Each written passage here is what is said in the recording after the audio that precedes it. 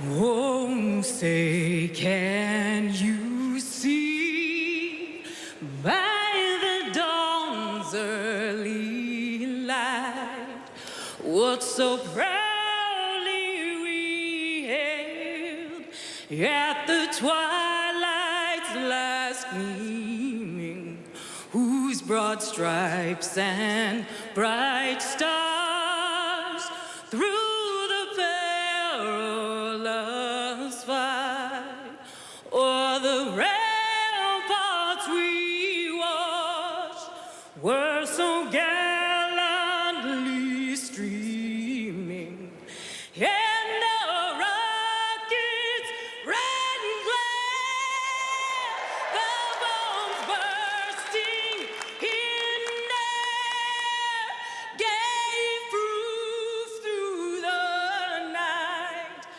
that our flag was still there. Oh, say does that star-spangled banner yet wave o'er the land of the free and the home of the brave?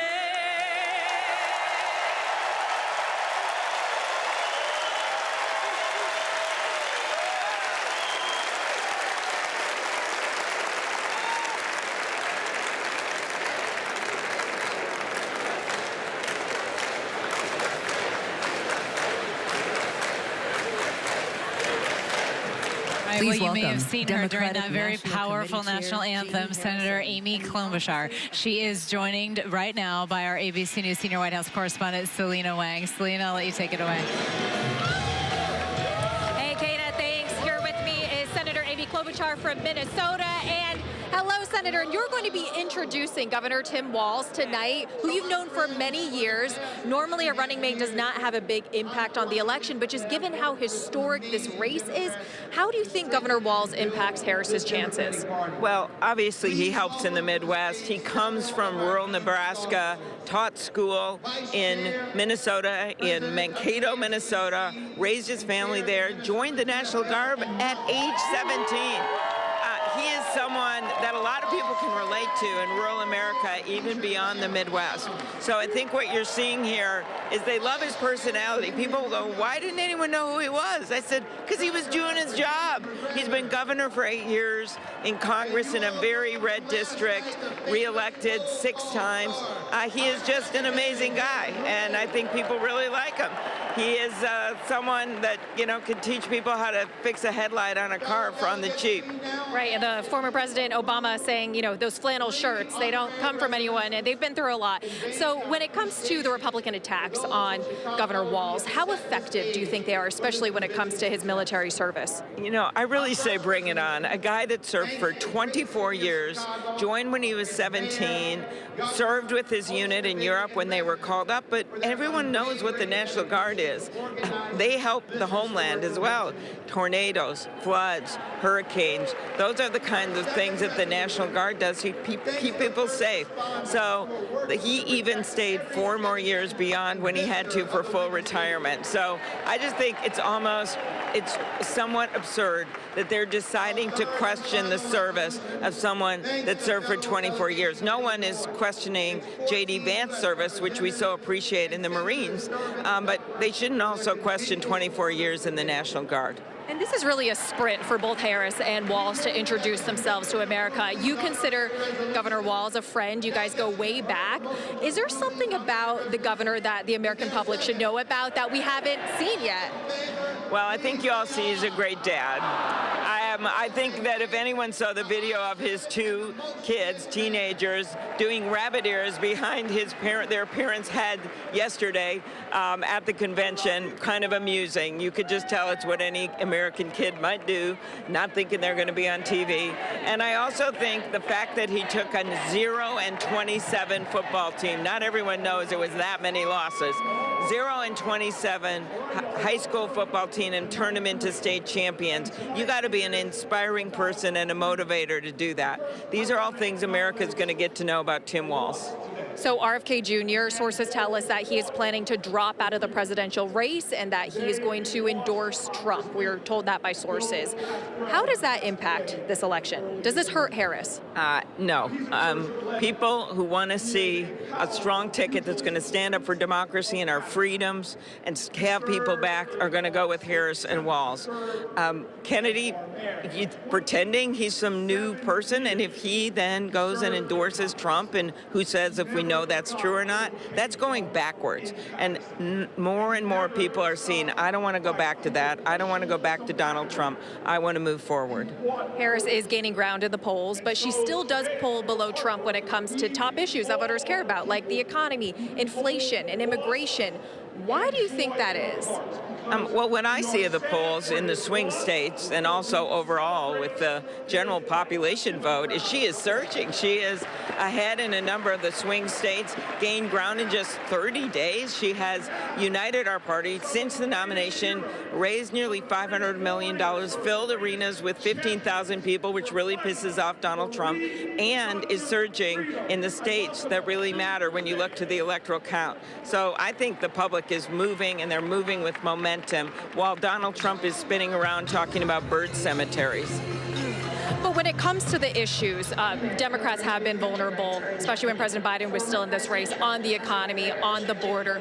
What does Harris need to do to prove to Americans that she can be trusted to handle those issues? Sure, I think you're going to see a lot of that this week in her speech tomorrow.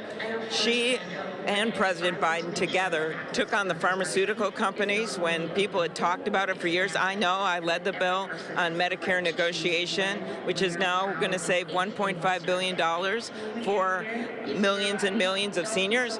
Donald Trump might have talked about doing something on pharma. He didn't do it. They did, because I was carrying that bill and he didn't get it done. They're the ones that put the insulin cap in. They're the ones that are taking on consolidation. They are the ones that have finally done something on infrastructure. So she is going to have a story to tell, but I think what people really want to hear tomorrow will also be her plans for the future, particularly things like child care and kind of that next step of things we have to do to have people's back in America. And how do you think Democrats' chances have changed in terms of holding on to the Senate now that it's Harris and not Biden at the top of the ticket? Sure. Well, interestingly enough, our senators, people like Sherrod Brown and John Tester, Tammy Baldwin and Jackie Rosen and Bob Casey, they have been ahead in poll after poll, even during that month where people were talking about whether or not President Biden should stay on the ticket. Then when he made the selfless decision to get off, those candidates in the Senate seats in very red states were still ahead. So they remain ahead. I think that Kamala Harris, Tim Walz, does nothing but help. We're turning out our voters. You see people volunteering in droves. Small contributions are showing up. I've seen them at parades. It's an unbelievable change and a jump start. Well, Senator, thank you so much for joining us, and we will be hearing from more of you tonight ahead of Governor Walz. We appreciate it.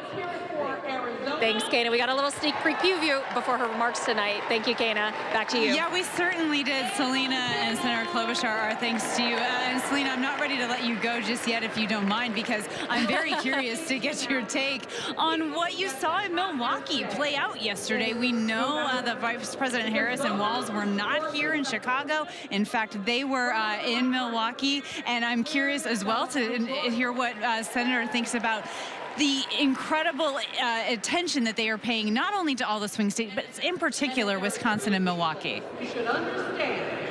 Yeah, I mean, look, I have been saying that Milwaukee rally was the loudest, potentially most raucous rally I've been to for Harris yet. I mean, people were energized, they were revved up, they were excited, and Harris really focused her remarks on this fight for the future, a fight for the middle class. When I was talking to voters in that battleground state, they said that's what really resonates with them, the fact and this idea that Vice President Harris is one of them and is fighting for them. And our anchor wanted to also get your perspective on what we're seeing in these these battleground states like in Milwaukee, where yesterday, I mean, the music was so loud, the whole floor was vibrating, I couldn't hear anything. It's a lot of energy.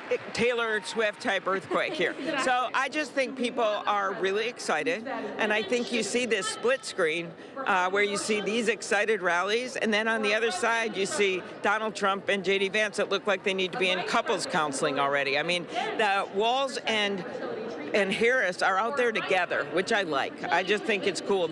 She picked someone really different than her, and he kind of doubled down on what he was. And one of the things that's fun about that is that it shows strength in a leader. She has just hit her stride. She's standing there with her head high. And so when all these hits are coming at her, that Michelle Obama reference, you can just see she knows her North Star, and she's heading right to it.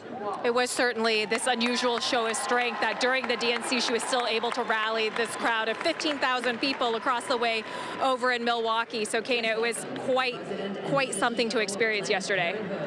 All right, Selena and Senator Klobuchar, thanks to both of you. We really appreciate it. And we have a lot more special coverage ahead here from the Democratic National Convention in Chicago. I'm Kana Whitworth. Stay with us.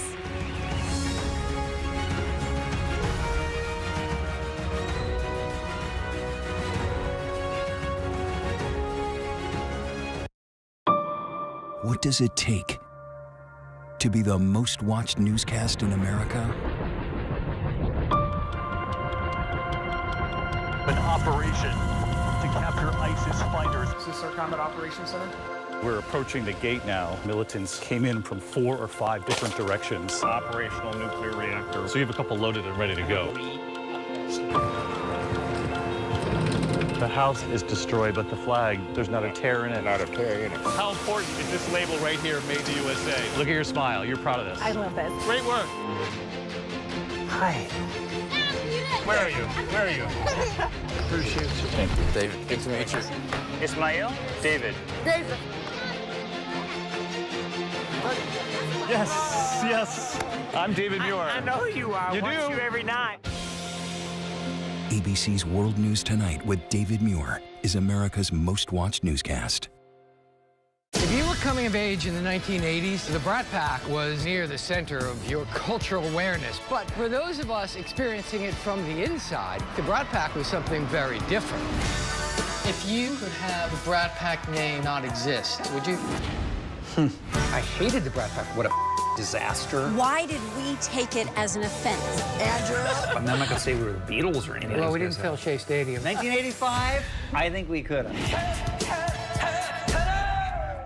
Whenever, wherever news breaks, it's so important to always remember that lives are changed. Here in London, in Buffalo, Uvalde, Texas, Edinburgh, Scotland. Reporting from Rolling Fork, Mississippi, Ukrainian refugees here in Warsaw. We're heading to a small community outside of Mexico City. Getting you behind the stories as they happen. ABC News Live Prime.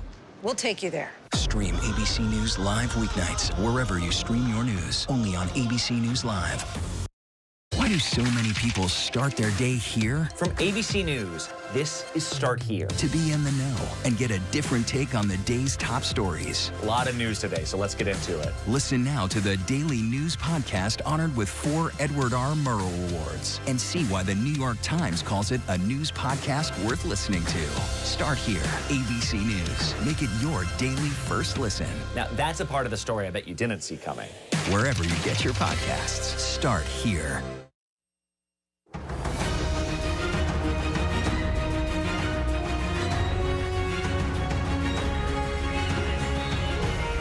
All right, this is ABC News Live, continuing coverage of the Democratic National Convention in Chicago. It is underway here on day 3, and I want to get to ABC News senior national correspondent Terry Moran and ABC News White House correspondent Mary Alice Parks, who are inside this convention center with me. So first of all, Terry, let's check in here with you. I guess if you could just walk us through what you're seeing right now. This is already underway here, and we're already hearing really powerful remarks about abortion access. Tonight's theme, of course, is preserving these freedoms, and they dove right into it on the topic of abortion.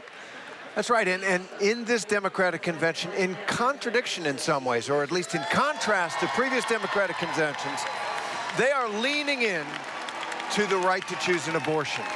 In the past, that was something you'd hear a lot more at Republican conventions, right?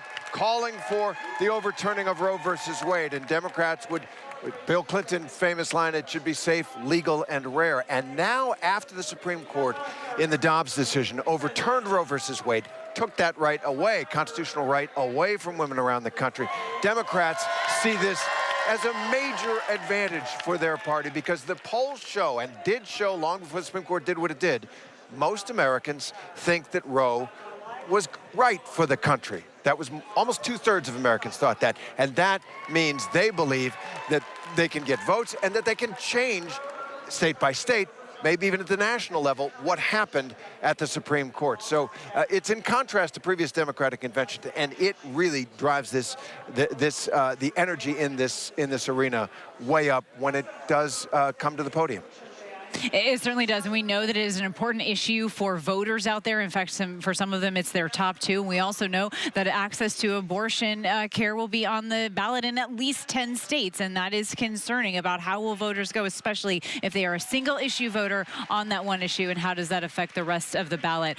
Mary Alice Parks, I want to check in here with you for your final thoughts. We know Minnesota's Attorney General Keith Ellison will be speaking tonight as well. One of the first Muslim Americans elected to Congress. What are you expecting to hear from him?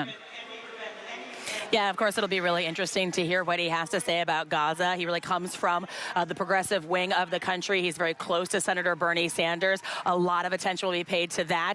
I don't know if it's going to sort of satisfy those who want to hear specifically from a Palestinian American. We have heard some call for that here on this convention floor.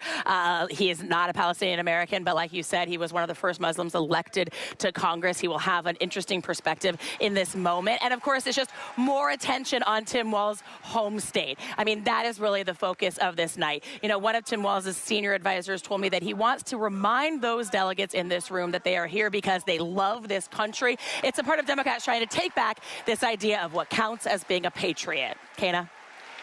All right, Mary Alice Parks, our thanks to you, as well as you, Terry Moran, and reminding everybody that Kamala Harris's sorority sisters called her a real person called to extraordinary service. Thank you so much for streaming with us, everybody. I'm Kana Whitworth. We have special primetime coverage of the 2024 Democratic National Convention kicking off right here on ABC News Live tonight after a quick break. And then later, of course, Linsey Davis will be joined by our own David Muir and our entire powerhouse political team. We hope that you check them out. The news never stops. Neither do we. Keep it right here on ABC News Live.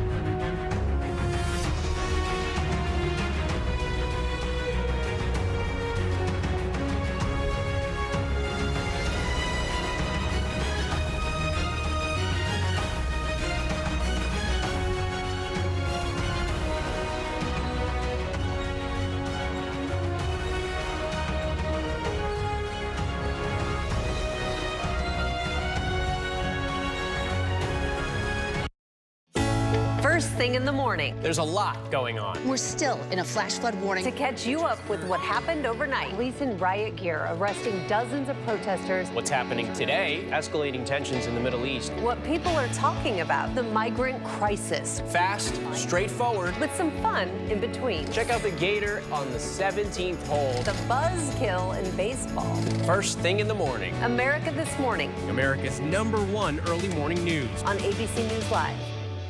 With so much at stake, so much on the line, more Americans turn here than any other newscast. ABC News World News Tonight with David Muir, America's #1 most watched newscast across all of television. It was a regular day for 19-year-old Melissa Witt. Something terrible had happened to her. We had several suspects. All these kinds of leads. A known serial killer in your area. Could he be involved? We're actually finding key evidence that could have slipped through the cracks. Her last hours on this earth were horrific. This beautiful young girl.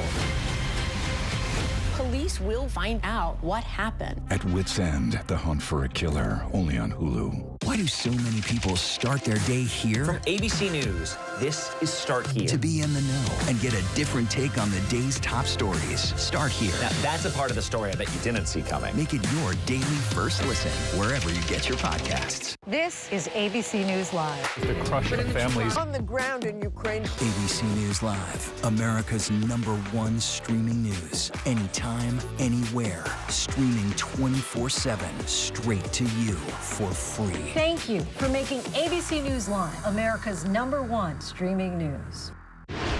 Reporting from the Republican National Convention here in Milwaukee, I'm Kana Whitworth. Wherever the story is, we'll take you there. You're streaming ABC News Live.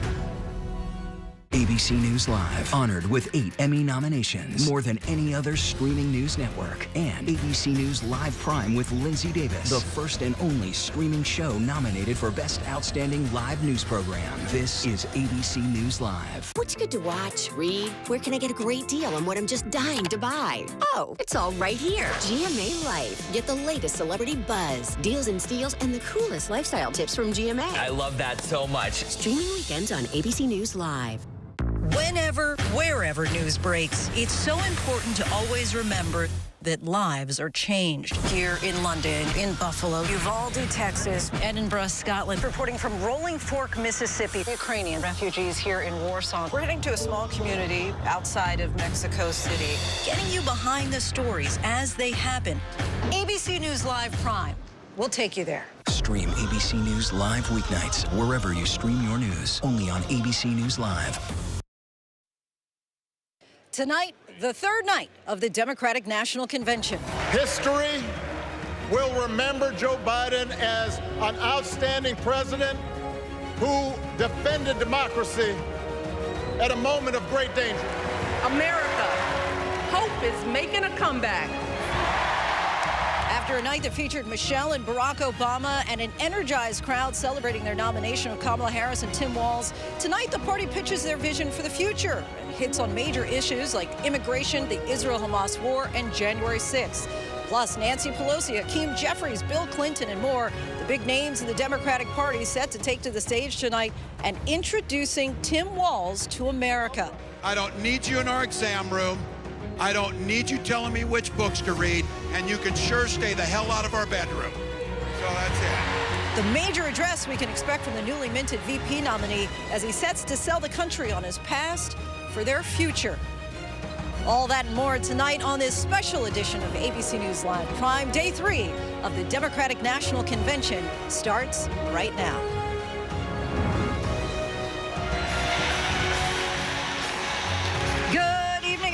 I'm Linsey Davis. Thank you so much for streaming with us. We are coming to you live from Chicago, where it is day 3 of the Democratic National Convention in Chicago. 15 days ago, much of America had never heard of the man Kamala Harris, now refers to affectionately as Coach Walz. Tonight, Minnesota Governor Tim Walz introduces himself to the nation. Governor Walz was here at the United Center this afternoon on the convention stage, where he'll deliver the most important speech of his life. Since Walz joined the ticket just over 2 weeks ago, he's been barnstorming battleground states with Vice President Harris. Tonight, the spotlight will be on him. The campaign hopes the life story of the man from small town Nebraska will help them win over voters in rural parts of states like Pennsylvania, Wisconsin, Michigan. And today, former President Trump was on the trail in another key battleground, North Carolina. This comes as ABC News has confirmed RFK Jr. plans to abandon his campaign and endorse Trump as soon as this week. Back here in the convention hall will be a night of surprises. We do know that superstar John Legend will perform tonight, but what else is in store? Our team is standing by to break it all down. Our chief White House correspondent, Mary Bruce, leads us off. Tonight, Tim Walz preparing for the biggest speech of his life. Vice President Kamala Harris's new running mate taking a lap around the convention stage. Sometimes life is Democrats introducing the Minnesota governor to America. The social studies teacher and high school football coach, a 24-year veteran and congressman with a seal of approval from former President Barack Obama. I love this guy. Last night, Obama with a nod to Walz's folksy persona. You can tell those flannel shirts he wears don't come from some political consultant. They come from his closet, and they have been through some stuff. They have been through some stuff. That's right. His wife, Gwen Walz, nodding in agreement. The former president tasked with rallying the nation around the new Democratic ticket, urging America to turn the page from Donald Trump. We do not need 4 more years of bluster and bumbling and chaos. We have seen that movie before, and we all know that the sequel is usually worse. Obama needling Trump as a candidate obsessed with petty personal grievances. There's the childish nicknames, the crazy conspiracy theories, this weird obsession with crowd sizes.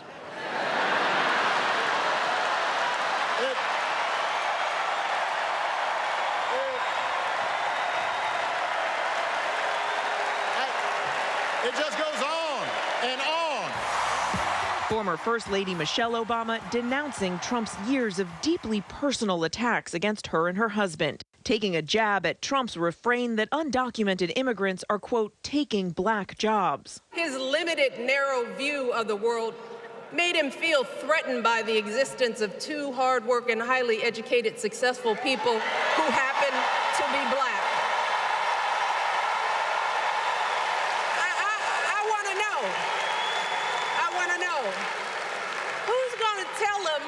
Who's going to tell him that the job he's currently seeking might just be one of those black jobs? Michelle Obama rallying the convention with a call to action. Don't just sit around and complain. Do something.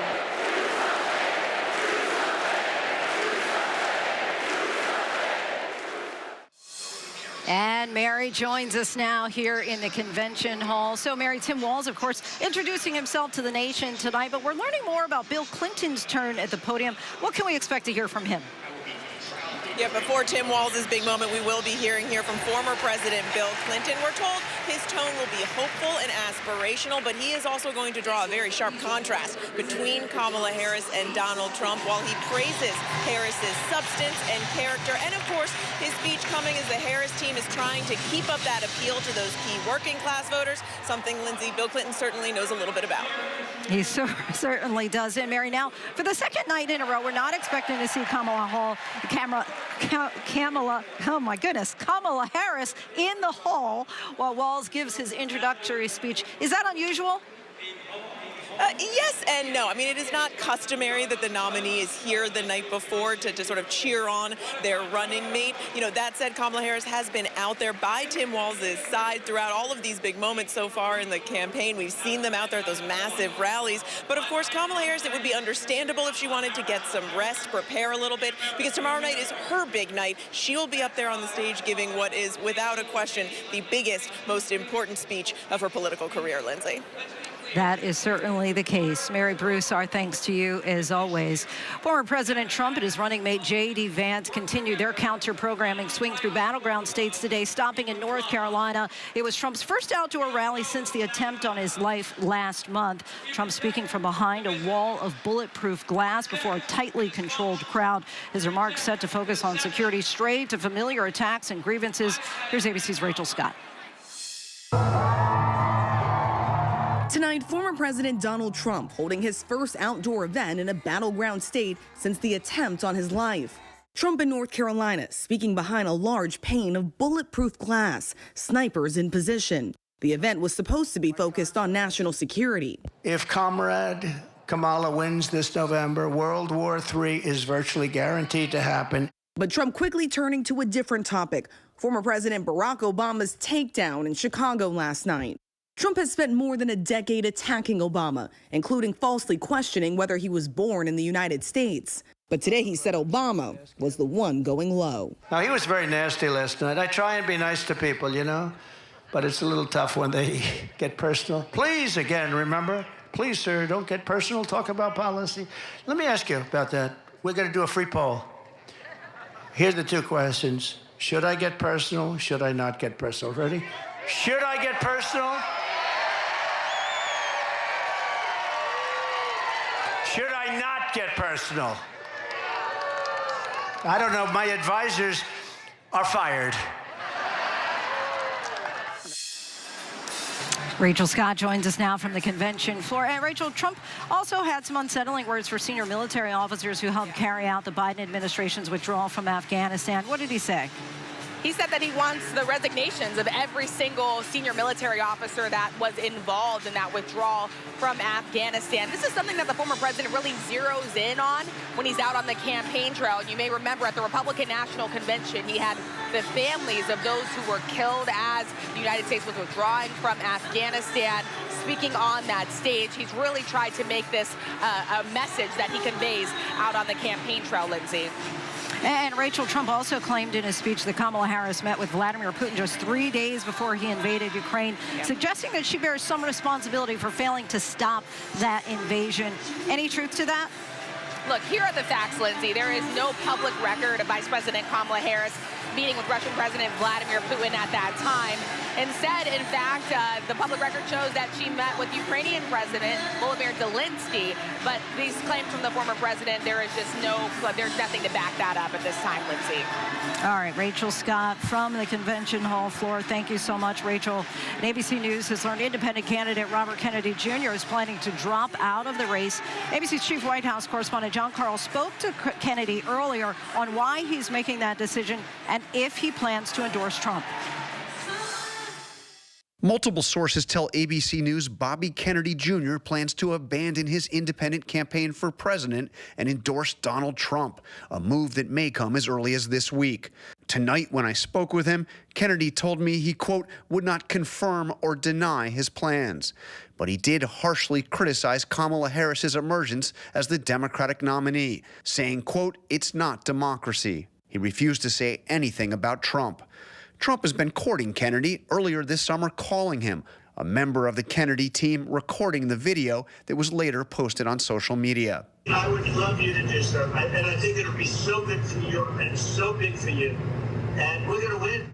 On that call, Trump seemed to embrace debunked information Kennedy has been pushing about childhood vaccines. Sources say Kennedy's endorsement would come with a price, a position in a Trump administration. Just yesterday, his running mate telling ABC News, quote, it would require a significant commitment by Trump to give Bobby true authority to execute. And today, Donald Trump Jr. suggested Kennedy could be given control of a federal agency. I love the idea. I love the idea of, giving him, some sort of role in some sort of, major three-letter entity or whatever it may be, and let him blow it up. Kennedy's independent campaign was once polling at about 15%, but has fallen following a strange series of missteps, including Kennedy admitting to a bizarre incident 10 years ago where he dumped a dead bear cub in Central Park. I wasn't drinking, of course, but people were drinking with me who thought this was a good idea. We thought it would be amusing for whoever found it or something. Nearly the entire Kennedy family has rejected his campaign, publicly throwing their support to President Biden and now to Vice President Harris. Trump himself has trashed Kennedy, calling him, quote, one of the most liberal lunatics ever to run for office, and a phony radical left fool. And Lindsay, we know that Kennedy reached out to the Harris campaign seeking a meeting with Vice President Harris.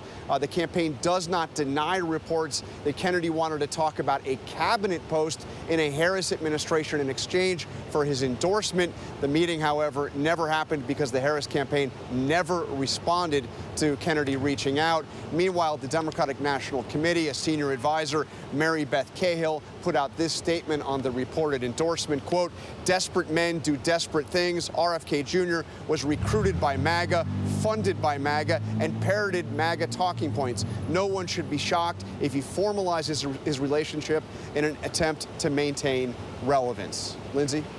All right, John, we'll see how this all plays out. Thanks so much. Joining us now, ABC News Washington Bureau Chief Rick Klein. Rick, tonight, Southern border policy front and center. Democrats are laying out for Americans the work that they've done with the help from members of Congress. Can you explain the messaging here?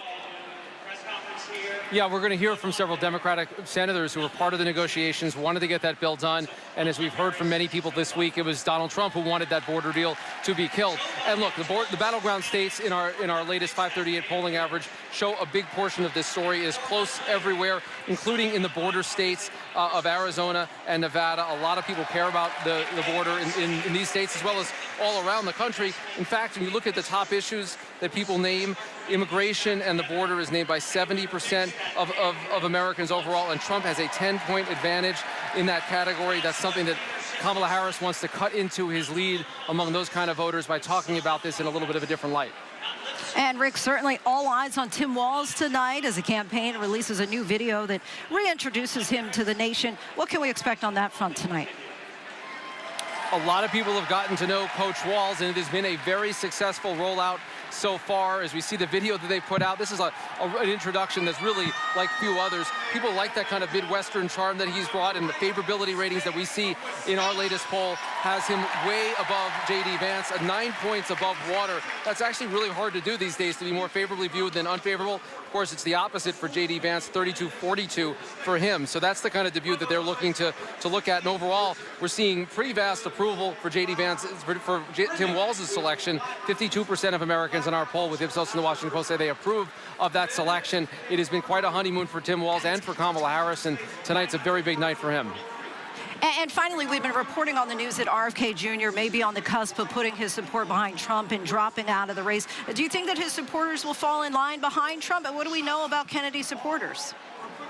Well, question one is how many of those supporters there are. As John Carl just referenced, he was well into the double digits for a long time. In our latest poll that came out just a couple of days ago, though, he had dropped all the way down to 5%. That is not a lot of voters, but of course, it matters where they are and where they go. And the question of where they go is a real one. We asked people in this poll, basically, we did the poll two different ways. We asked them with all the choices, including Kennedy, and then just in a two-way. So it's interesting, Kamala Harris actually gets more Kennedy voters than Donald Trump does, but the biggest number overall is actually someone else entirely. A lot of those people seem to be holdouts for Bobby Kennedy. Some of them may go through a third-party candidate, but those are the voters that Donald Trump wants to get back, and there's a lot of evidence in battleground states that it could be more than the margin of the election between Trump and Harris. The number of now will have to be former Kennedy voters, and do they go back into Trump's fold, or do they go with a Democrat, given that Bobby Kennedy's name is one of the most famous ones in the history of Democratic politics, Lindsay?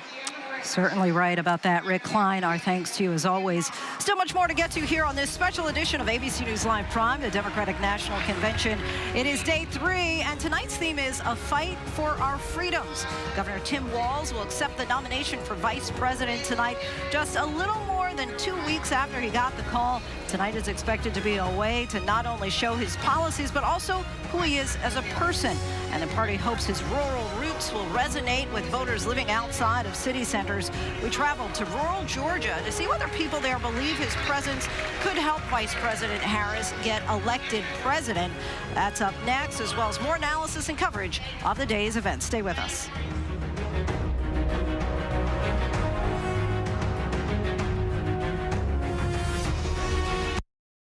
Baywatch is a fantasy. Baywatch was sexy. Baywatch was the #1 show in the world.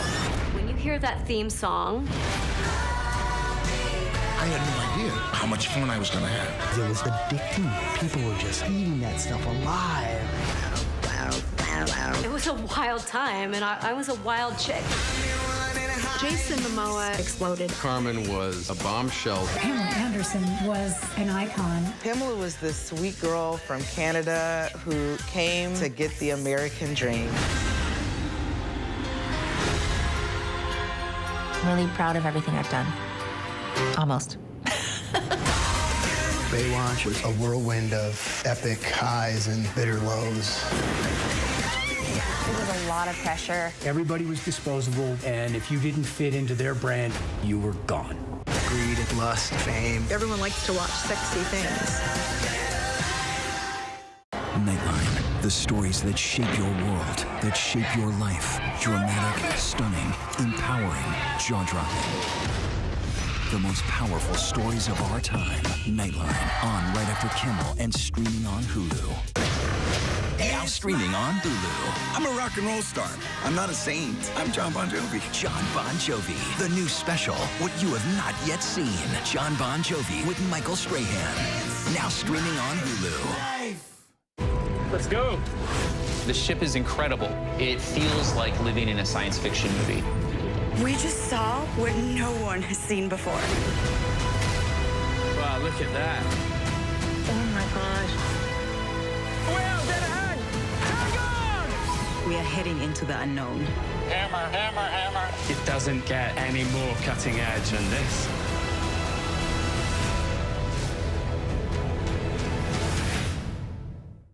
Betrayal one of the hardest types of trauma to overcome.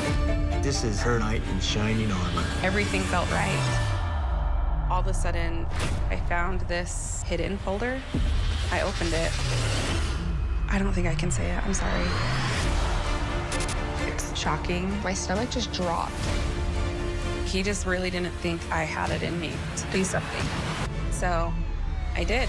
Betrayal, A Father's Secret, the all-new season on Hulu. They both want to be your next president. Now, finally, Kamala Harris. Do we believe in the promise of America? Donald Trump. We will soon be a great nation again. Face to face. Historic. The ABC News presidential debate, moderated by David Muir and Linsey Davis. Tuesday, September 10th, live on ABC and streaming on ABC News Live, Hulu, and Disney+. The ABC News presidential debate. Taking a look there at Lisa Blunt Rochester, Congresswoman out of Delaware. Democratic nominee for Vice President Tim Walz hits the stage in just a few hours. Democratic strategists we've spoken to believe his rural roots had a lot to do with his selection, hoping his folksy way would resonate, especially with voters outside of city centers like swing voters and even a few Republicans. Our Jay O'Brien traveled to rural Georgia and spoke with Democratic voters who believe Tim Walz can help take back rural America, which has turned solidly red in recent decades. This is the old courthouse building here.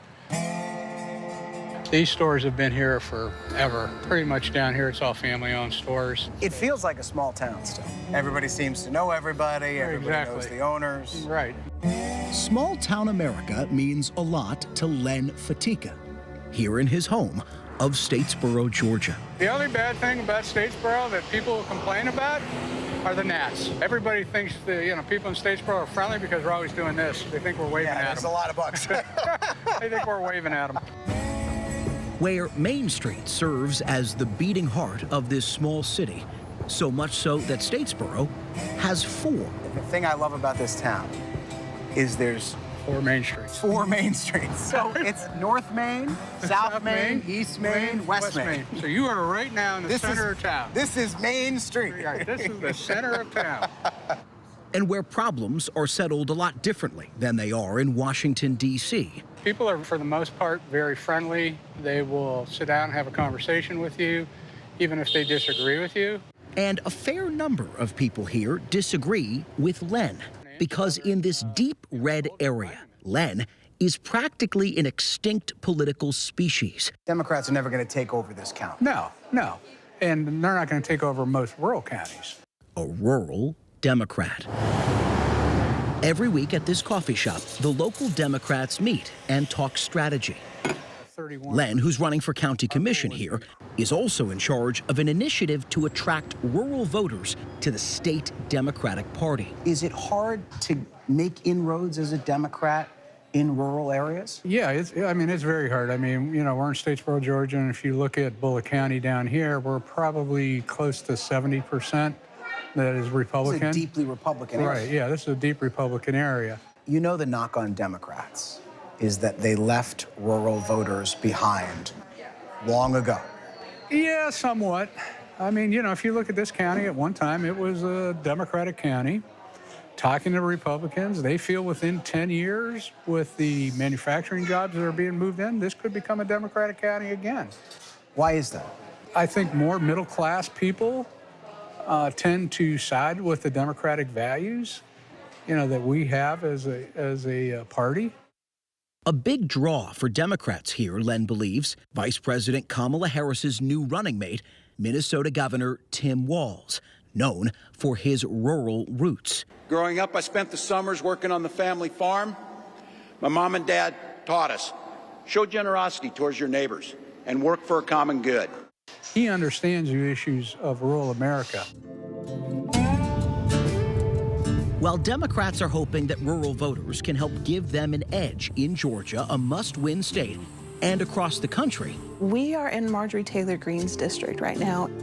Deep pockets of many of these rural areas are still Trump country. You see a lot of trucks with Trump flags and a lot of Trump flags in the yard. And we are like little blue dots in a big red sea. But that hasn't stopped some voters, like Robin Hutchinson and her daughter, Aaliyah. Personally, I love Tim Walz. I think he's great. I think he's was a really smart pick for vice president. I think it's more about personality. His personality comes across as very open and friendly. I feel like Tim is genuinely a person who has high morals, who is a good, upstanding person, that kind of represents the older style of respectability that I think older voters got used to, and that newer voters still want to lean on and believe is the right thing and a good thing. I think one of the reasons why rural Georgia's become slightly more competitive is that a lot of the culture wars that defined America for generations have really kind of subsided. But there are now a bevy of issues rather than just one defining social issue that's kind of driving people to vote. And honestly, the economic issue is really what's I think pushing people, because you have not had the economic growth outside of these urban nodes. Just 2 hours away in Jackson County, Peter Fuller, the chair of the county Democratic Party, knows that flipping any rural part of Georgia is a tall order.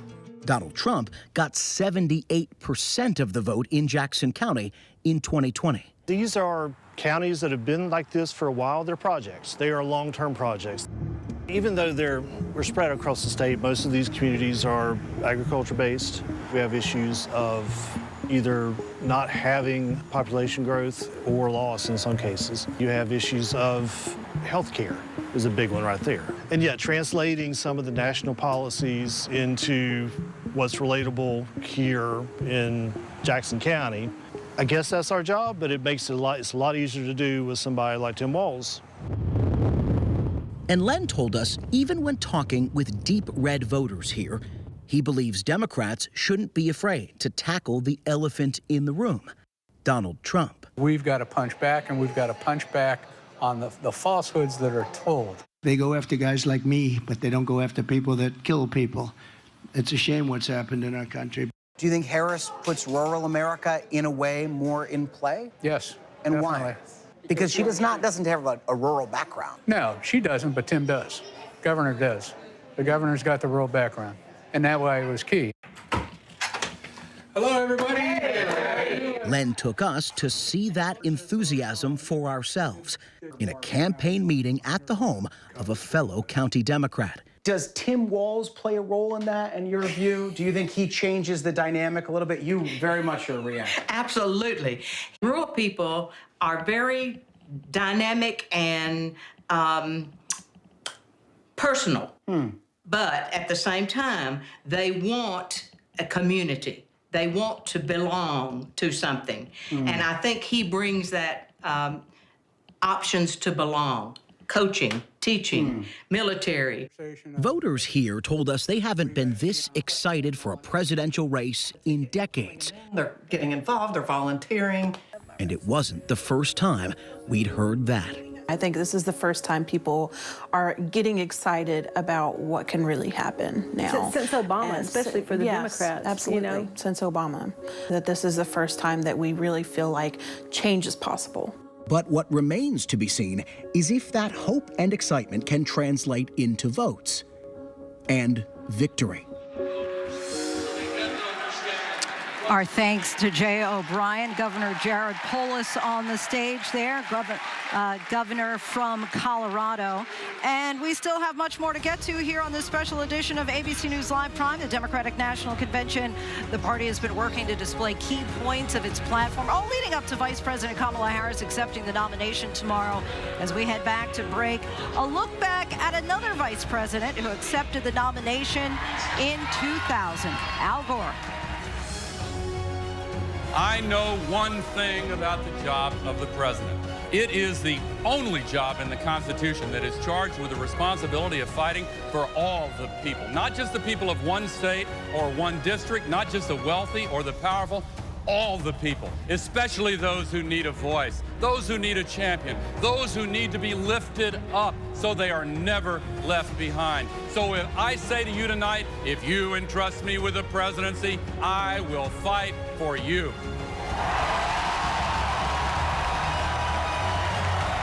And so here tonight, in the name of all the working families who are the strength and soul of America, I accept your nomination for President of the United States of America.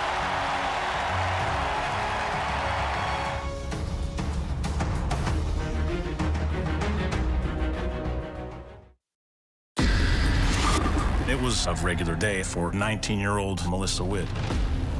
She went to meet her mom at a bowling church league, but she never makes it into the bowling alley. My gut knew this was not a young girl who just ran away. New information, pools of blood were found by detectives. I'd just love to have her back more than anything in the world. It is a heart-wrenching day for the family of Melissa Witt. Police found the body in the Ozark National Forest. You had several suspects. All these kinds of leads. A known serial killer in your area. Could he be involved? We're actually finding key evidence that could have slipped through the cracks. You're looking for that game-changing piece. Her last hours on this earth were probably the most horrific a person can experience. This beautiful young girl. Police will find out what happened. At Wit's End, the hunt for a killer, only on Hulu. I've covered so many stories, hundreds of them, but this one really stuck with me.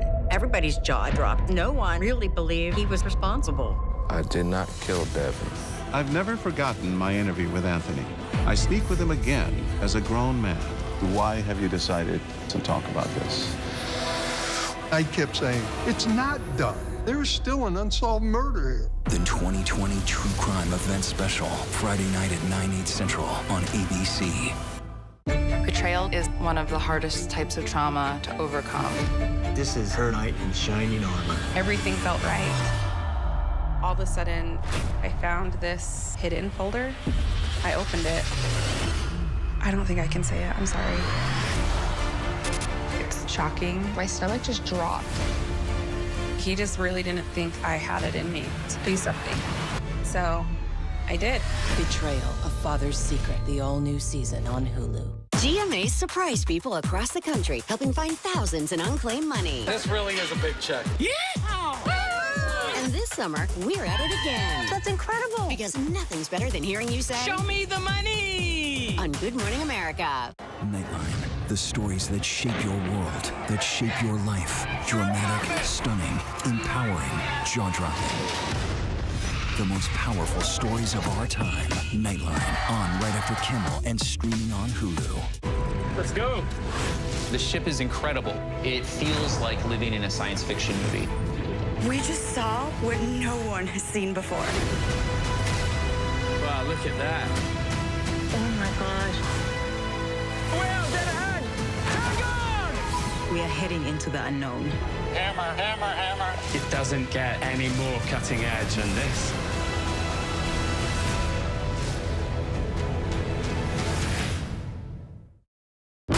It's lunchtime in America, so what are we serving up? Well, how about everything you need to know? Give it to me. Your health, your money, breaking news, pop culture, with the biggest stars, music, trends, and of course, good food. It's all coming up on GMA3. You're gonna love it. We'll see you then.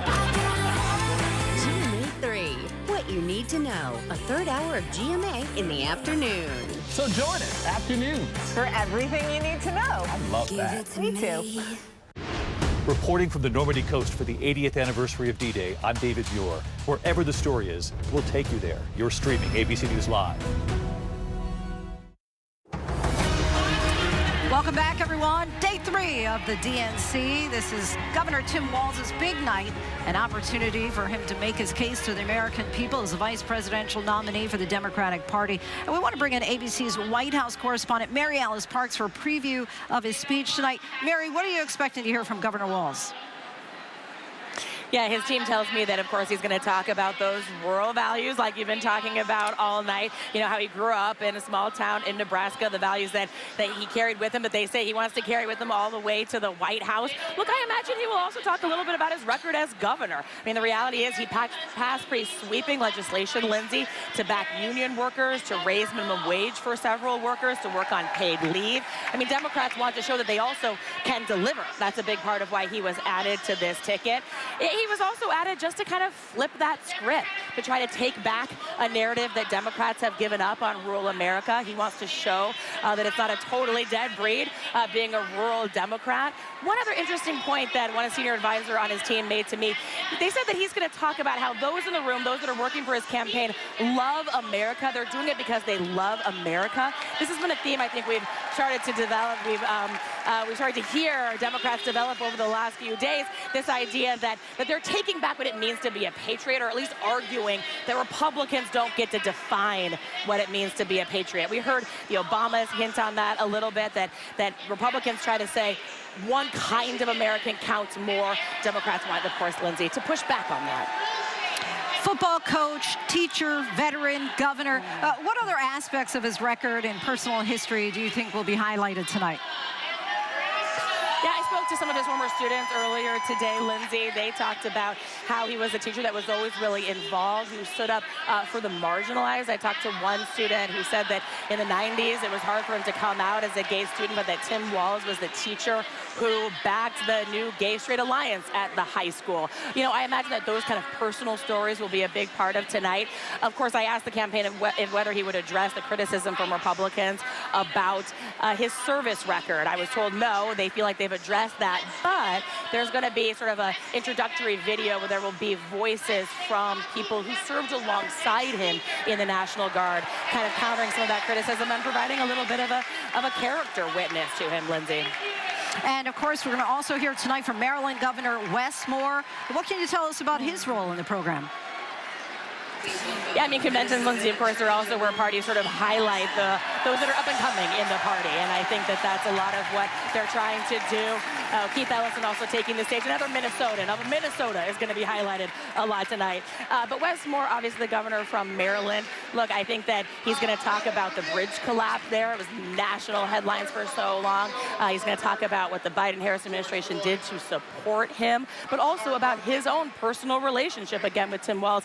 One of his staffers there with the governor's office told me that when he was first elected, Tim Walz actually personally reached out, offered to be a sounding board for him, and the two of them sort of struck up a real personal relationship, and that's part of what Wes Moore is going to highlight. But look, he, again, is another governor that thinks he's delivering for his state, and Democrats want to show that they can get things done across the country, Linsey.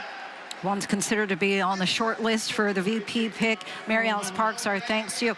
Want to turn now to the floor where you have Attorney General from Minnesota, Keith Ellison, currently at the mic. Let's listen in. And the work. Now, Kamala and Tim, they understand the legacy of George Floyd. No one is above the law, and no one is beneath it. No one is outside the circle of our compassion. In the Republican Party, everyone thinks they're above the law. Hell, nearly a dozen of their own lawyers are facing serious charges. Even their lawyers need lawyers. These con artists are trafficking in the defective goods of division, exclusion, and fear.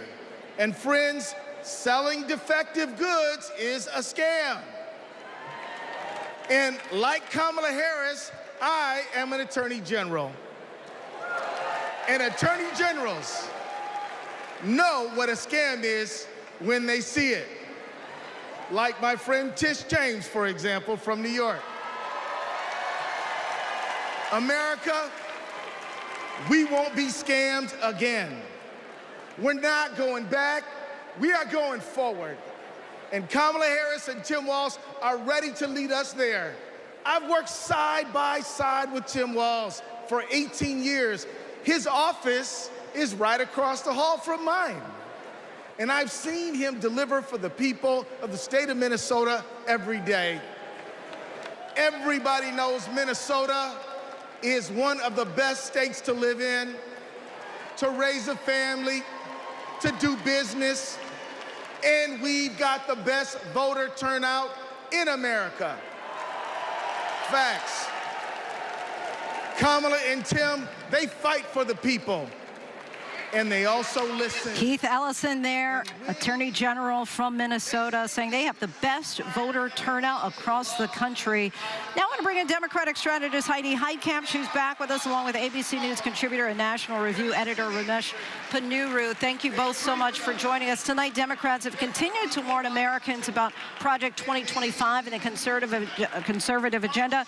Do you think it's working, Heidi?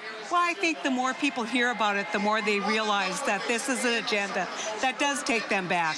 And I think that the fact that Trump is trying to run away from it, Linsey, he's saying it's not on my watch, that's not what I believe, tells you everything you need to know. But there's a lot of evidence out there that this was created with his assistance and with his knowledge, and certainly with the vice president nominee on the Republican side, working with the team to develop these policies. Ramesh, your response? Do you think this is just a scare tactic? Well, I mean, it is a scare tactic, but it's been an effective scare tactic. It is just vague and just unknown enough that Democrats can pour any content that they want into it, and a lot of the popular left-wing memes about what it supposedly contains aren't true. But they've broken through, and it is enough of a problem that, as Heidi said, Trump is running away from it. The RNC is putting out mailers which distance themselves from it. I think based on who's talking about it and how they're talking about it, you'd have to say this tactic has been working. And Heidi, economy really has been a little bit of a weakness for the Harris campaign. There's a lot of union support. We heard from Sean Fain earlier in the week. We have some other union workers expected to hear from tonight. How is that a strategy attempting to kind of improve or beef up their talking point with regard to the economy? I think there's with unions, it used to be union members voted as a block, and we know they don't anymore. Yes, you have a lot of union leader support, but we've lost some of the mainstream.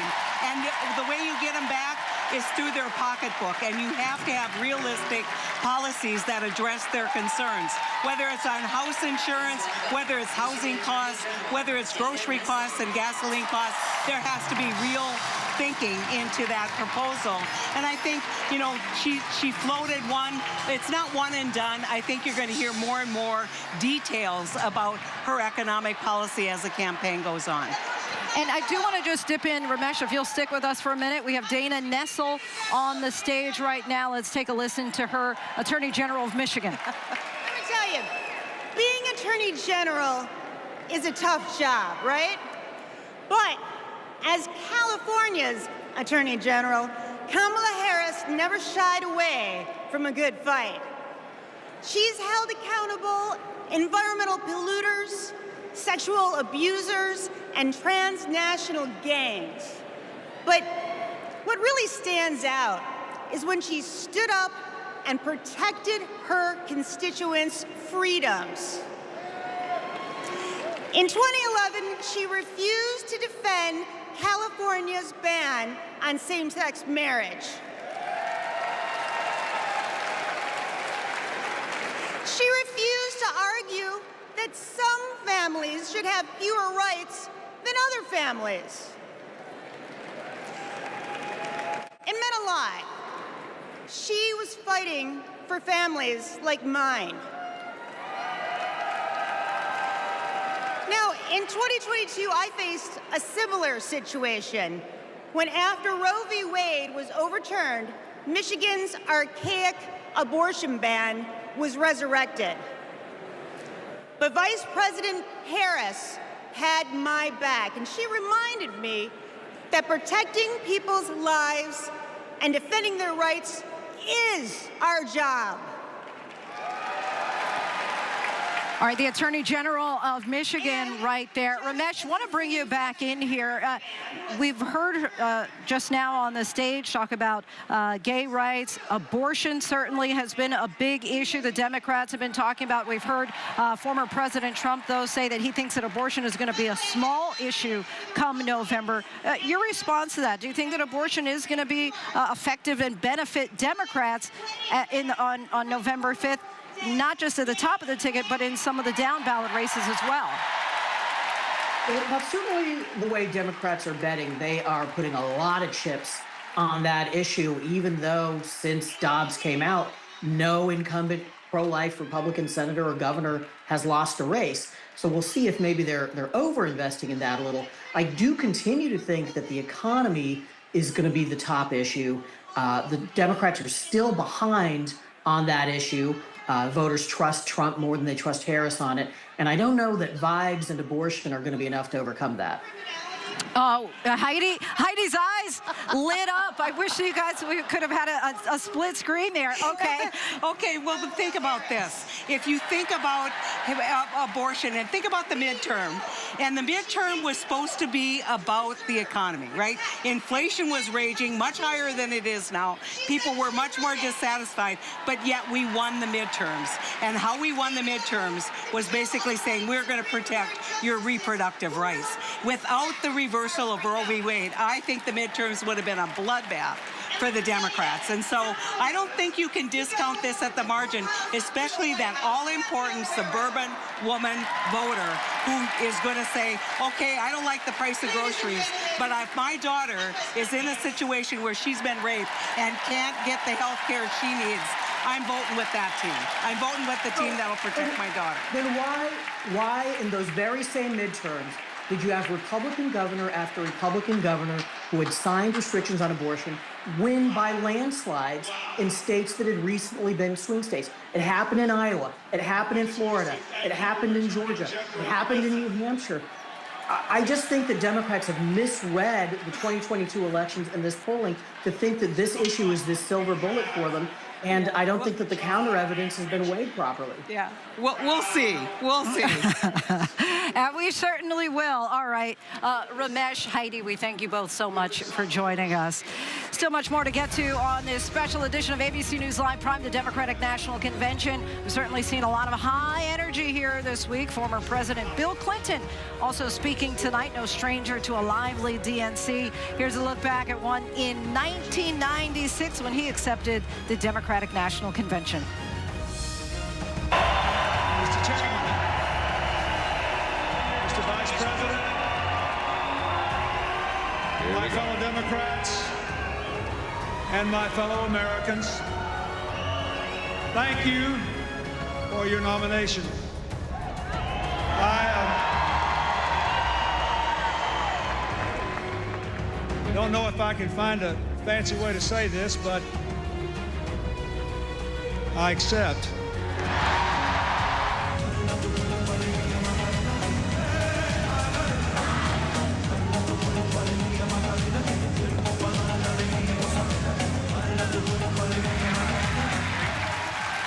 And I do want to come back live to the stage. We're about to welcome to the stage the parents of Hirsch Poland, who has been held hostage in Gaza now, more than 300 days. We're about to hear from them in just a little bit. You see them there, the Goldberg Poland family.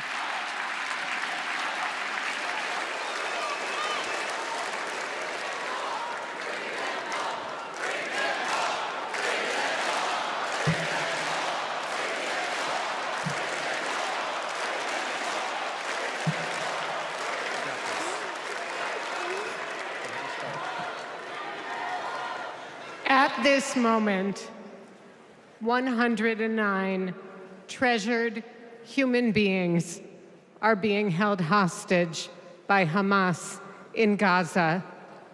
They are Christians, Jews, Muslims, Hindus, and Buddhists. They are from 23 different countries.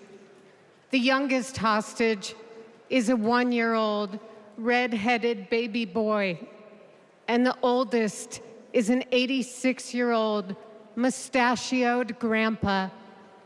Among the hostages are 8 American citizens. One of those Americans is our only son. His name is Hirsch. He's 23 years old. And like Vice President Kamala Harris, Hirsch was born in Oakland, California. Hirsch is a happy-go-lucky, laid-back, good-humored, respectful, and curious person. He is a civilian. He loves soccer, is wild about music and music festivals, and he has been obsessed with geography and travel since he was a little boy. His bedroom overflows with atlases, globes, maps, and National Geographic magazines. On October 7th, Hirsch and his best friend, Honor, went to a music festival in the south of Israel. It was advertised as celebrating peace, love, and unity.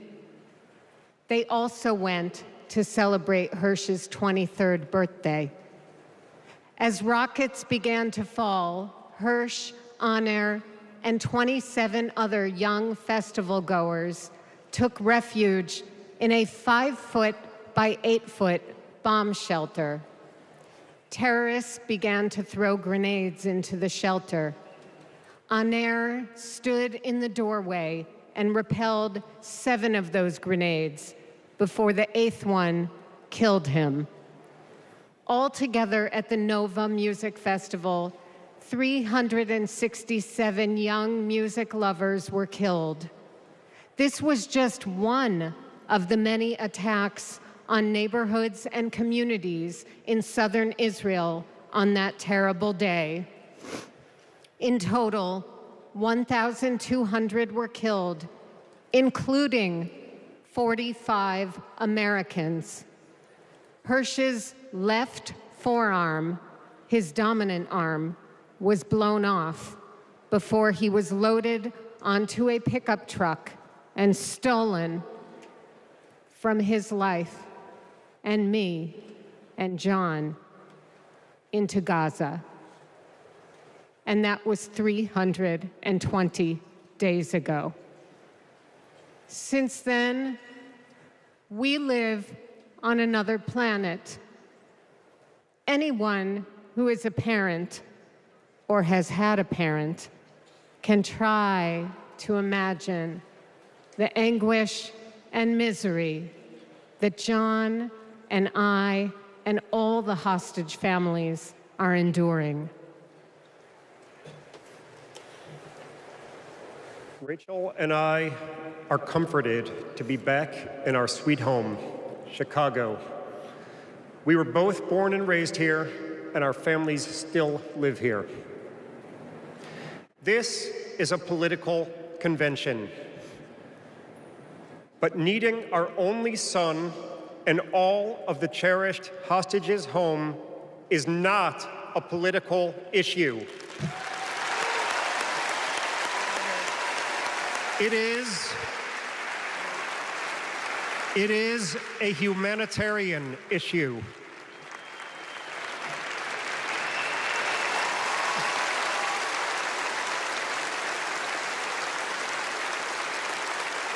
The families of the American 8 hostages meet every few weeks in Washington. We're heartened that both Democratic and Republican leaders demonstrate their bipartisan support for our hostages being released. We've met with President Biden and Vice President Harris numerous times at the White House. They're both working tirelessly for a hostage and ceasefire deal that will bring our precious children, mothers, fathers, spouses, grandparents, and grandchildren home, and will stop the despair in Gaza.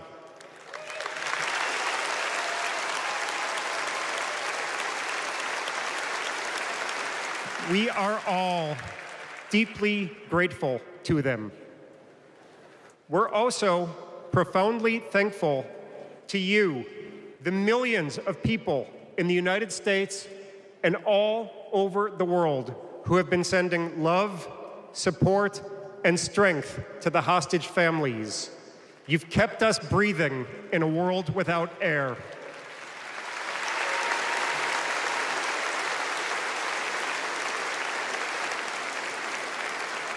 There is a surplus of agony on all sides of the tragic conflict in the Middle East. In a competition of pain, there are no winners.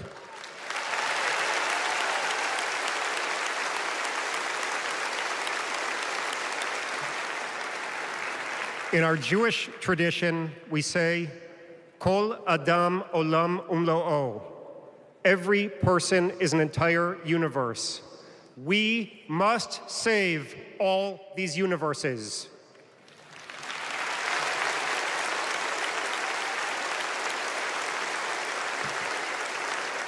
In an inflamed Middle East, we know the one thing that can most immediately release pressure and bring calm to the entire region. A deal that brings this diverse group of 109 hostages home and ends the suffering of the innocent civilians in Gaza.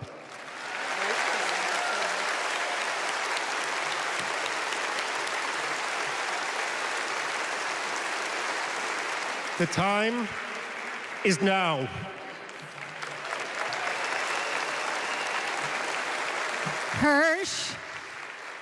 Hirsch, if you can hear us, we love you. Stay strong. Survive. Bring them home.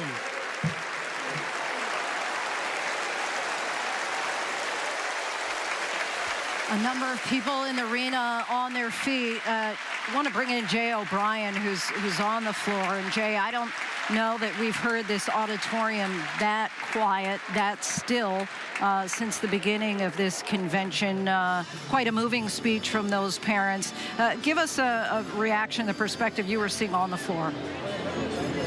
Absolutely, Linsey. You could hear a pin drop in here. People stood for the entire remarks from that family, and they chanted, as you heard, bring them home, bring them home. There were tears in the eyes of some people I could see down here on the floor. It's worth pointing out the parallels and the differences here between this convention and the RNC. At the RNC, there were also chants of bring them home, bring them home. We heard the Hirsch family remark to the fact that they believe that hostage negotiations for those hostages in Gaza is a bipartisan issue. They say they meet with Republicans and Democrats in Washington about it, and they're thankful for that bipartisanship. But where this diverges a little bit is exactly how the U.S.-Israeli relationship should look going forward. Certainly, there are Democrats who are very pro-Israel, and then there are progressive Democrats who are a little bit more critical of Israel, and then, of course, you have progressives that are marching in the streets protesting the war in Gaza. Those are the various factions in the Democratic Party. On the Republican side of things, you have Donald Trump, who has said that his approach to Israel will be far more pro-Israel if he were to get into office. And that was the message we heard coming out of the RNC, a criticism of the Biden administration, saying that they had not been sufficiently pro-Israel enough. That is, of course, not the message we heard there on stage. So you mark the differences there. But nonetheless, despite all the politics, a very solemn moment here in the convention. Certainly, as you heard there from the parents, this is not a political issue. It's a humanitarian one. Jay O'Brien will check back in with you soon. Thank you so much. And we still much more, as you see Senator Cory Booker of New Jersey speaking, addressing the delegates right now here in the United Center. But this special edition of ABC News Live Prime continues right after the break. The Democratic National Convention, Day 3.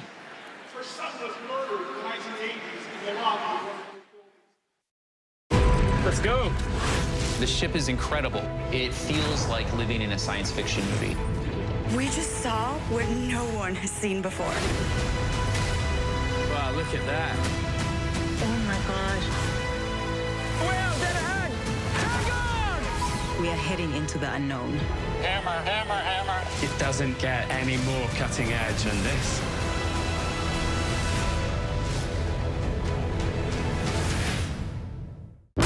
It's lunchtime in America, so what are we serving up? Well, how about everything you need to know?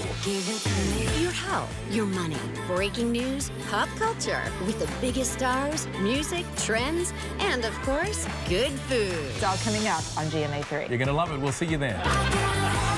GMA 3, what you You Need to Know, a third hour of GMA in the afternoon. So join us, afternoons. For everything you need to know. I love that. Me too. Stéphane Bourgoin was this titan of the true crime industry. But the story was never consistent. All these fans were combing through his stuff. His career is built on lies. It is unfolding in front of us. Is it dangerous? I needed to hear what he had to say about it all. Am I about to step into this chamber of horrors?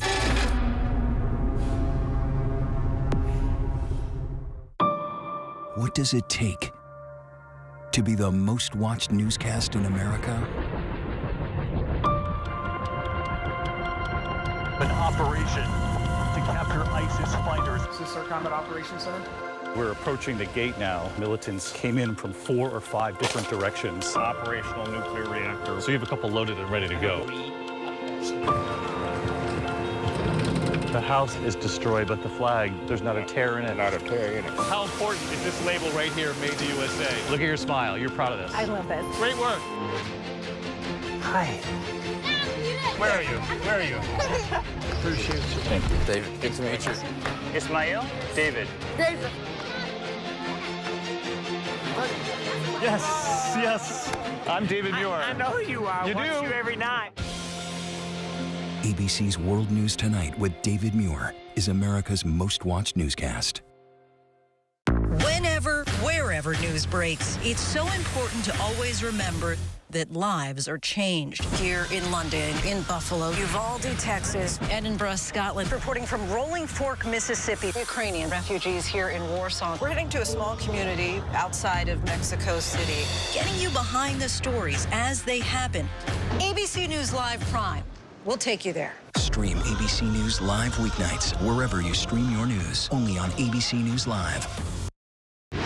Reporting from Monterey Park, California, I'm Robin Roberts. Wherever the story is, we're going to take you there. You're streaming ABC News Live. Good evening, everyone. I'm Linsey Davis. Thanks so much for streaming with us. We are coming to you once again live from Chicago, where it is now day 3 of the Democratic National Convention here in Chicago. 15 days ago, much of America had never heard of the man Kamala Harris calls Coach Walz. Tonight, Minnesota Governor Tim Walz introduces himself to the nation. As we're looking at a split screen there, there's, oh, actually, we just missed it, but we'll come back to her in just a little bit. Maren Morris, country music star, now performing here. But there you see, earlier today, Governor Walz was here at the United Center this afternoon on the convention stage, where he'll deliver the most important speech of his life since Walz joined the ticket just over 2 weeks ago. He's been barnstorming battleground states with Vice President Harris. Tonight, the spotlight will be on him. The campaign hopes that the life story of the man from small town Nebraska will help them win over voters in rural parts of the states like Pennsylvania, Wisconsin, and Michigan. And today, former President Trump was on the trail in another key battleground, North Carolina. This comes as ABC News has confirmed RFK Jr. plans to abandon his campaign and endorse Trump as soon as this week. Back here in the convention hall, you see her there, country music star Maren Morris. It's been an emotional night so far after the parents of an Israeli-American hostage brought the entire convention to a standstill, with some surprises still in store. Our team is standing by to break it all down. I want to send it now back to our senior congressional correspondent, Miss Rachel Scott.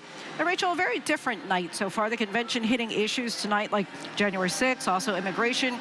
Would you say that the mood starting out, at least for today, is a bit more serious on the floor, especially compared to that roll call from yesterday? Yeah, it was quite the party on this floor. I mean, Little John literally made his way down this aisle just about 24 hours ago. But today, really serious undertones, focusing on some of these key issues for Democrats.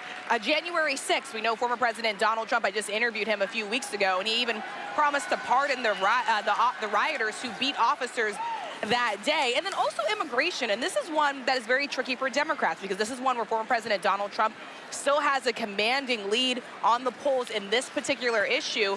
You hear Democrats on this stage talk about how their stance on this issue is much different, and tonight we're expecting Democrats to go after the former president for telling Republicans not to support that bipartisan immigration deal over in Congress, Linsey. And R.J. O'Brien hit on this a short while ago. We just heard again from the parents of Hirsch Goldberg Poland, whose son was taken hostage in Gaza 320 days ago. How much do congressional Democrats still disagree on support for Israel? Yeah, this is one thing that is very much dividing the Democratic Party right now, and obviously outside of the Democratic National Convention, our Matt Gutman is out there reporting on some of the demonstrations that really do underscore that this is really an instance where Democrats are having to face a divide within their own party. Vice President Kamala Harris, I will say, has been more forceful in her rhetoric when talking about the civilian casualty also in Gaza. I remember interviewing her just several weeks ago before President Biden exited the race, and I asked her about that civilian toll in Gaza. At the time, Israel was threatening to go in to Rafah, that counteroffensive, and she did not rule out consequences. At the time, that was much further than President Biden was going, Linsey. And just switching gears here for a moment, Rachel, of course, we've heard from Hillary Clinton, both Michelle and Barack Obama, Dr. Jill Biden, President Joe Biden. Are we hearing it all from Donald Trump with regard to him watching? I know he gave his commentary from the first night, but what he has to say about the Democratic National Convention and what he's hearing?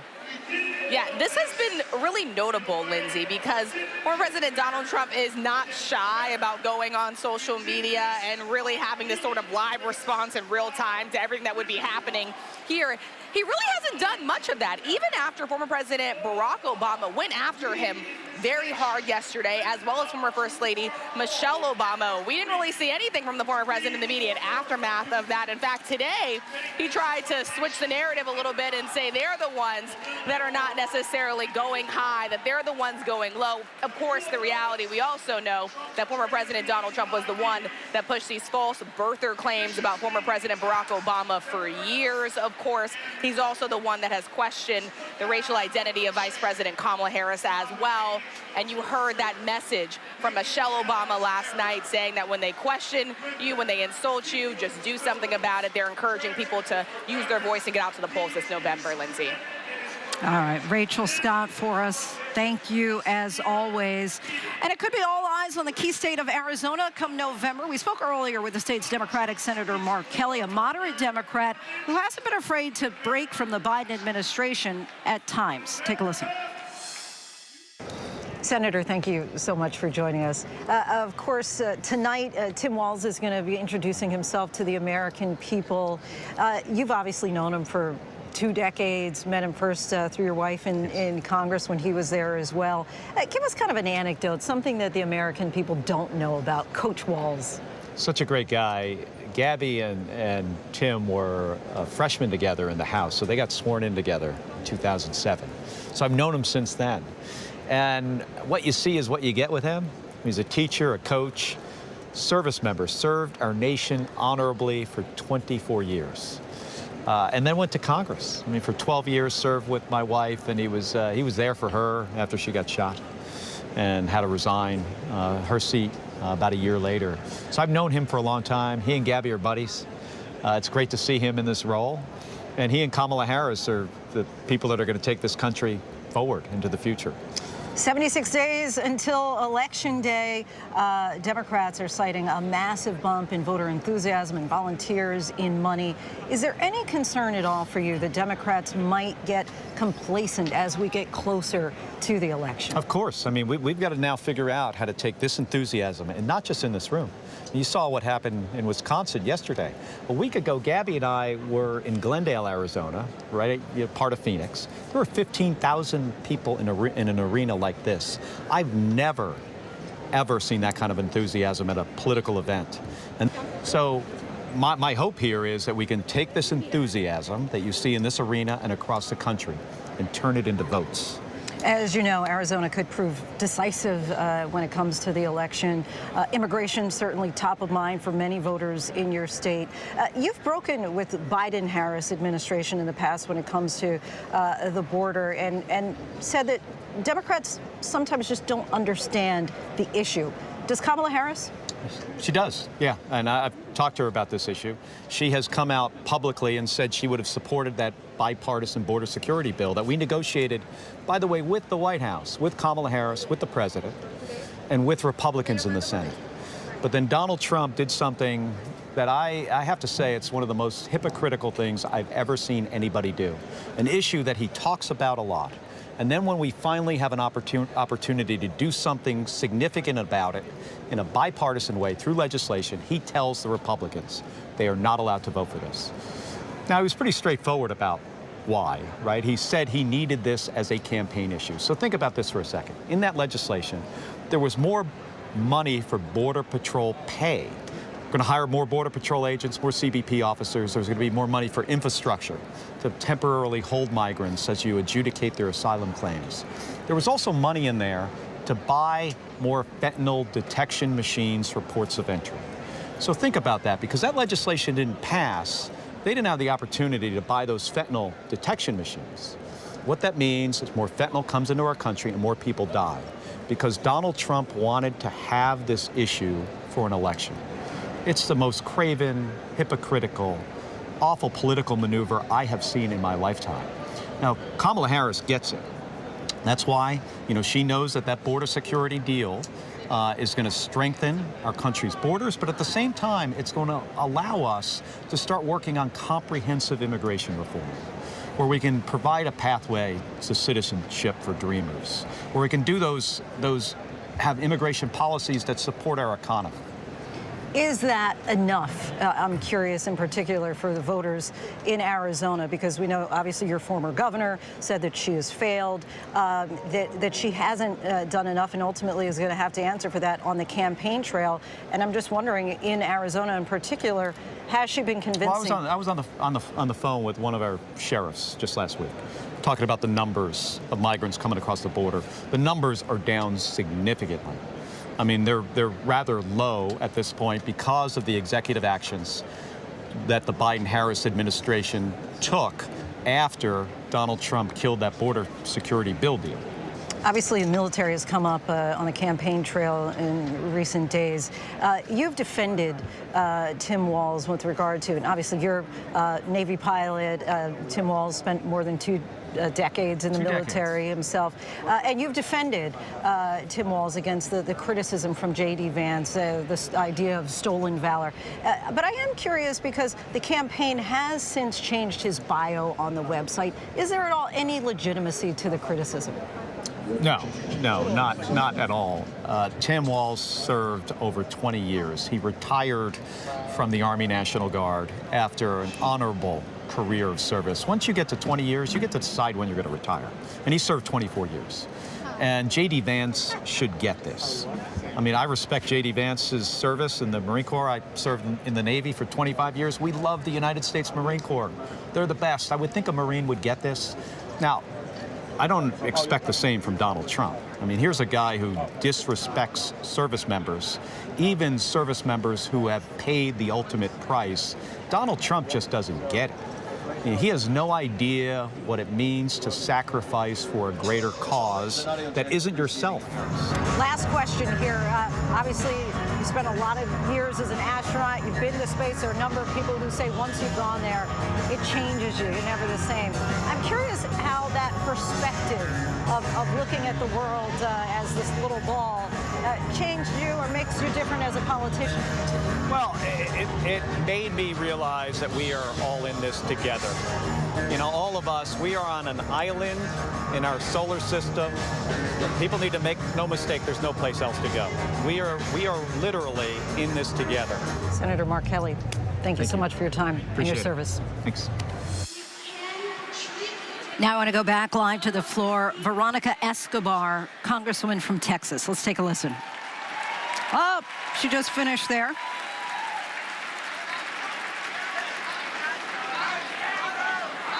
We'll return back to the floor in a little bit. I think they're about to have a video right now about border security. Part of tonight's program, with its theme of freedom, will touch on that issue of immigration. ABC's Maria Villarreal has reported extensively on this issue and joins us now. Maria, the Trump campaign criticizes Kamala Harris's immigration record and the so-called open border policies of the Biden-Harris administration. What do the latest numbers tell us about encounters at the southern border and under the current administration?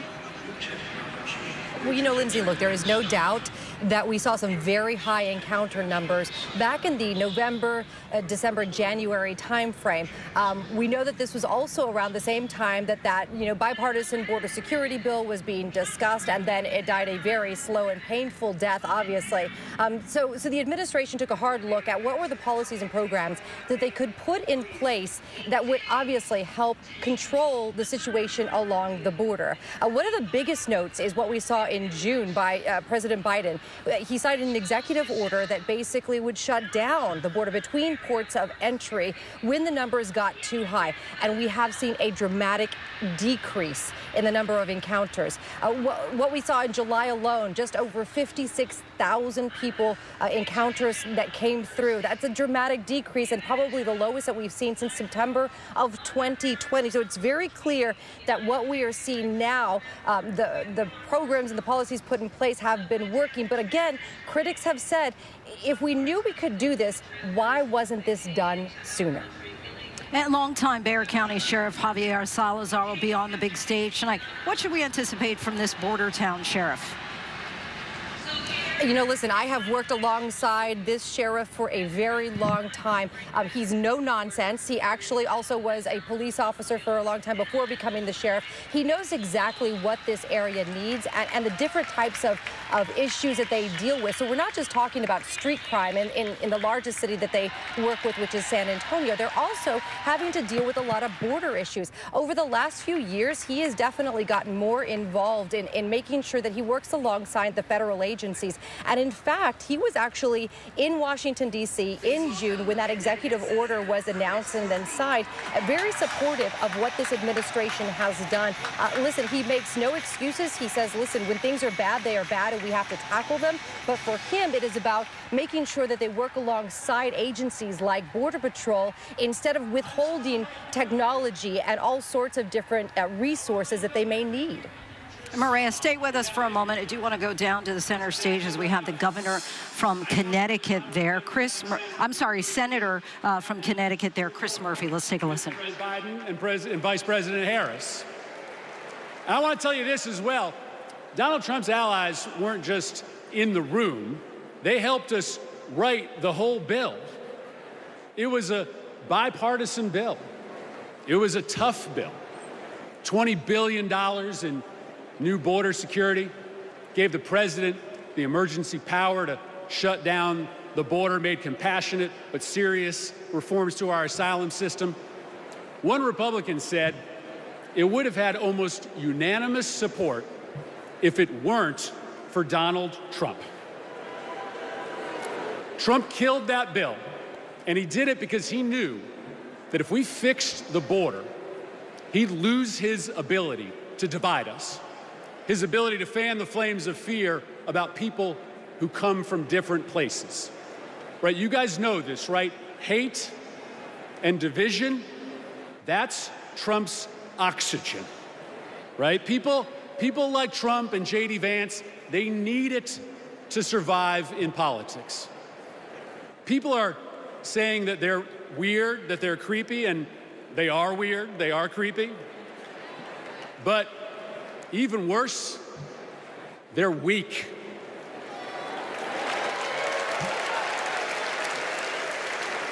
Kamala Harris is not weak. For 20 years, Kamala Harris has been tough as nails when it comes to securing our border. When she was a California prosecutor, she went after drug smugglers, human traffickers. She put 100 gang members away in a single sweep. Trump says that a safe nation can't be an immigrant nation. That's flat wrong, and Kamala Harris knows it. She knows this too. Engraved on the Statue of Liberty is a poem. The last line reads, "I lift my lamp beside the golden door." For generations, that lamp has called people to start a brave new life in America. My ancestors, your ancestors, and the parents of the next President of the United States of America. Kamala Harris. Connecticut Senator Chris Murphy there. And Maria, I want to bring you back in here. You heard him there, as we've been hearing from a number of the Democrats who've taken to the stage here, pointing the blame squarely at Donald Trump for the failure of that bipartisan border bill. Want to get your sense on Tim Walz's record as the governor of Minnesota. What do we know about his stance toward undocumented immigrants? Listen, I don't think he's come out right and said exactly what his immigration plan will be if and when they get elected. But we do know that while he's been governor, there have been a number of policies that he's aligned with. For example, allowing undocumented immigrants to get driver's licenses, to also, take advantage of the health care in the area, in their state, and also to get in-state tuition. And in fact, he took a lot of heat not too long ago when, former President Donald Trump was talking a little bit about the border and about building more wall. He actually said and joked around and said, listen, we're going to actually build a ladder manufacturing company in our state. And while he was joking about it, Linsey, the idea is that he feels like they should be creating pathways for migrants to come here, for immigrants to come in and to follow the laws in order to learn and live here in the United States, not necessarily building walls. And I think it's also very clear that what we've heard throughout the DNC so far is that it's not just about, creating the pathways. It's also making sure that the federal agencies along the border have the resources that they need. And that doesn't necessarily mean a border wall. That means technology and boots on the ground. And Maria, stay with us once again. Want to take a listen to Sheriff Salazar. We were just talking about him. He's now addressing the delegates here. Then they seal the doors. That's when the 911 calls come. We hear them. Desperate, terrified, gasping for air. Now, sometimes we get there in time. Sometimes, despite our best efforts, we can't. When Donald Trump comes down to Texas, stands next to officers in uniforms just like mine, he's not there to help us. Don't think that, not for a second. He is a self-serving man.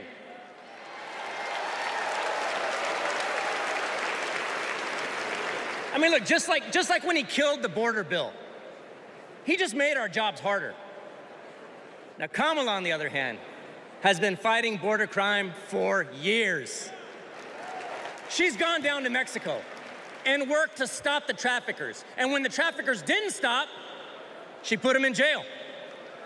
Now, down in my neck of the woods, we call that fooling around and finding out. I may be paraphrasing a bit. We protect them. Now, the border sheriffs that I know, right, and we're like Kamala. We protect and serve. We enforce the law. We show compassion. And we fight like hell to protect our border. Because as we've always known in Texas, cuando luchamos, ganamos. When we fight, we win. Sheriff Salazar there from a border town. Maria, I want to bring you back in here again. For voters for whom immigration is a seminal issue and who are comparing the records of Donald Trump and Kamala Harris, is there truth in President Trump's claim that during his administration, quote, illegal immigration was at its lowest in recorded history? Linsey, I'm not exactly sure if that's true because we've been recording the amount of people that have come across since the 1920s. So the idea that it's been the lowest since in recorded history just doesn't make factual sense. Additionally, we also know that Trump had some very high numbers of encounters along the border in 2017, and then that's when we saw not too long after that the implementation of the family separation and zero zero-tolerance program. And although that didn't stay around for very long, it obviously made a huge impact. I think it's easy for the former president to talk about immigration and to throw out these numbers and to also throw out different things like deportation, and a crisis along the border, because these are things that most of America is not necessarily familiar with. And so he preys on their emotions without any factual basis. But very powerful speech that we just saw from the sheriff talking about fighting and continuing to fight along the border and aligning himself with Kamala Harris. All right, Maria Villarreal for us. Our thanks to you as always. Republican voices are getting some attention as well here at the DNC. ABC News senior reporter Catherine Faulders joins us now. Catherine, we're expecting to hear from some former Trump supporters tonight who are now backing Kamala Harris. What do we expect to hear them say? Yeah, we do expect to hear from them, Linsey, and this builds on what we heard last night from the former White House press secretary, Stephanie Grisham. We're going to hear from a former national security advisor at the White House, Olivia Troy. She was a counterterrorism advisor to former Vice President Mike Pence. She left the White House in 2020 because she believed that Trump, in her words, posed a danger to democracy. She left. She's spoken out about that. So we expect to hear from her. We also expect to hear from the former lieutenant governor of Georgia, Jeff Duncan. He's led, if you will, this Never Trumper movement in a way. He's become a little bit of the face of it in Georgia. We will hear from him. He's had strong thoughts on this, how he believes, frankly, that Trump, in his words, poses a danger to democracy, and he's going to lay out the reasons why there should be votes for Kamala Harris in November, and why moderates and Republicans should shift over to vote for Harris if they're having any questions about who to vote for. Now, of course, the Harris campaign has gotten some criticism for this strategy to pull over Republicans, but at the end of the day, they realize they do need those swing states, those important states like Pennsylvania, Georgia, North Carolina, the states that we've been talking about, the states they've been focusing on, and this is one of the ways that they're hoping at least to pull some of those moderates and Republicans in. And Catherine, we know that the January 6th Capitol riots expected to play heavily in these early hours tonight. How is that tying into tonight's theme? Yeah, we're going to hear from some of those former officers, at least one of them. And I actually, Linsey, just moments ago ran into former Capitol Police Officer Harry Dunn. He's here. He will be watching. He's not speaking. Surely he will be supporting some of his colleagues that are going to speak. At least one of them take the stage here tonight. And I think this is going to play into the theme, the fight for our freedoms and democracy, generally speaking. Yes, it's a fight for freedoms in various different ways, at least according to the Democrats, whether that be for reproductive freedom, abortion, but also democracy. I think you see these videos behind me, these produced videos, and that you're showing on the screen there. Some of those will be about January 6th, about democracy. They will tie in that theme, the fight for our freedoms tonight. That is at least one of the things that we could expect to see. A theme today, but also a theme throughout the rest of the convention as well. All right, Catherine Faulders for us. Thanks so much, Catherine. Still much more to get to here on this special edition of ABC News Live Prime, the Democratic National Convention. Stay with us. Let's go. The ship is incredible. It feels like living in a science fiction movie. We just saw what no one has seen before. Wow, look at that. Oh my gosh. Well, dead ahead. Tag on! We are heading into the unknown. Hammer, hammer, hammer. It doesn't get any more cutting edge than this.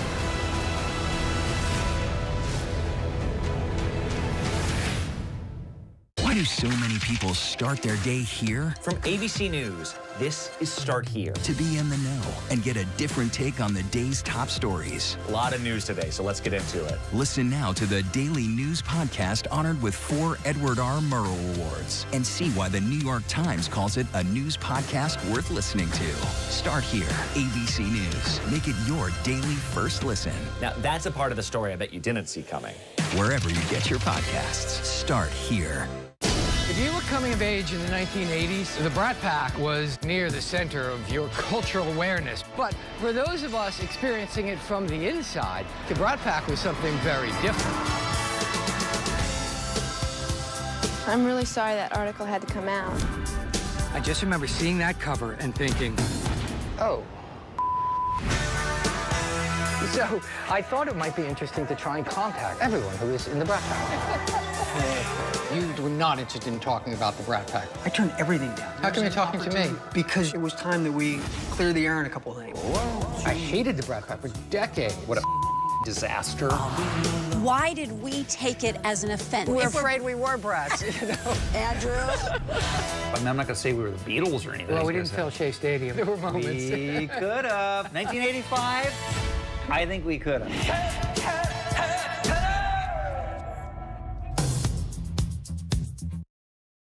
What does it take to be the most watched newscast in America?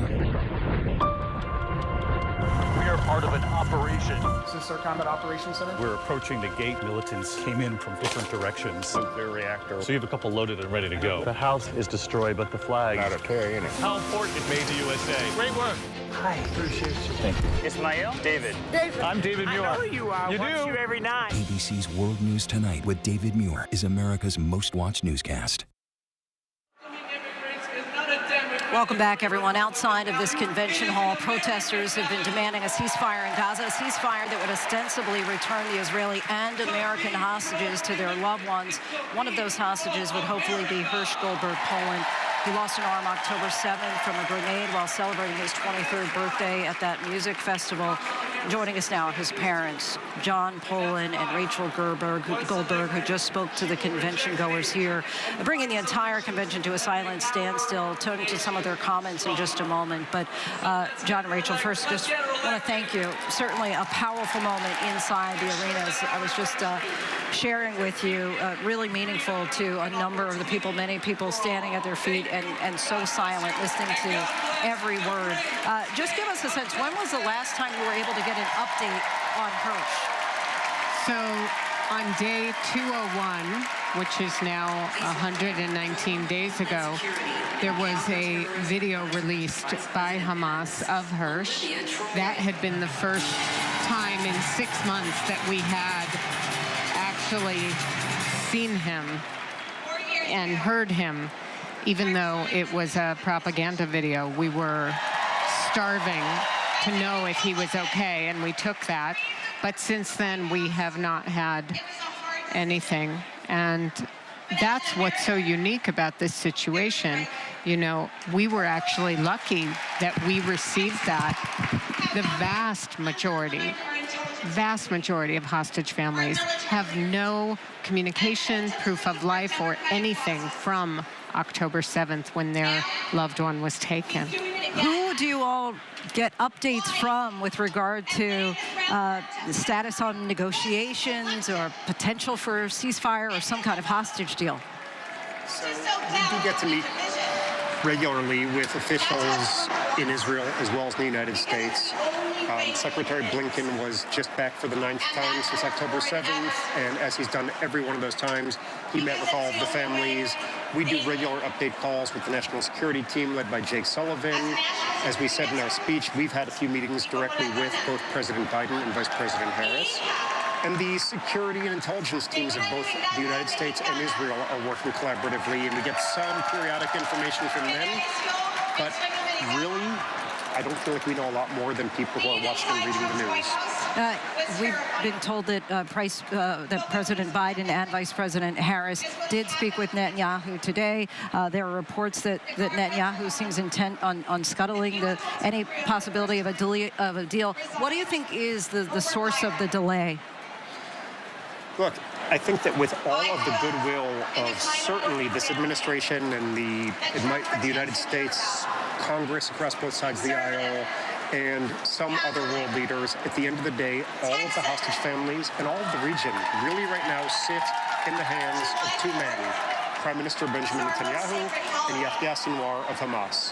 And all we can all continue to do is push and push and push and get those two leaders to make the decision that stopping this, releasing the hostages, and bringing calm to the region is what is best for both for all of the people and all of the region. Why would it be scuttled? We don't know. Maybe it's political, but we don't know. We just got to keep on pushing.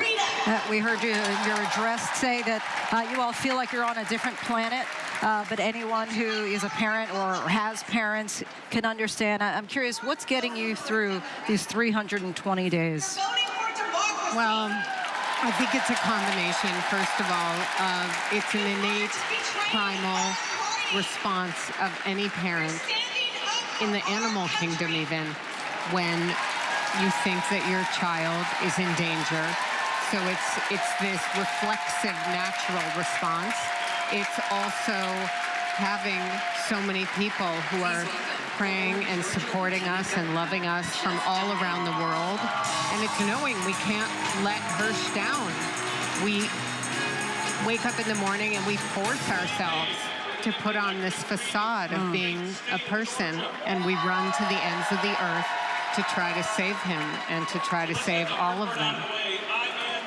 What can you tell us about his character? We heard you say at the end, Hirsch, if you can hear us, survive. Just share a little bit about what we don't know that you all would only know about his mettle and courage. I mean, Hirsch is a very kind, patient, thinking person who gives a lot of room for people to be who they are. He's very curious. He likes to ask questions and leave room for you to really express what you're thinking. And he's just someone who I think, because of his thoughtfulness, has a deep strength. I think he has a mental strength, and that, God willing, is getting him through this horrifying chapter that none of us can imagine. None of us can imagine. We heard you say earlier that this is not a political issue, it's a humanitarian one.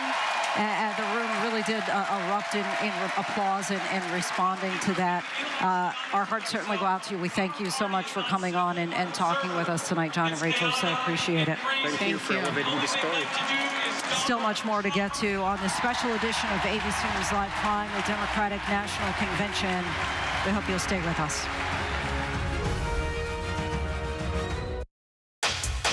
Whenever news breaks, We are here in Israel, a nation at war. In Rolling Fork, this tornado tore through this town. From Lewiston, Maine. The scene of a horrific mass shooting. From the scene of that deadly missile strike. ABC News Live everywhere. In Iceland, let's go. On the 2024 campaign trail. Here at 10 Downing Street. Wherever the story is. We're going to take you there. You're streaming. ABC News Live. ABC News Live. You're streaming ABC News Live. ABC News Live, streaming free everywhere. It was a regular day for 19-year-old Melissa Witt. Something terrible had happened to her. We had several suspects. All these kinds of leads. A known serial killer in your area. Could he be involved? We're actually finding key evidence that could have slipped through the cracks. Her last hours on this earth were horrific. This beautiful young girl. Police will find out what happened. At Wit's End, the hunt for a killer, only on Hulu. Hi, I'm Andy. And I'm Sabrina. And we're moms, juggling tons of stuff every day, like all you moms out there. And you know what we love? Really love Pop culture. So what happens when being obsessed with pop culture collides with being a mom? You get us. So listen now to our new podcast, Pop Culture Moms, wherever you get your podcasts. This morning on GMA, the first Dancing with the Stars celebrity dancer will be revealed. Who is it? Plus tomorrow, Good morning, America. Kerry Washington is live on GMA. They both want to be your next president. Now finally, Donald Trump. We will soon be a great nation again. Kamala Harris. Do we believe in the promise of America? Face to face, historic. The ABC News presidential debate, moderated by David Muir and Linsey Davis. Tuesday, September 10th, live on ABC and streaming on ABC News Live, Hulu, and Disney+. The ABC News presidential debate. Back now on this the third night of the Democratic National Convention and its vice presidential nominee, Tim Walz. Big night. He'll introduce himself on the big stage to the American people later this evening as we hear chants of USA in the crowd. We want to bring in ABC's White House correspondent Mary Alice Parks for more. Mary Alice, we got a sneak peek of tonight's speech by way of a new video about Governor Tim Walz, narrated by his wife Gwen. It depicts him as a football coach, a teacher, a father, a hunter, and gun owner. What should we expect from his remarks tonight? Yeah, I also saw that she tweeted a photo of him looking like he's fixing a button on his flannels. And President Obama, you were right, he does love those flannels. That's the message that they want out there tonight. Look, it's only day 15 of him being on this ticket. His campaign tells me that they know this is a moment where he really gets to introduce himself to the country. They want to kind of take back the narrative around small towns, around small town values. And of course, they want to continue this message of joy and enthusiasm. You know, we've seen those pictures of him out on the campaign trail. He looks like he's just having the very best time. And I think that's a lot of that energy that we're going to see from him. But you're seeing a little bit of that video the campaign is releasing. You know, I asked specifically, will they use him out on the campaign trail at football games? And I was told absolutely that he is sort of this star retail politician. They want to showcase him as that coach, as that teacher. They're going to have him out there, obviously, as you can imagine, campaigning nonstop, Lindsay. That certainly makes sense to have him out on the gridiron. And Mary Alice, I know you spoke with some of Governor Walz's former students. What did they have to say about Tim Walz, the teacher? Yeah, you can see there was a lot of affection there, a lot of admiration. It was interesting, too, how many of them said that they felt like he really went out on a limb for them. One gentleman in particular talked about how hard it was for him to come out as a young gay student in the 90s, but that Tim Walz had his back. Take a listen. You know, the 90s was not an easy time to be a gay student in America, and Tim Walz made Mankato West High School a safe place for me to come out. So Tim and Gwen supported students on the margins. They made them feel welcome. Yeah, a lot of them said, too, they told me that he was just the kind of teacher that worked hard, worked extra hours, was coaching, was starting these student clubs. Clearly, they really loved him. And they also talk about how they like the idea of a teacher, big picture, on the presidential ballot. A lot of Democrats telling me that they've been frustrated by what they feel are Republican attacks against public education, and they think it's pretty exciting to have a longtime union member, a teacher, out there, of course, talking about public education, Lindsay. And since he became the VP pick, obviously he's come under intense scrutiny, particularly by the GOP, on everything from his military rank to his state budget in Minnesota to how he described his family's fertility treatments. Do you think attacks have been effective in tarnishing this VP pick?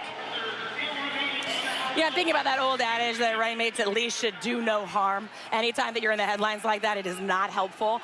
You shouldn't be a distraction. So in that way, I think that absolutely it's made a difference. I don't think the Republicans are going to let up in any way. They clearly think this is a narrative. They want to talk about him as someone that's loose with the facts, that embellishes his record. You know, I've asked the campaign, obviously, about this. They brush it off. They say that Trump and Vance are the ones that lie consistently. That's their argument.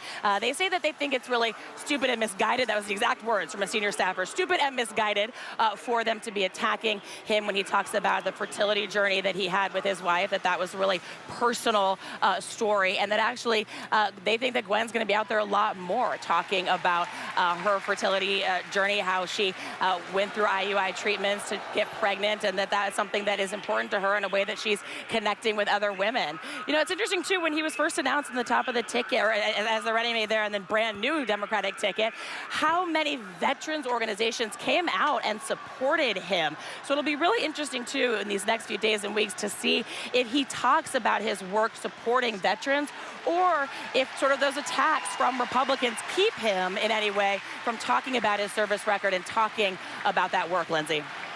As we get to know Tim Walz, you know, what strikes me is just how different the two are, Kamala Harris and Tim Walz, not just race and gender. But what do you think that the Harris campaign is helping? You know what?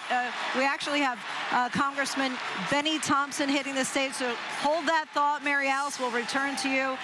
Let's take a listen to Benny Thompson, of course, 16-term congressman from Mississippi. Many people remember him as chair of the House Select Committee to investigate January 6th attack. I had one goal: to uphold the votes of the American people, the cornerstone of our American democracy.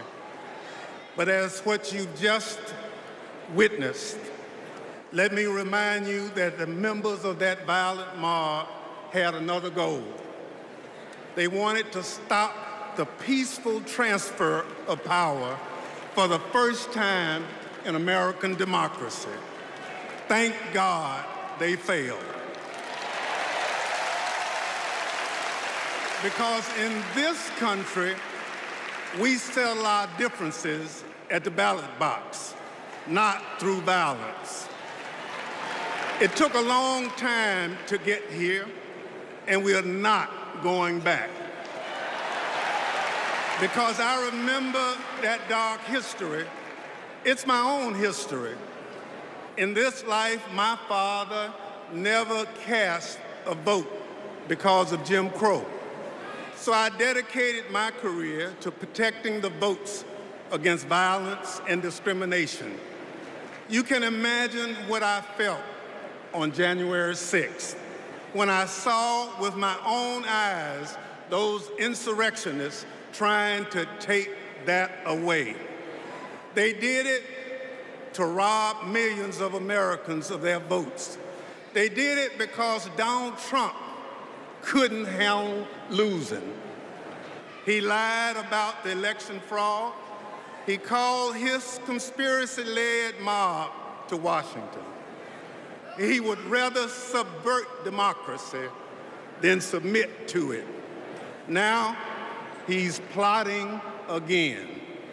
His campaign proclaims that elections won't end until the moment of inauguration. We will win or it was rigged. We win or else. This is Donald Trump's America. Elections are about choice. Choose democracy, not political violence. Choose the America we've always taught our children to love. Choose Kamala Harris.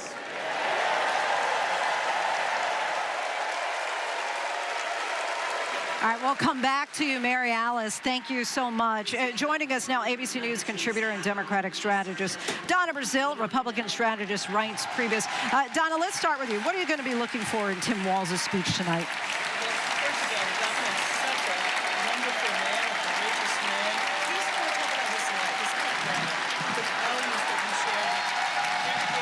Americans. Tim is someone... Oh, Donna, stand by. We don't have your mic right now, so I'm going to bring in Reince Priebus. Hopefully we have him. Another former Trump official, Olivia Troy, is among tonight's speakers. She has... what do you think that we can expect to hear from her tonight, Reince? Well, she's going to talk why, obviously she doesn't like Donald Trump, and she's going to talk about her time in the White House. And it all plays into what the Democrats are trying to do this week. They're trying to make this race about Donald Trump, and that's obvious. And Donald Trump is trying to make this race about Kamala Harris's issues and record, and that's what this race is going to be about. This is their week. I think they've mentioned Donald Trump about 150 times. I think they've mentioned inflation about 5 times. So this is their playbook. I don't blame them for it, and this is what they're going to do. And this is all about Trump this week at the DNC. But I do want to talk about Olivia in particular, because she was at one time with the Trump administration, and she says that on January 6th, she saw that he was a danger, that he was, in fact, a threat to democracy.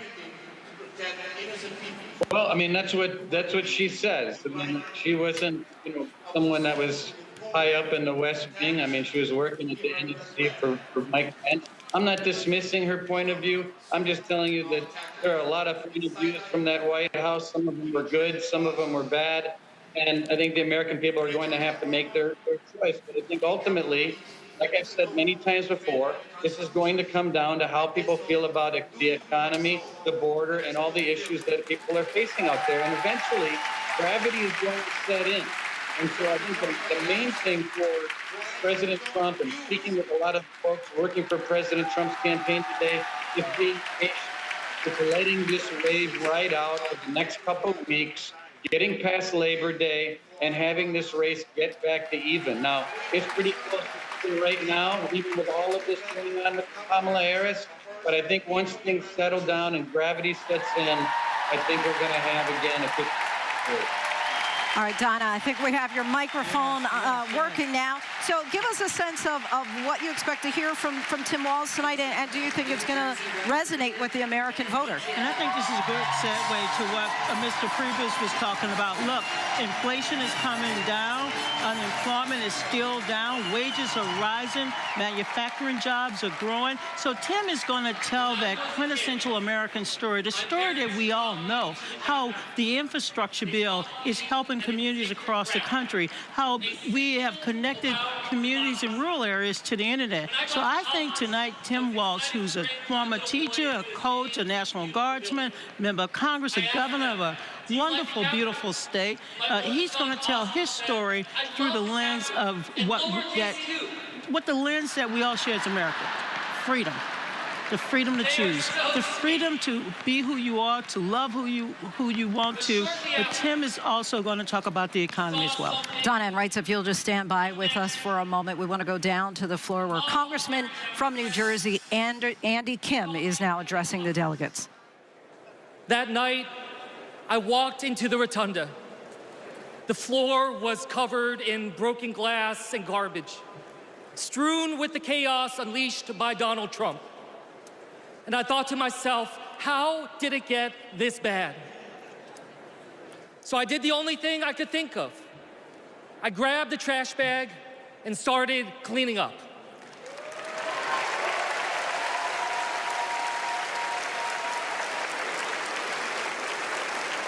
What I learned on January 6th is that all of us are caretakers for our great republic. We can heal this country, but only if we try. Many of you are doing your part through your voices and your votes. Always remember, this chaos that we see, it doesn't have to be this way. As a father, I refuse to believe that our kids are doomed to grow up in a broken America. There is a hunger right now in this country for a new generation of leadership to step up. Let's choose Kamala Harris and Tim Walz. Let's do this for our kids and our grandkids. Thank you. All right, Andy Kim, Congressman there from New Jersey. Wrights and Donna, I'm going to bring you back in for 1 minute. But Jay, I do want to go down to you on the convention floor because we've been hearing a little bit of excerpts so far about January 6th. Of course, we just heard from Benny Thompson, Congressman there. But what do you think the messaging is tonight from the Democrats about January 6th?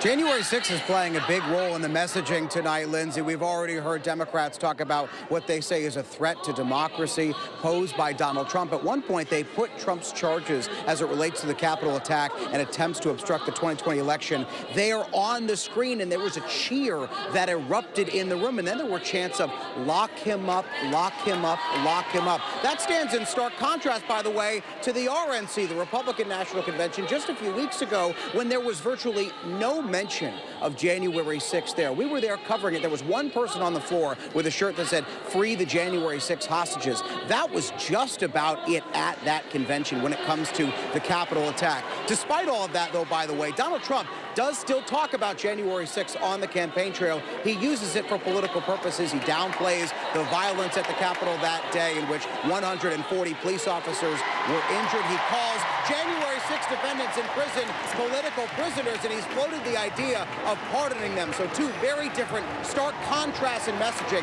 when it comes to the Capitol attack playing out in this campaign.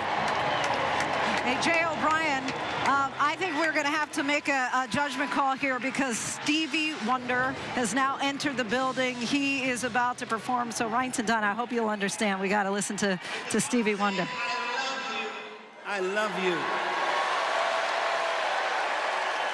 And every song that I've sang, every song that I've written, it's because of my love for you right here. But this year I've prayed very hard for peace to come to our world's nations, but also to each one of our hearts. Even though our hearts have been beaten and broken, beyond prayer, I know the importance of action, and now is the time to understand where we are and what it will take to win. Win the broken hearts. Win the disenchanted. Win the angry spirits. Now is the time.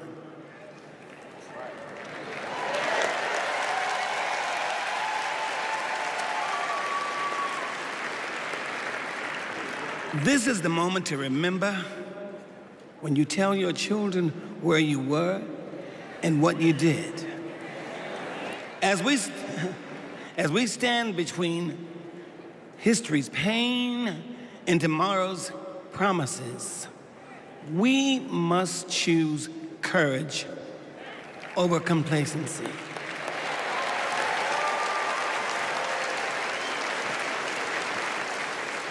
It is time to get up and go vote.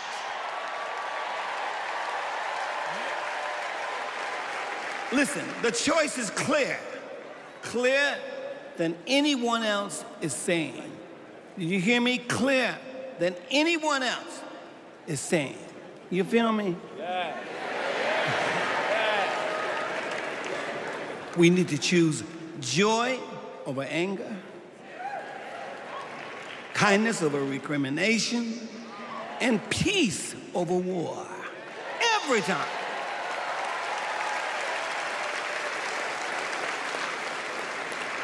We must choose to be above the ugly words, the hateful anger, and the division those words and anger create. We must keep on keeping on until we truly are a united people of these United States. And then we will reach our higher ground. Are y'all ready? Are y'all ready to reach a higher ground? Are you ready to reach our higher ground? Tell me. I want to hear you again. Are you ready? Are we ready? Because you know we need Kamala Harris. Yes, we do. And we need a great man, as we do have, as a future vice president. You know that. So you know what? I'm depending on you to do, as Spike Lee would say, the right thing. Are y'all ready? Are y'all ready? Are you ready? Monsky, are you ready? I'm ready, Steve. Dancers, are you ready? All right, we need everybody. Clap your hands like this. Everybody clap your hands. Clap, clap, clap, clap. Now somebody scream.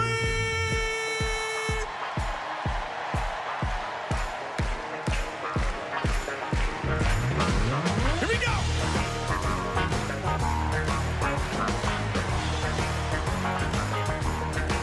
Are y'all ready? Oh, you're gonna have to get louder than that. I want y'all to sing with me. Come on. People. You sing. Keep on learning. Soldiers. Y'all say keep on one. Yeah. Whoa. Keep on turning. 'Cause it won't be too long. Are y'all with me?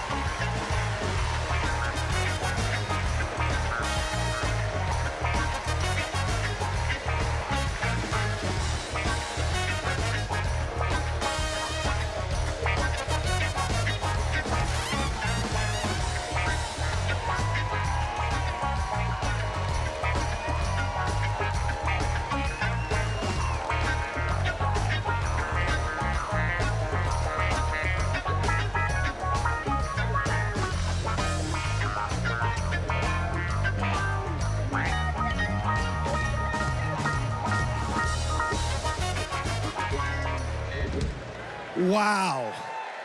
Wow. Wow.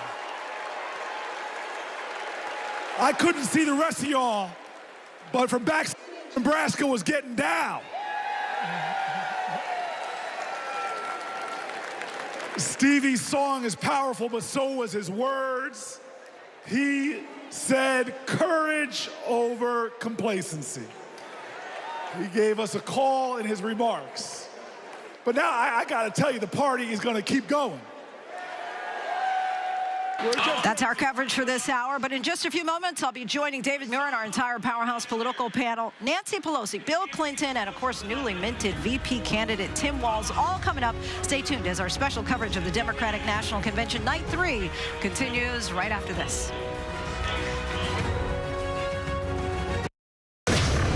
Now streaming on Hulu. I'm a rock and roll star. I'm not a saint. I'm John Bon Jovi. John Bon Jovi, the new special, what you have not yet seen. John Bon Jovi with Michael Strahan. Now streaming on Hulu.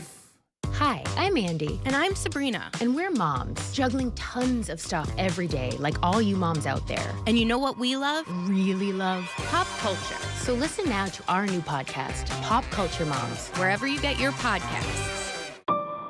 What does it take to be the most watched newscast in America?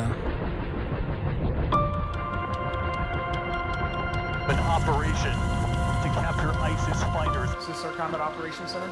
We're approaching the gate now. Militants came in from 4 or 5 different directions. Operational nuclear reactor. So you have a couple loaded and ready to go. The house is destroyed, but the flag, there's not a tear in it. Not a tear in it. How important is this label right here, Made in the USA? Look at your smile. You're proud of this. I love this. Great work. Hi. Where are you? Where are you? Appreciate you. Thank you, David. Good to meet you. Ismail? David. David. Yes, yes. I'm David Muir. I know who you are. You Watch do? you every night. ABC's World News Tonight with David Muir is America's most watched newscast. What's good to watch? Read? Where can I get a great deal on what I'm just dying to buy? Oh, it's all right here. GMA Life. All the exclusive and buzziest celebrity good stuff. Deals and steals with amazing savings and the coolest lifestyle tips from Good Morning America. I love that so much. GMA Life. Streaming weekends on ABC News Live. Your weekend just got a little better with GMA Life. ABC News, America's #1 news source. First thing in the morning. There's a lot going on. We're still in a flash flood warning. To catch you up with what happened overnight, police in riot gear arresting dozens of protesters. What's happening today? Escalating tensions in the Middle East. What people are talking about, the migrant crisis. Fast, straightforward. With some fun in between. Check out the Gator on the 17th hole. The buzzkill in baseball. First thing in the morning. America This Morning. America's #1 early morning news. On ABC News Live. Whenever news breaks. We are here in Israel, a nation at war. In Rolling Fork, this tornado tore through this town. From Lewiston, Maine. The scene of a horrific mass shooting. From the scene of that deadly missile strike. ABC News Live everywhere. In Iceland, let's go. On the 2024 campaign trail. Here at 10 Downing Street. Wherever the story is. We're going to take you there. You're streaming ABC News Live. ABC News Live. You're streaming ABC News Live. ABC News Live, streaming free everywhere. More Americans choose ABC News, America's #1 news source. Tonight, live coverage of the Democratic National Convention right here in Chicago. Vice President Kamala Harris's running mate, Minnesota Governor Tim Walz, and his major speech in front of the nation. Ready to introduce himself to America, the married father of 2, a former social studies teacher and football coach, serving 24 years in the National Guard. Also tonight, Oprah Winfrey, a surprise edition set to take the stage, and former President Bill Clinton will also address the convention right here in prime time. Our coverage of the race for president at the Democratic National Convention starts right now. This is an ABC News special. In just minutes, former President Bill Clinton, plus a special appearance by Oprah Winfrey. And then it's his big night. A hell of a lot can change in 4 weeks. He was a football coach, proud military veteran, teacher, congressman, and now the governor of Minnesota. I couldn't be prouder to be on the ticket and to help make Kamala Harris the next president of the United States. The man who would be her vice president, Tim Walz, takes the stage in the race for the White House. The Democratic National Convention, live from Chicago. Now reporting, David Muir. You're looking live at the convention hall here in Chicago. Another energetic night right here inside the hall. Night 3 of the convention well underway as that camera moves in on the ABC News broadcast booth here in Chicago. Good evening, and thank you for joining us on this pivotal third night of the Democratic National Convention. Vice presidential candidate Tim Walz in the spotlight tonight. The governor of Minnesota will be introducing himself to America, his high-stakes address, making his case for Kamala Harris for president. Governor Walz, a relative unknown to much of the country until just 15 days ago, when Vice President Harris chose him to be her running mate from a short list that, of course, also included Pennsylvania Governor Josh Shapiro, Kentucky Governor Andy Beshear, and Arizona Senator Mark Kelly. Walz has made a strong first impression with many Democratic voters right out of the gate. The married father of 2, a former high school, a social studies teacher, a football coach as well, a retired member of the National Guard, 24 years with the National Guard. Governor Walz, known for his folksy charm, his sense of humor, growing up on a Nebraska farm, and many, of course, have now seen those videos of him and his daughter Hope at the Minnesota State Fair. Democrats hope that his Nebraska and Minnesota roots will help deliver in the all-important battleground states. Governor Walz wasting no time challenging Donald Trump and J.D. Vance. Vance, who is a Marine veteran, has questioned Governor Walz's description of his own military record. Donald Trump, meanwhile, today in North Carolina, holding his first outdoor event in a battleground state since the attempt on his life. The former president speaking behind bulletproof glass. Tonight, meanwhile, here in Chicago, former President Bill Clinton just minutes away. And that surprise edition I mentioned, Oprah Winfrey, set to take the stage shortly. And of course, tonight, the biggest speech of his political career for Kamala Harris's running mate, Governor Tim Walz. So let's get right to our powerhouse political team. Linsey Davis, Jonathan Karl, Martha Raddatz, Mary Bruce, of course, Rachel Scott, Terry Moran, Rick Klein, all on the floor with us again tonight. Night 3, we're already at night 3. And Linsey Davis, Governor Walz, as I mentioned, a relative unknown just 15 days ago, but everybody knows his flannel shirts and his folksy charm. And you know, you mentioned Oprah Winfrey. You got to imagine she's going to come out on the stage and say, you get a vote, right? But with regard to Tim Walz, this is somebody who, prior to those 15 days ago, had never used a teleprompter. And I think that says a lot about him not being the career politician that so many people are used to. Strikingly different backgrounds for the two of them. Kamala Harris, you have her really as a career attorney who grew up in the deep blue California state. And then on the opposite side with Tim Walz, of course, a hunter, a veteran. The interesting thing about him, the first Democratic VP pick since 1964 who didn't even attend law school, David. Additionally, it's also going to be interesting to hear from at least 2 of the people who helped to set this night into motion, who, if it weren't for perhaps Nancy Pelosi, Minority Leader Hakeem Jeffries, we wouldn't be in this place tonight. But Hakeem Jeffries is going to be sort of the top of the evening, known as the Barack of Brooklyn. That's right. We're going to be going to him live on the floor just moments from now. In the meantime, Mary Bruce, we covered President Bill Clinton, his 2 terms in office, obviously, and of course, what he has done since he left the presidency. But just like what he was famous for back in the day when he delivered speeches, we have new reporting tonight that he's been tweaking, if not ripping up parts of his speech when he saw the other performances here this week. In classic Clinton fashion, he has now ripped up that speech. He's gone back to the drawing board. We understand that after he saw the energy and enthusiasm here after the first night of the convention, he realized he needed to make a change. So we're told he's now going to strike a more joyful tone. This is going to be hopeful and aspirational. He's going to, of course, praise Kamala Harris's strength and character. He's going to draw that sharp contrast between her and Donald Trump. And of course, this all comes as the Harris campaign is trying to up that appeal to those key working class voters, something Bill Clinton knows a little bit about. And it is worth remembering that the Clintons were really the first big Democratic Party heavyweights to come out and back Kamala Harris after she announced she was getting in the race. David, less than 20 minutes later,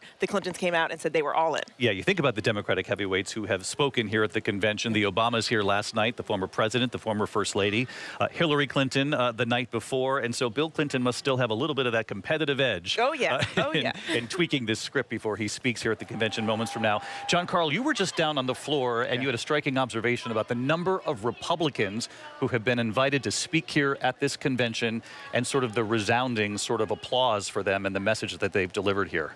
Every single night has featured Republican speakers. And while I was down there, I saw Olivia Troy, who was a West Wing official working for Vice President Pence, and also Jeff Duncan, very conservative. He was the lieutenant governor of Georgia elected.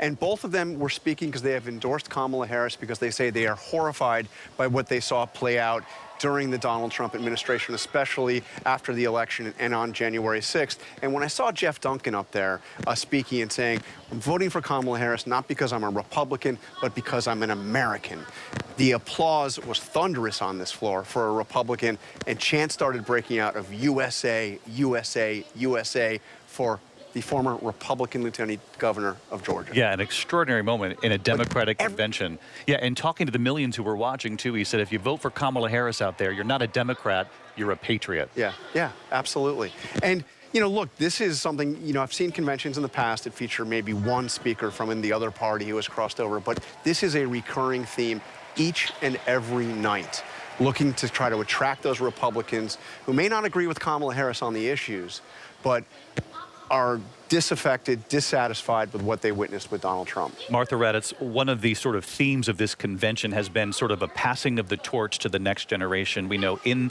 the audience today, and she'll be up on stage, former House Speaker Nancy Pelosi. Many have said that she's been one of the main architects of getting Kamala Harris front and center and Joe Biden to step aside to bow out of the race. And Hakeem Jeffries will be the lead speaker in this primetime hour, who was also certainly supported by Nancy Pelosi when she decided it was time to pass the torch. And they were really deciding voices, especially Nancy Pelosi. You look back, this lifelong friendship with Joe Biden, respect for Joe Biden, backing up Joe Biden, but after that debate, after that disastrous debate, Nancy Pelosi decided that Joe Biden had to go. And when that message was delivered to Joe Biden, they have not spoken since. The president has said they have not spoken since. But she was really so key. Chuck Schumer, many others were also key. But that woman who has more power than any woman you can imagine in the country and such a history behind her is the person who ultimately really helped Joe Biden make up his mind and step aside. She basically said, you cannot win. And she has been a huge supporter immediately of Kamala Harris. We saw her down there the other night with her sign in the California delegation, backing Kamala Harris, but thanking Joe Biden. And we also saw her, yes, exactly right, with that sign that said, thank you, Joe. An extraordinary story playing out behind the scenes between Nancy Pelosi and Joe Biden. I gather they'll speak again. We just don't know when. Hakeem Jeffries, the minority leader, at the podium. Let's listen. It's a high honor and a distinct privilege as a Brooklynite, New Yorker, and as an American to stand before you today and unequivocally express my support for Kamala Harris and Tim Walz to be the next president and vice president of the United States of America. Over the last few years, House Democrats have been hard at work, and we could not have asked for a better leader to partner with than President Joseph Robinette Biden, who will go down as one of the most consequential presidents of all time. Last month, President Biden selflessly passed the torch to Vice President Kamala Harris, who is ready, willing, and able to fight for the people. Kamala Harris is a courageous leader, a compassionate leader, and a common sense leader who will deliver real results for everyday Americans. Kamala Harris is fighting for our freedom. Kamala Harris is fighting for our families. Kamala Harris is fighting for our future. Together, let's make Kamala Harris the 47th President of the United States of America.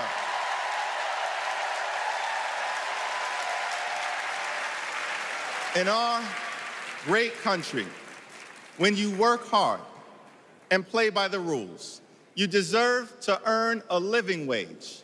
You deserve to have an affordable place to call home. You deserve to educate your children in a great public school that is free from gun violence.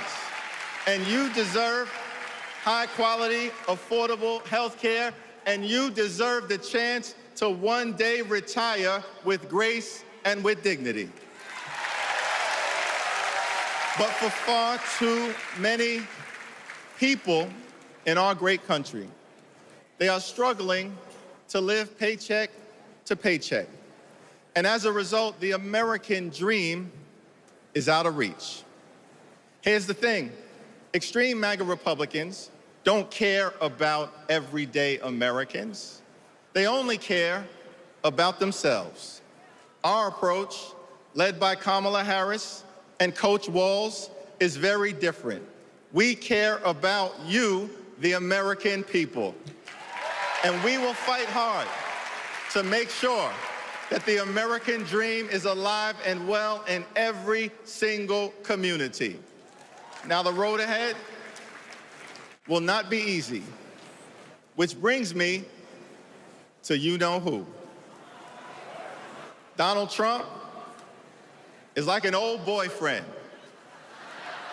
who you broke up with, but he just won't go away. He has spent the last 4 years spinning the block, trying to get back into a relationship with the American people. Bro, we broke up with you for a reason.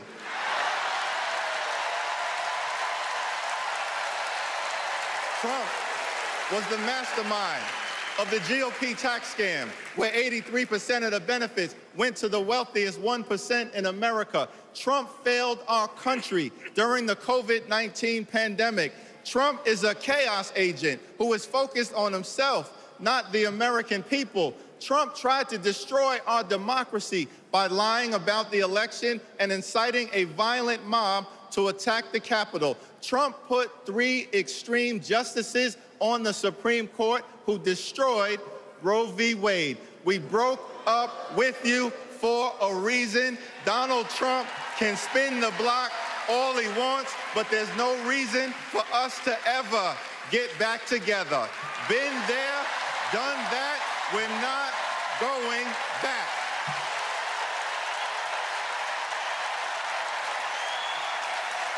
Kamala Harris and House Democrats will always put people over politics. Kamala Harris and House Democrats will lower costs and grow the middle class. Kamala Harris and House Democrats will fix our broken immigration system and secure the border. Kamala Harris and House Democrats will strengthen the relationship between the police and the community. Kamala Harris and House Democrats will continue to combat the climate crisis with the fierce urgency of now. Kamala Harris and House Democrats will protect Social Security, protect Medicare, protect Medicaid, protect the Affordable Care Act, protect working families, protect small businesses, protect the middle class, protect free enterprise, protect our children, protect our seniors, protect our veterans, protect our unions, protect our dreamers, and always protect a woman's freedom to make her own reproductive health care decisions.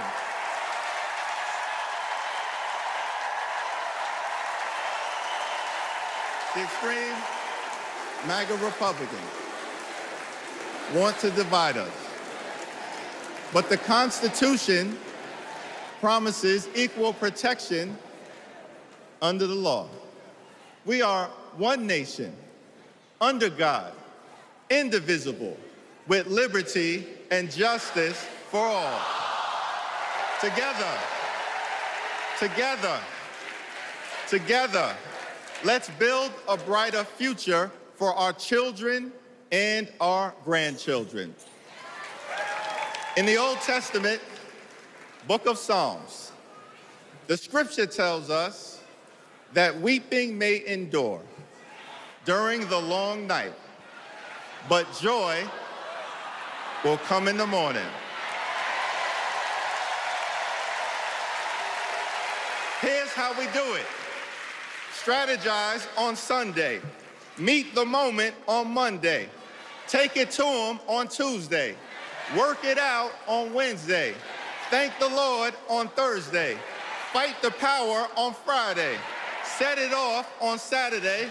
Get a few hours of sleep, wake up the next day, and do it all over again until joy, joy, joy comes in the morning.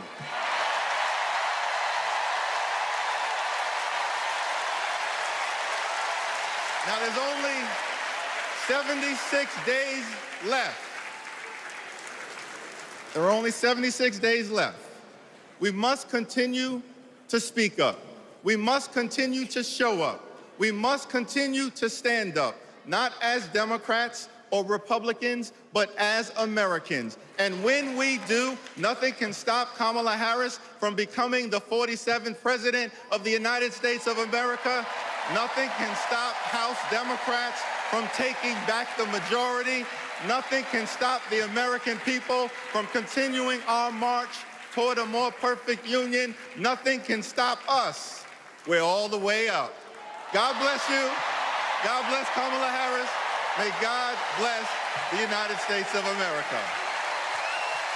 Leaning in on his faith, Minority Leader Hakeem Jeffries there with a call to action here in Chicago at the Democratic Convention. Rachel Scott on the floor. You talked with Hakeem Jeffries, his hope of taking back the House, and the quote perhaps from him tonight, "Bro, we broke up with you for a reason." And David, that message of joy, it's something he emphasized to me just yesterday. It's something that he's emphasizing here tonight. And the sense of relief for Democratic leader Hakeem Jeffries, who heard an earful from his members begging for President Biden to get out of this race, now rallying behind Vice President Kamala Harris. Rachel Scott, our thanks to you. Let's get to Terry Moran also on the floor, because Terry, we know a short time from now, former President Bill Clinton will take to the stage. We reported at the top of our coverage here in prime time that he has been working on his speech until the very last minute. You covered then President Clinton, his 2 terms, and you know full well he is known even to this day for his ability to try to describe policy and in particular the economy in terms that everyone understands. Absolutely, David. Whether it was in a press conference, a speech, in the Oval Office, or coming to the back of the plane on a long flight overseas, talking to reporters, there is few things that Bill Clinton loves more than explaining economic policy and putting his argument in a way that people can grasp and be persuaded by. It was a gift. Barack Obama called him the explainer-in-chief back in 2012 for trying to do what Barack Obama had trouble doing, justifying his own economic policy. Now, that said, Clinton did preside over essentially the globalization moment. And that is one of the things that brought Donald Trump to power. Dissatisfaction with what happened after that. And Terry, while we have you, big night ahead for Governor Walz as well. Why tonight to pair up Bill Clinton in the first hour, Governor Walz in the second hour? You know, David, this is a Democratic Party that wants to reclaim the notion that they're a party of the heartland. Right, I've talked to delegates in Minnesota, Michigan, Wisconsin, here in my home state of Illinois, and they say, you know, the Democratic Party has been turned into a cartoon by Republicans who call them the party of coastal elites. Now, Republicans might say they've earned that moniker, but they see in Tim Walz, that Midwestern guy, and in Arkansas Governor Bill Clinton, the notion that they, like a lot of their neighbors in these states, are Democrats, and they see Walz's candidacy as an invitation to some of those forgotten voters to come back to the Democratic Party. Terry Moran on the floor. Let's look at the stage. Former President Bill Clinton, now 78 years old. He turned 78 this Monday. He heard his wife speak earlier this week, former Secretary of State Hillary Clinton, who talked about the glass ceiling and who she saw on the other side of that ceiling. She said Kamala Harris, raising her hand and taking the oath of office. Tonight, her husband, the former president, will make the case for Kamala Harris and Governor Walz. He's expected to speak about the economy, among other issues. And as Mary Bruce reported here off the top, he's been working on this speech, just as he did back in the day, right up until the last minute. Let's listen. Thank you. Thank you. Whoa.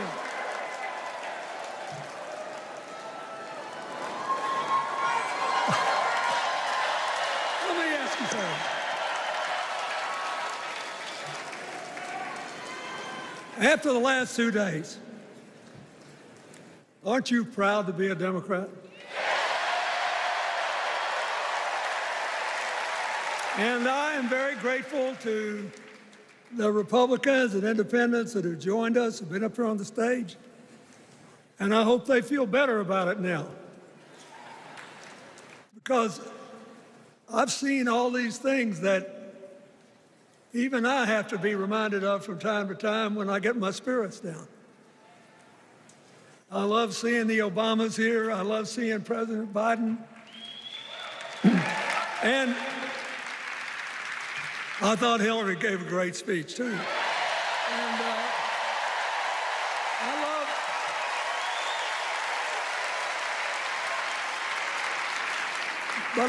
I love seeing all these young leaders. A bunch of them are coming up after me.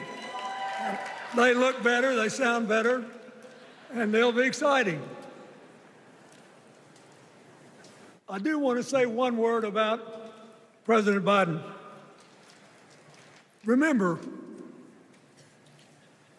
he had an improbable turn that made him president. And we were in the middle of a pandemic and an economic crash. He healed our sick and put the rest of us back to work. And he strengthens our alliances for peace and security. He stood up for Ukraine. He's trying desperately to get a ceasefire in the Middle East.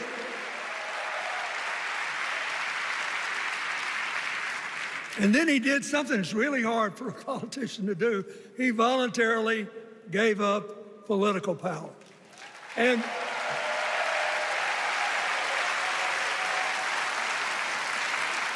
George Washington knew that, and he did it. And he set the standard for us serving 2 terms before it was mandatory. It helped his legacy, and it will enhance Joe Biden's legacy. And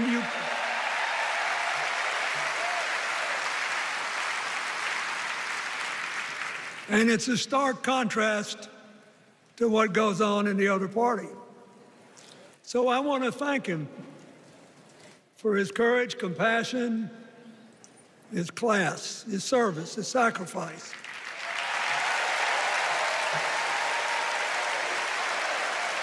Joe Biden, thank you. And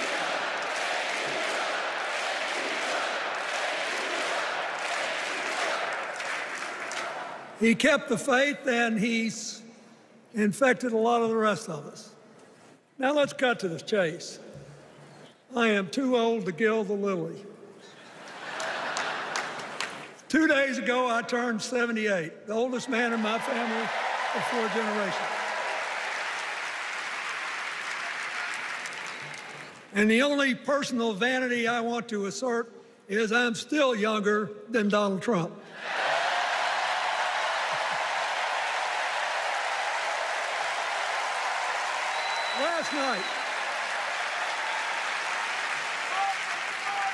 Last night, in what I thought was a very moving series of episodes, we nominated Kamala Harris and Tim Walz. And just think about that. 2 leaders with all-American but still improbable life stories. It could only happen here. Their careers, after all, started in community courtrooms and classrooms. 2 leaders who spent a lifetime getting the good job done. Now, one of the things that I've noticed over my increasingly long life is that a presidential election is unique in several ways. First of all, it's the greatest job interview for the greatest job in the world. Secondly,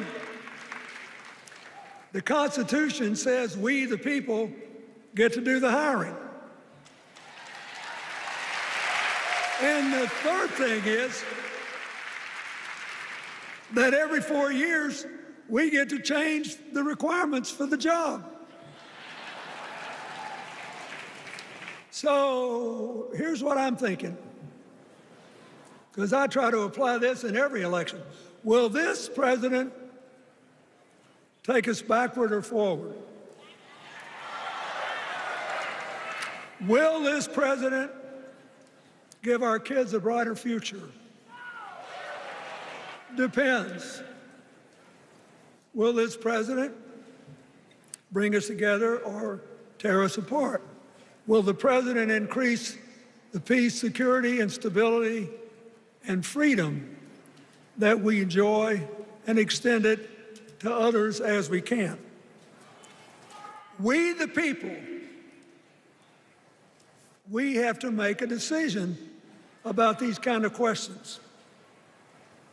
And every 4 years, it's a little different because the people come at the candidates, and they say, as they're saying now, here are our problems, solve them. Here are our opportunities, seize them. Here are our fears, ease them. Here are our dreams, help them come true.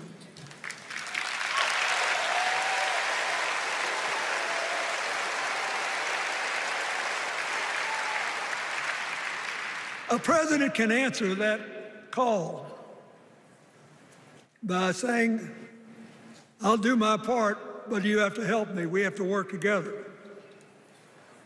Or you can dodge what needs to be done by dividing, distracting, and diverting us.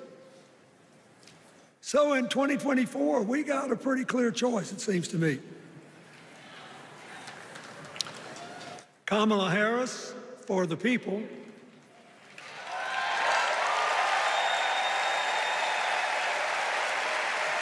and the other guy who's proved even more than the first go-around that he's about me, myself, and I. I know which one I like better for our country.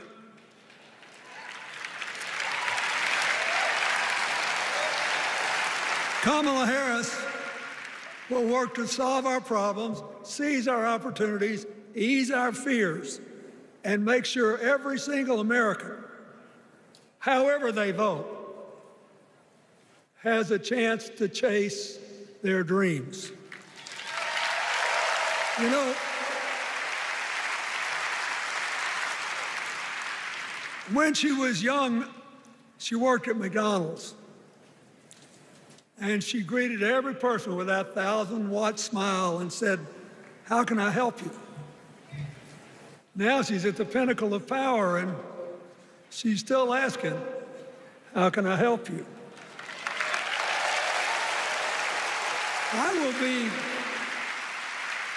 I'll be so happy when she actually enters the White House as president, because she will break my record as the president who spent the most time at McDonald's.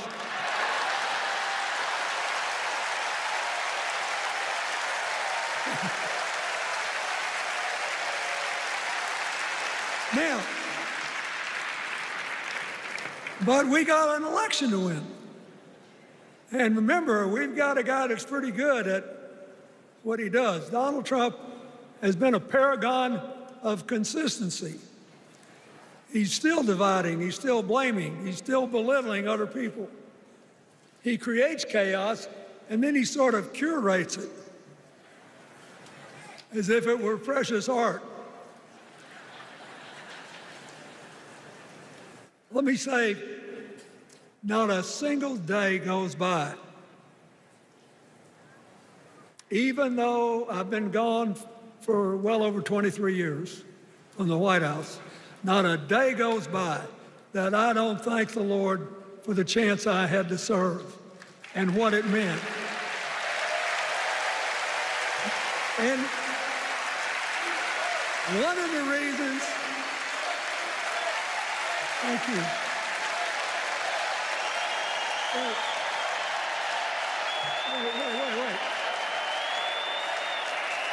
One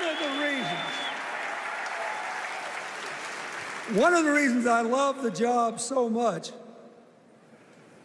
is that in the toughest times, even on the darkest days, if you tried hard enough, there was always something good you could do for somebody else. Now,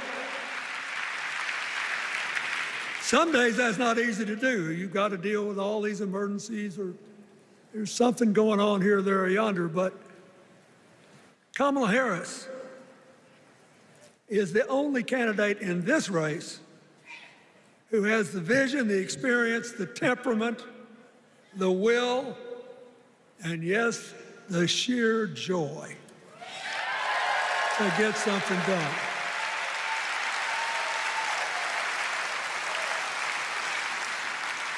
I mean, look, what does her opponent do with his voice? He mostly talks about himself, right? So the next time you hear him, don't count the lies. Count the eyes.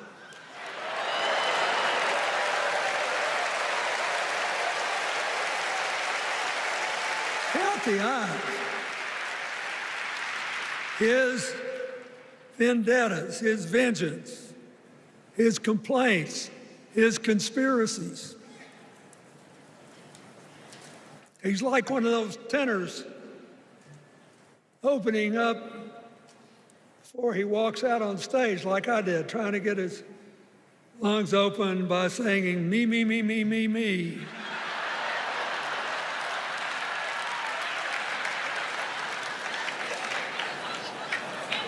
When Kamala Harris is president, every day will begin with you, you, you, you.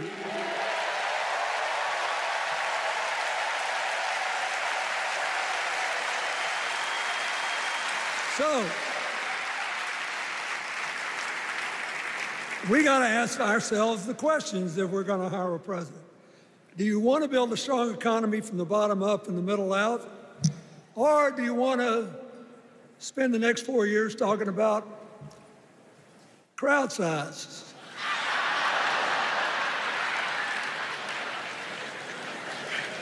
You're going to have a hard time believing this, but so help me, I triple-checked it.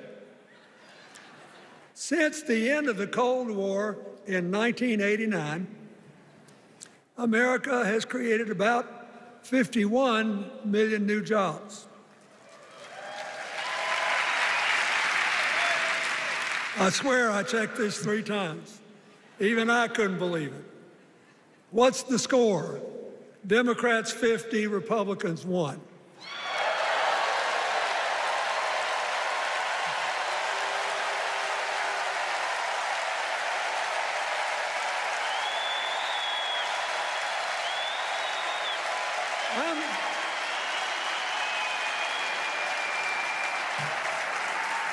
I'm glad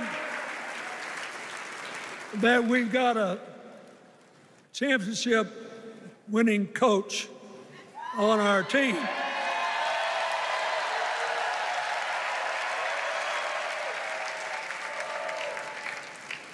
But even the most limited of us in what we know about football or any other sport knows that if you're got 50 and the other side's got 1, you're ahead.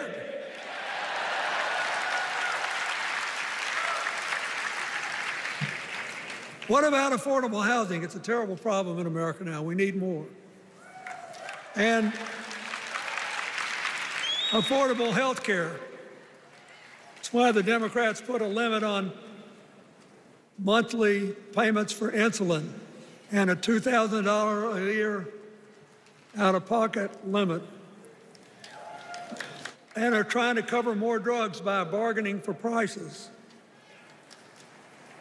We need more financing for small businesses. We need still to strengthen our alliances. I almost croaked in the first debate of this election season when President Trump said nobody respected America anymore like they did when he was president. Wait. And with a straight face. Look, you got to give him. He's a good actor.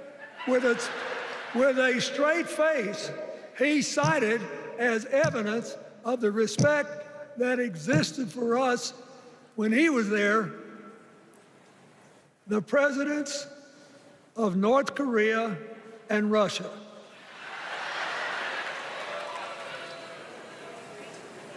I'd rather have the people who respect us now. And one of the things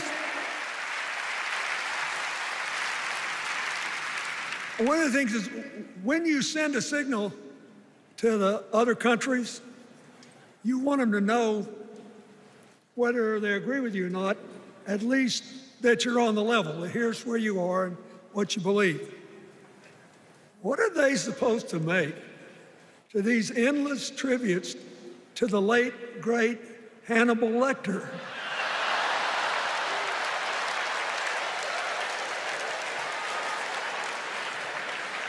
I mean, President Obama once gave me the great honor of saying I was the explainer-in-chief.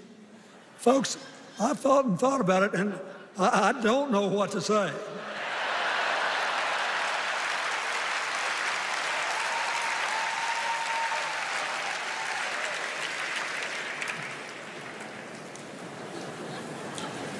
Like Hakeem Jeffries, I too want an America that's more joyful, more inclusive, more future-focused. Just think what a burden it's been on us to get up day after day after day after day, buried in meaningless hot rhetoric, when there's so many opportunities out there, so many problems that need to be solved. I want that. And that's the America Kamala Harris will lead. And she's already made her first presidential decision, and she knocked it out of the park when she asked Governor Tim Walz to be her nominee for vice president.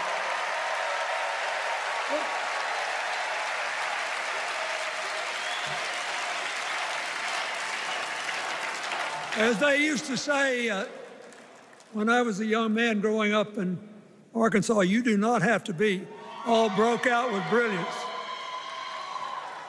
You just look at Tim Walz, listen to him, follow his record as a teacher, as a coach in the National Guard, as a congressman, where he was the only Democrat, save one, elected in that district in more than 100 years. And he stayed a long time. And then he became a great governor. And by all accounts, he was a crack shot who had the courage among his rural constituents to say, we do not need these assault weapons available to people who can kill our kids in school.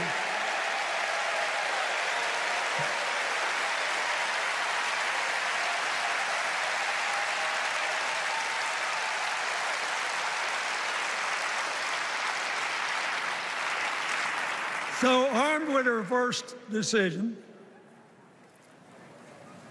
Kamala Harris confronts an interesting dilemma.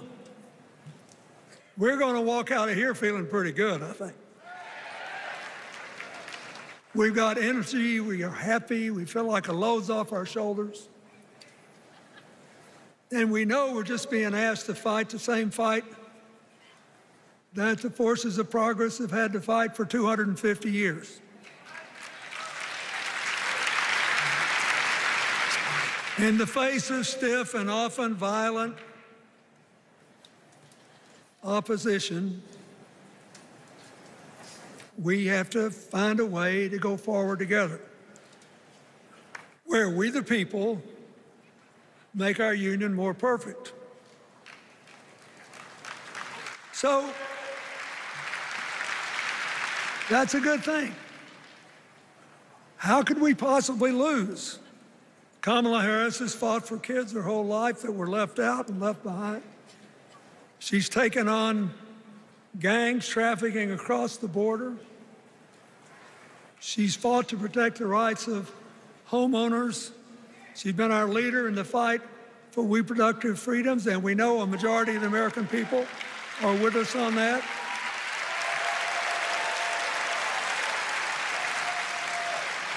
And she's gained an invaluable amount of experience as vice president, advancing our values and interests around the world. She's already said she's going to work really hard to make sure that no American working full-time lives in poverty or has to worry about their children living in poverty. She says that we got to make home ownership an achievable dream for everyone, not just a privilege. She said that and this meant a lot to me, that she would protect everybody's right to vote, whether or not they voted for her. They were citizens and they deserved the right to vote.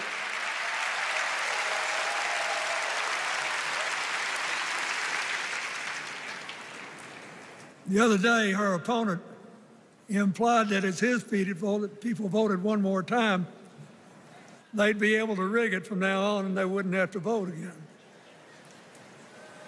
You think they're kidding, but I know a lot of these folks, and most of them are really good people, but some of them think that they are bound to dominate America politically, economically, and socially, and they have to use politics to do it, and they should rig the system. I don't believe that. And so here's what I want to tell you. We've seen more than one election slip away from us when we thought it couldn't happen, when people got distracted by phony issues or overconfident. This is a brutal, tough business. I want you to be happy.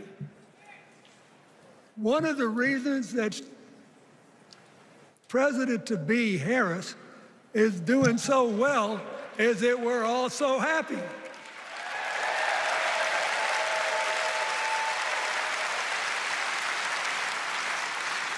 But you should never underestimate your adversary.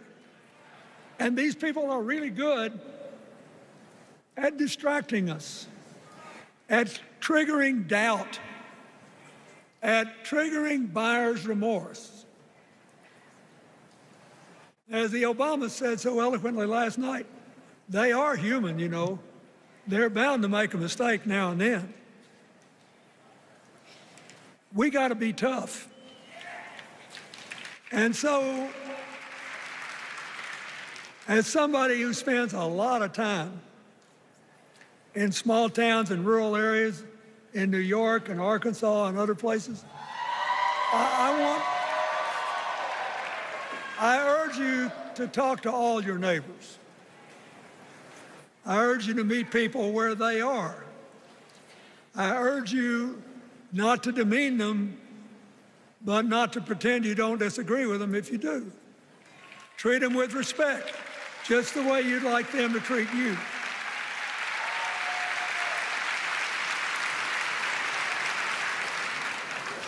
Ask for their help and then follow our leader, Kamala, and ask them, how can I help you? We Democrats right now have a lot of hay in the barn. We've got massive achievements, massive advances, but there's still a lot of slips between today and Election Day that we have to navigate. And so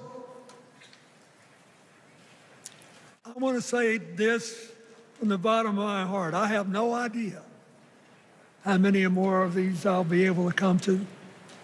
I started in '76, and I've been to every one since.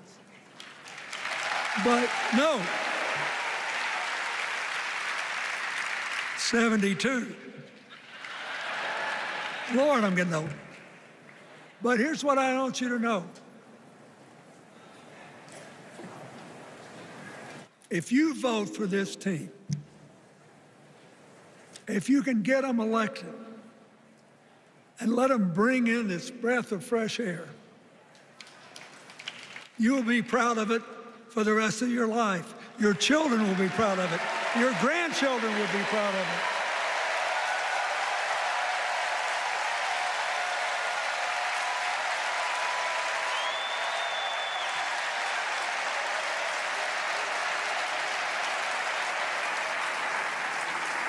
Take it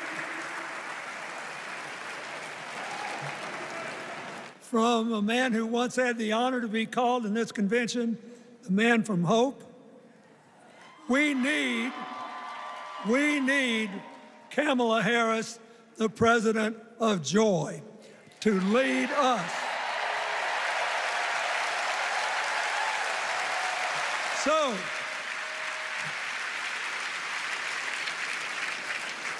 I'll be doing my part, you do yours. I'll see you when we're making a real joyful noise when the votes are counted. God bless you, and God bless America. Former President Bill Clinton on the stage. There is his wife, Secretary of State Hillary Clinton, smiling along with Chelsea, nodding throughout the speech. Terry Moran down on the floor. You covered President Clinton, Terry, and at times you could hear a pin drop in this convention hall. You sure could. He has that gift. He's the political talent of a generation, no question about it. And although it reminded me a little bit of a great fastball pitcher, Nolan Ryan say, towards the end of his career, you could see the toll the time had taken, but it was still there. He still got it. And the feeling in this arena was overwhelmingly one of affection and attention. He held their attention just like the explainer-in-chief has always done.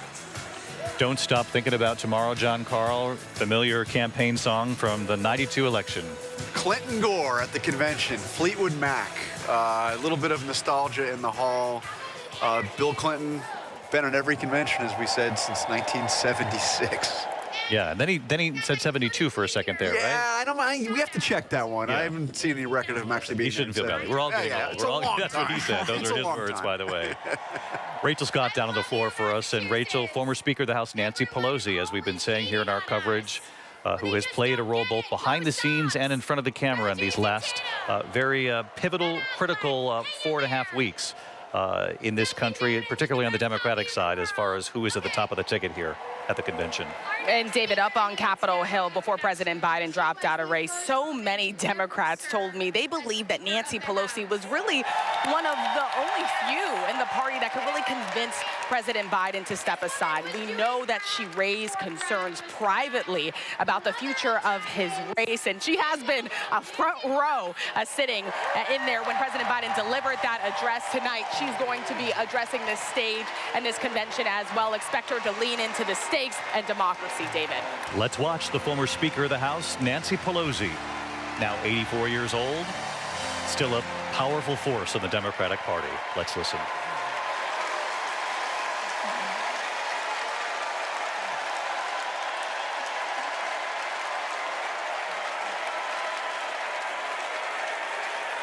Hello, California. Hello, Maryland. Hello, Democrats.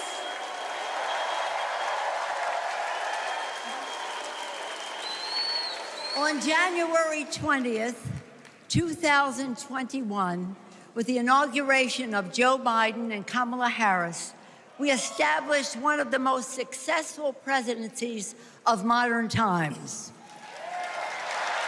And we quickly proved that Democrats deliver.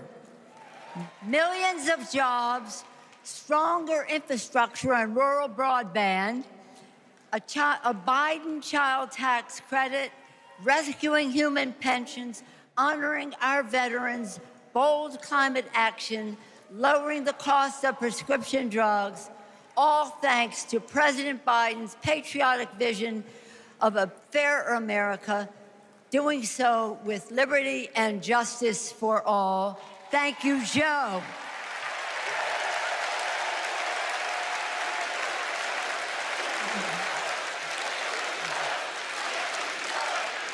And I know that Vice President Harris is ready to take us to new heights.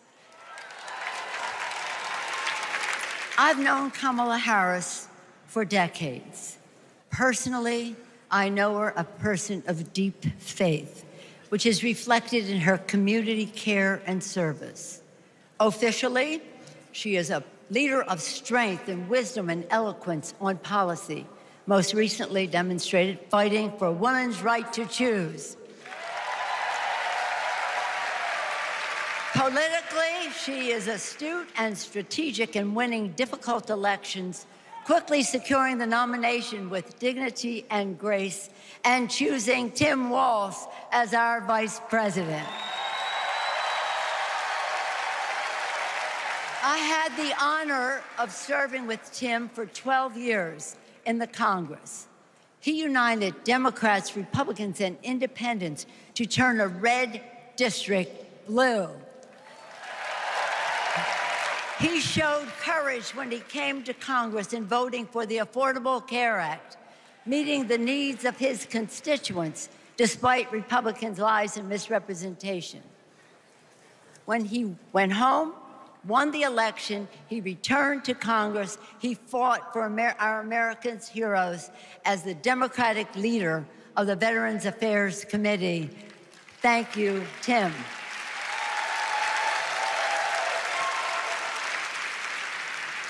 January 6th was a perilous moment for our democracy. Never before had a president of the United States so brazenly assaulted the bedrock of our democracy, so gleefully embraced political violence, so willfully betrayed his oath of office. Let us not forget who assaulted democracy on January 6th. He did. But let us not forget who saved democracy that day. We did. And thank God we had a Democratic House of Representatives then. We returned to the Capitol that very same night. We insisted on certifying the election results on the floors of the House and the Senate. And we demonstrated to America and to the world that American democracy prevailed.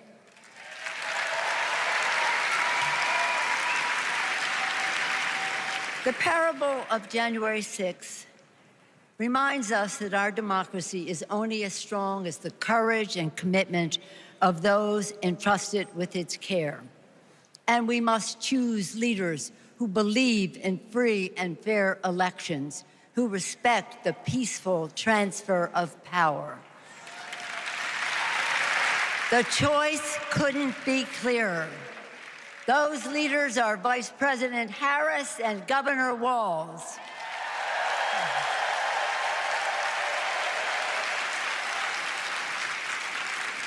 When the sun rose on January 7th, as our national anthem declares, we gave proof through the night that our flag was still there.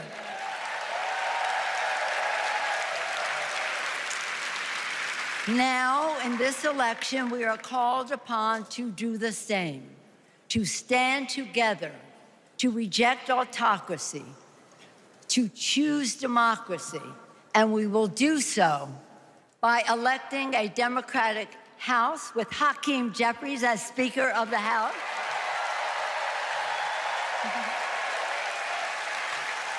electing a Democratic Senate, electing Tim Walz as Vice President of the United States, and electing Kamala Harris as the President of the United States. Onward to victory!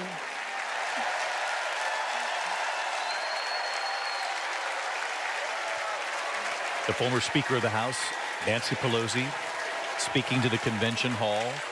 There has been a lot of reporting on ABC and elsewhere in these past few weeks about her role in getting President Biden to think carefully about whether or not he wanted to stay in this race. Publicly going on cable news and saying if and when he makes the decision, we'll stand with him. We're now going to hear from people close to Kamala Harris and to Doug Emhoff. We begin with her godson, right, Linsey? The godson, it's actually his dad, who was represented by Doug Emhoff. Chrisette happens to be Kamala Harris's best friend. She introduced them and simply said, don't Google him before you meet. Who cares for all of us? She'll lift us up. In 2016, we celebrated Auntie's Senate win. We saw Trump winning. I was only 9, but I knew enough to be concerned. Auntie said, do you know what superheroes do? They fight back. And we will too. She will make time for what matters. You know, no one is busier than my auntie, but she always makes time for family. From moments as simple as cooking and sharing a meal to exchanging stories and jokes. Auntie taught me about being present in what's important, and I know that's how she'll lead. She'll treat everyone with respect. Even as a kid, Auntie made me feel that I was seen, that my words are important, that I am important and loved. I know she'll value others' perspectives, no matter their age or their background. Auntie, we love you. We're so proud of you. And most importantly, you're a baller. And as you'd say, let's win this thing. Let's win this thing. There you have it. On the left, Alexander Hudlin. That is Kamala Harris's godson. And to the middle and the right, Jasper and Artem Emhoff, her niece and nephew, Doug Emhoff, obviously the second gentleman. We're going to go to a break. Please Oprah welcome Winfrey and the U.S. Congress in California. I'm just making sure we don't miss anything here, right? And Governor Walz. Oprah Winfrey and Governor Walz after the break here. You're not missing a thing. Don't go away. We'll be right back. ABC News live coverage of the Democratic National Convention from Chicago will continue in a moment.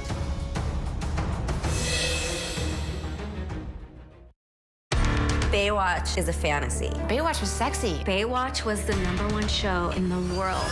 When you hear that theme song, I had no idea how much fun I was going to have. It was addicting. People were just eating that stuff alive. it was a wild time, and I was a wild chick. Jason Momoa exploded. Carmen was a bombshell. Pamela Anderson was an icon. Pamela was the sweet girl from Canada who came to get the American dream. Really proud of everything I've done. Almost.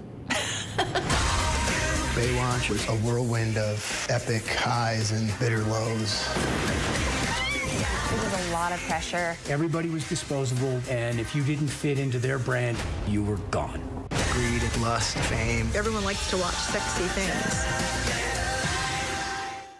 Betrayal is one of the hardest types of trauma to overcome. This is her knight in shining armor. Everything felt right. All of a sudden, I found this hidden folder. I opened it. I don't think I can say it. I'm sorry. It's shocking. My stomach just dropped. He just really didn't think I had it in me to do something. So I did. Betrayal, A Father's Secret, the all-new season on Hulu. Let's go. The ship is incredible. It feels like living in a science fiction movie. We just saw what no one has seen before. Wow, look at that. Oh my gosh. Well, dead ahead. Tag on! We are heading into the unknown. Hammer, hammer, hammer. It doesn't get any more cutting edge than this.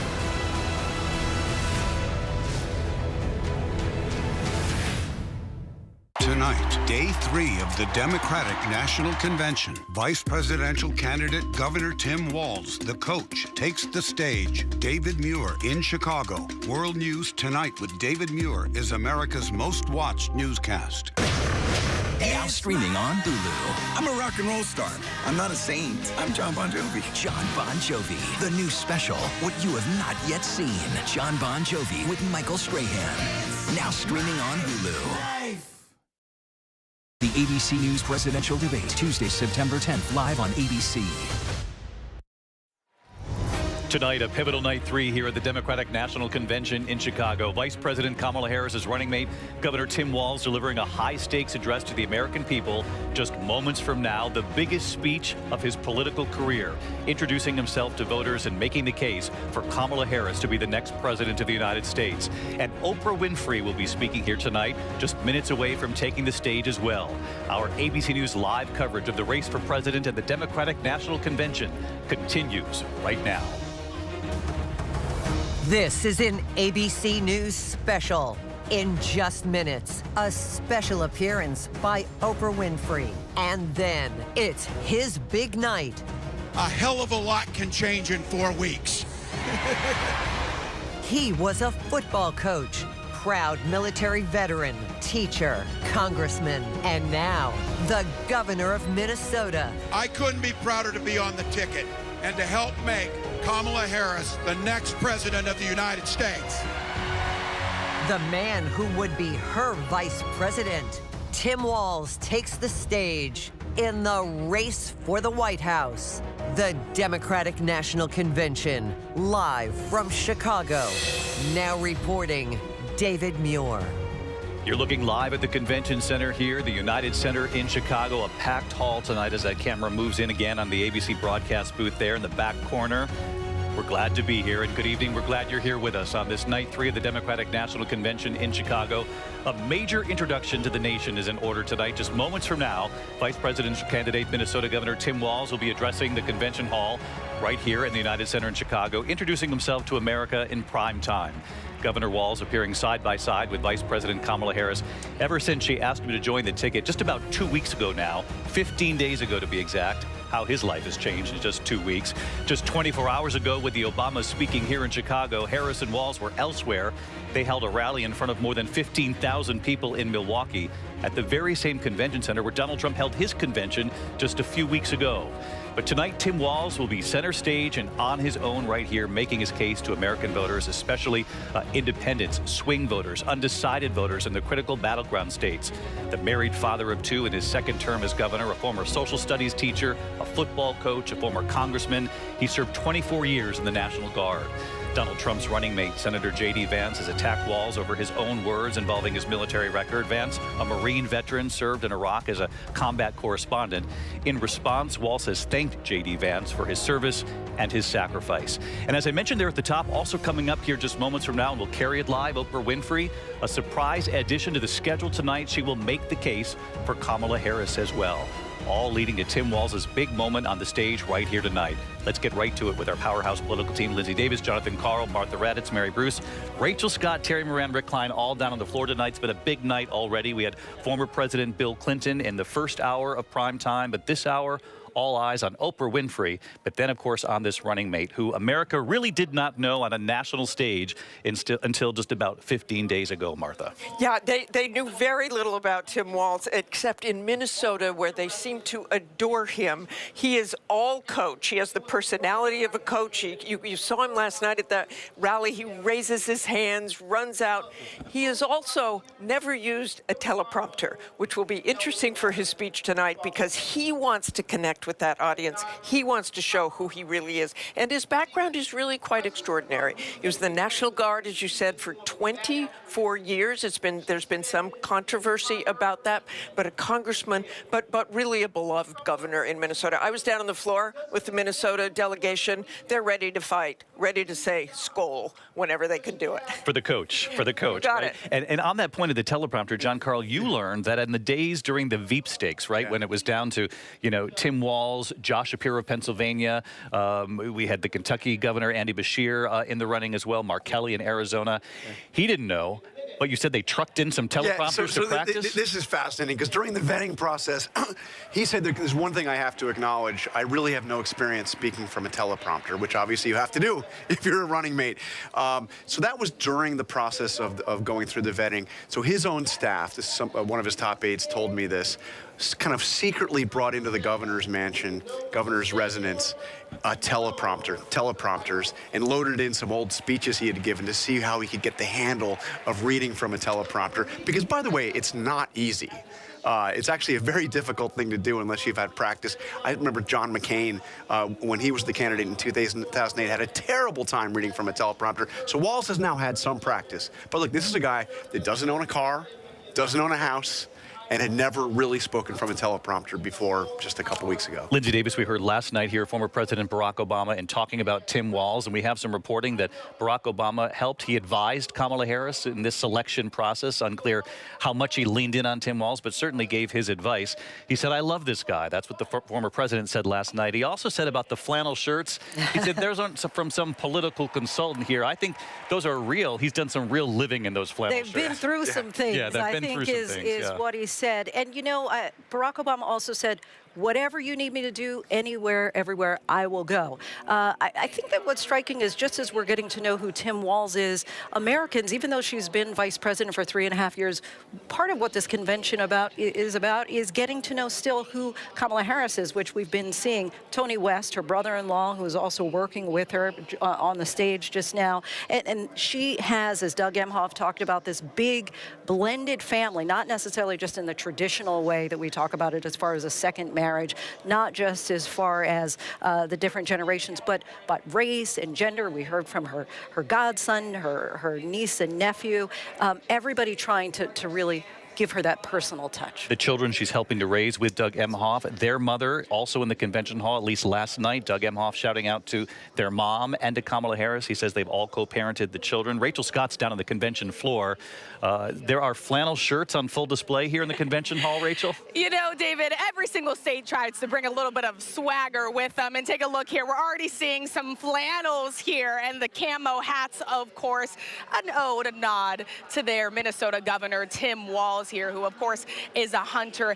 This group is fired up and ready to go, as Martha Raddatz just said. Down here on the floor, they are anticipating Governor Tim Walz. And part of the reason why Democrats believe he could have such command and such appeal is because they're hoping he can appeal directly to those Midwestern voters, especially on a few key issues, including gun violence. Tim Walz was once endorsed by the NRA when he ran for Congress. He said after the Parkland shooting, it was his daughter in part that convinced him to change his position. It's messages like those they hope really resonate with Americans, David. Now 10 past 10 in the East. For those of you watching ABC News live coverage, night 3 here of the convention. Rachel, our thanks to you. We'll go back down to the floor in a moment. Just to bring viewers at home up to speed, we're expecting to hear from Senator Catherine Cortez Masto, of course, of Nevada, a key battleground, in just a moment. We're also expecting to hear from Josh Shapiro, the popular governor of Pennsylvania. He was on the short list for a potential running mate pick. Obviously, it went to Governor Walz instead. We'll hear from him in just a moment. We'll hear from Oprah Winfrey, who will take to the stage, and then from Governor Walz himself. As soon as we hear from Senator Cortez Masto, we're going to go right down to the floor. In the meantime, Mary Bruce, you've covered the campaign, our chief White House correspondent, and they put out this video. They revealed something that I did not know, which is that Kamala Harris called Governor Walz to tell him that he was her pick, and he didn't answer the phone. It said restricted caller. He wasn't sure whether he should answer that call. I don't think he's going to make that mistake again, right? He didn't recognize the number, and he didn't pick up. You know, I keep thinking as I've been out on the trail with the two of them, so far, Tim Walz has been out there on the stage at these massive rallies with Kamala Harris. He's about to step out there all alone on that stage, by far the largest audience that he will have ever talked to, the highest stakes speech of his life, and it is that flannel shirt authenticity that they are hoping shines through. I've talked to so many voters in the short time that he's been, you know, out there on the trail with her, and prior to that, who said they really hoped that Kamala Harris would pick a running mate who understood small-town America, who understood those flyover states, that understood, you know, the economic challenges, those kitchen table issues that are top of mind for so many Americans. And they are hoping the campaign that by coming out here, by being Coach Walz, by introducing himself, by telling his story to the American people, that so many of those voters in those critical must-win battleground states will feel that, you know, he not just understands them, but that, you know, he feels a little bit like home to them. to pull rural Democrats back into the fold here. He's literally a Midwestern dad, you know, a dad, a coach, social studies teacher who then ran for Congress. Let's go down to the floor. We're looking at the senator from a key battleground in Nevada, Senator Catherine Cortez Masto. All eyes on Nevada among several of the key battlegrounds that will decide this election. Let's listen to the senator. Hello, Chicago. You know, before I was senator, I was Nevada's Attorney General. And that's when I met Kamala Harris, my colleague in California. Now, we bonded over many things. And working together, I quickly learned what kind of person she is. She is a strong leader. Here's how I know. As AGs, we took on the big banks after the foreclosure crisis. And let me tell you, Kamala did not settle for less than homeowners deserved. Her leadership helped win billions for working families nationwide. Delivering for families, that's Kamala Harris. Kamala and I also worked to protect our southern border. During that time, Kamala invited a group of AGs across the border to meet with Mexican officials. Now, we worked together to put transnational criminals and drug smugglers behind bars. Holding criminals accountable, that's Kamala Harris. Listen, and when we took on human traffickers, Kamala had us meet with survivors so that we could understand who we were fighting for. Standing up for justice, that's Kamala Harris. So trust me when I say I know she will fight for our families and our freedoms. Now, we must fight for her. Every vote matters. I know. In 2016, Nevadans elected me, the granddaughter of a baker from Mexico, to serve as the first Latina in the United States Senate. I'll tell you what. And in 2022, my re-election came down to 7,928 votes. Because of voters in Nevada, the Democrats won the Senate majority. And I'm here to tell you, we can do it again. We can send Kamala Harris and Tim Walz to the White House. Are we ready to do it? Are we ready to fight? Let's get it done, Chicago. Thank you, everyone. Senator Catherine Cortez Masto. I want to bring in Donna Brazil, Democratic strategist and ABC News consultant. Donna, she makes a point there and trying to remind Democrats how close this will be come November. Razor thin. And let me just tell you, one of the most important states in that battleground is Pennsylvania. You have an electrifying, dynamic governor, and he is the future of our party. Josh Shapiro, of course, on the short list for potential running mates. Key battleground of Pennsylvania. Thank you. Here is Governor tonight. 2.5 centuries ago in Philadelphia, a band of patriots declared their independence from a king and set ourselves on a path of self-determination. Generation after generation has embraced that responsibility. Ordinary Americans rising up, demanding more, seeking justice. And in every chapter of our American story, we've made progress and advanced the cause of freedom.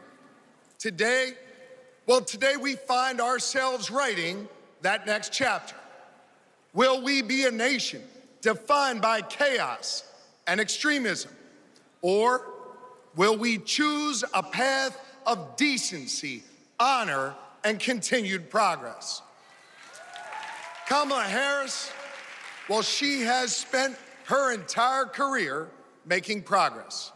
Donald Trump, a man with no guardrails, wants to take away our rights and our freedoms.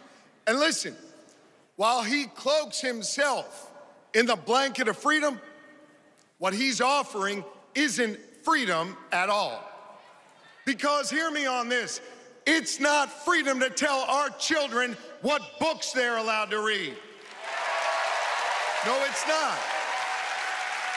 And it's not freedom to tell women what they can do with their bodies. And hear me on this, it sure as hell isn't freedom to say you can go vote, but he gets to pick the winner. That's not freedom. But you know what? You know what, Democrats? We are the party of real freedom. That's right. The kind of real freedom that comes when that child has a great public school with an awesome teacher because we believe in her future. Real freedom that comes when we invest in the police and in the community so that child can walk to and from school and get home safely to her mama. Real freedom that comes when she can join a union, marry who she loves, start a family on her own terms, breathe clean air, drink pure water, worship how she wants, and live a life of purpose where she is respected for who she is.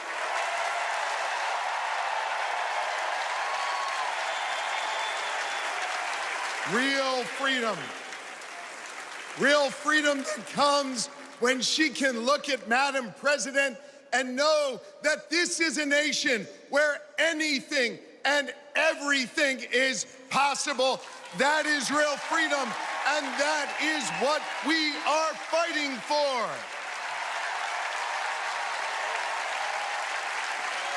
You know, Kamala and Tim's names may be on the ballot, but it's your rights. It's our rights. It's our future and freedoms that are on the line. And you have the power to shape the future of this country. Just like our ancestors who fought for freedom on the battlefield and sat in at lunch counters so our kids could stand up. Now it's on us. It's on us, my friends, to organize in our communities and on our For You pages around three basic American principles. We value our freedom, we cherish our democracy, and we love this country. And listen,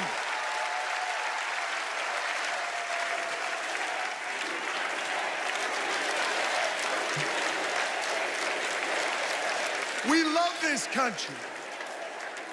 And listen, despite our challenges, hear me on this, I want you to know I have never been more hopeful because I see in all of you the enduring promise of America.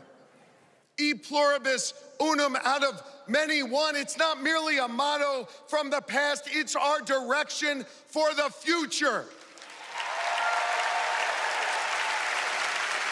You see, you all give me hope, and you all have the power.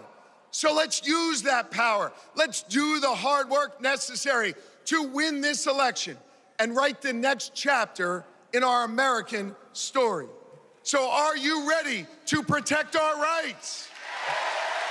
Are you ready to secure our freedoms?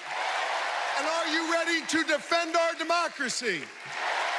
And are you ready to elect Kamala Harris and Tim Walz? America, let's get to work.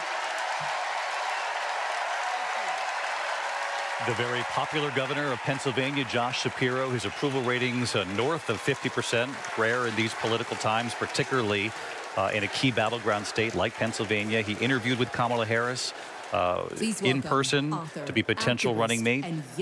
Did not get selected, though Kamala Harris will lean heavily on Josh Shapiro and their friendship to try to win Pennsylvania. Amanda Gorman, Linsey Davis, what a star. Invite her at your own peril. She certainly stole the show at the inauguration for Joe Biden in 2021. Of course, she delivered her speech, "The Hill We Climb."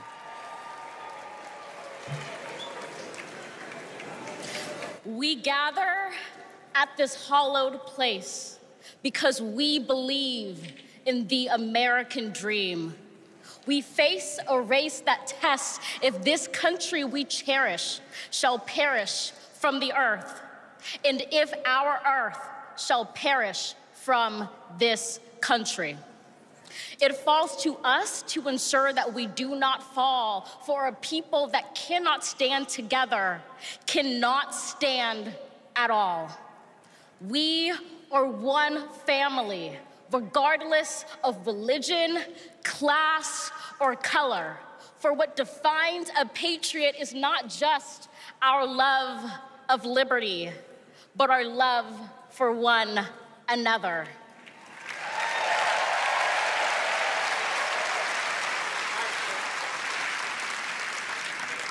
This is loud in our country's call because while we all love freedom, it is love that frees us all.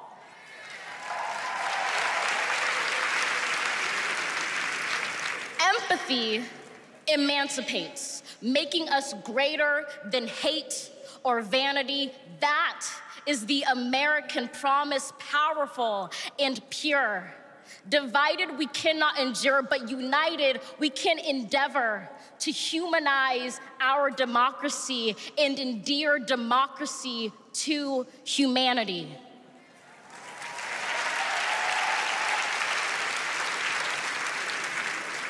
And make no mistake, cohering is the hardest task history ever wrote.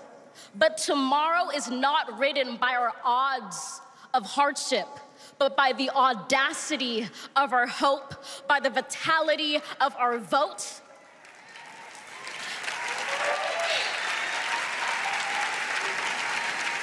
Only now, approaching this rare air, are we aware that perhaps the American dream is no dream at all, but instead a dare to dream together.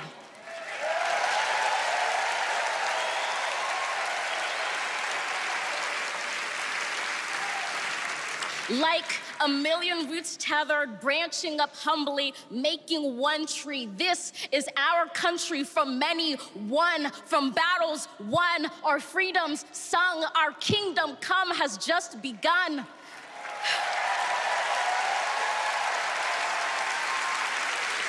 We redeem this sacred scene, ready for our journey from it. Together, we must birth this early republic and achieve an unearthly summit. Let us not just believe in the American dream, let us be worthy of it. Thank you. With a new poem here at the Democratic Convention, she helped to define the inauguration almost 4 years ago. A dare to dream together here in Chicago. We're going to take a short break. Oprah Winfrey on the other side of this short commercial. ABC News live coverage continues in a moment.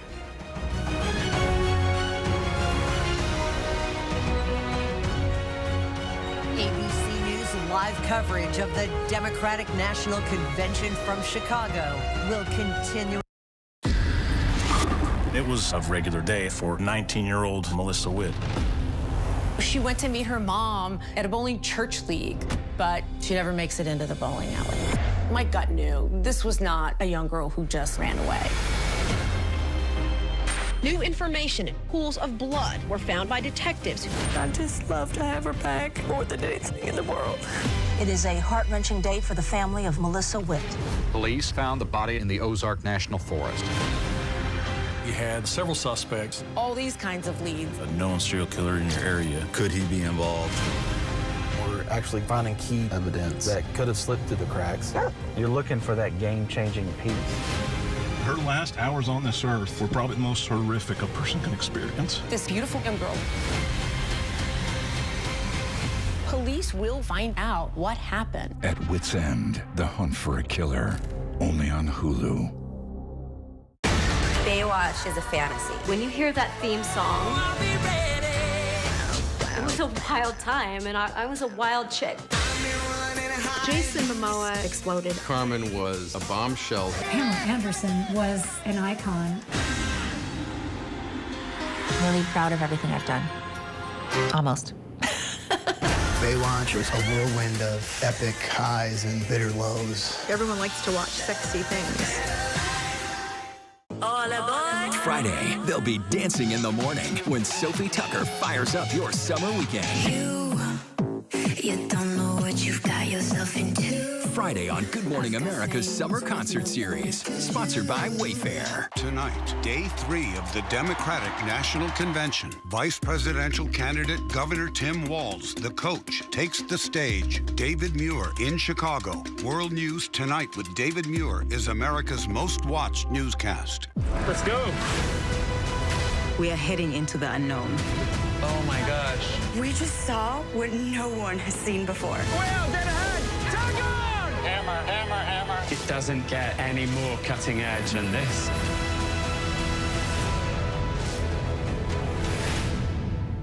Everybody's jaw dropped. No one believed he was responsible. I did not kill Devin.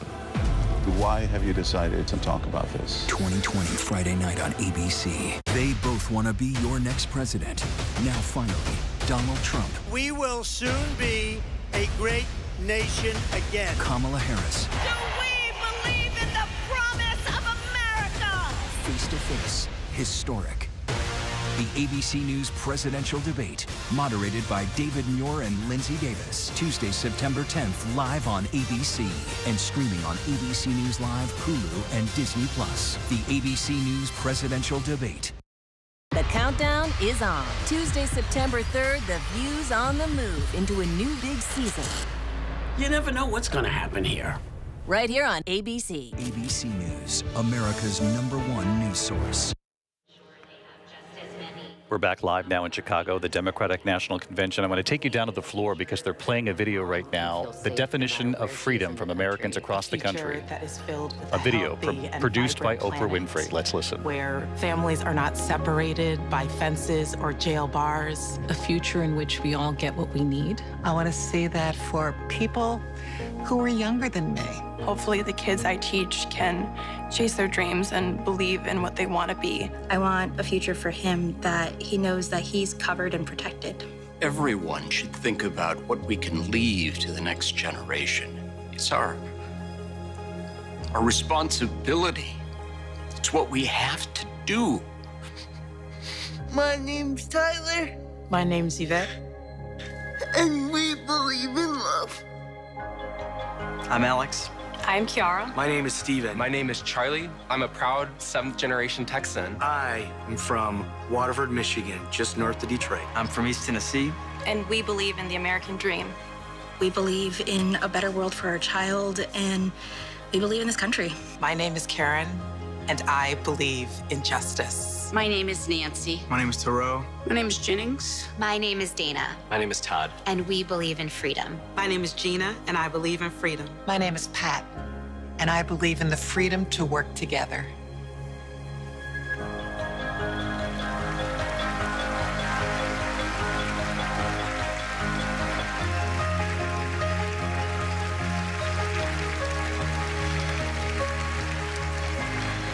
The video and the definitions of freedom from all over this country, of course, a defining message in this campaign, fighting for freedom. Let's listen to Oprah Winfrey as she's now being introduced. She was a surprise addition to this convention on this night 3, speaking a short time before Governor Walz.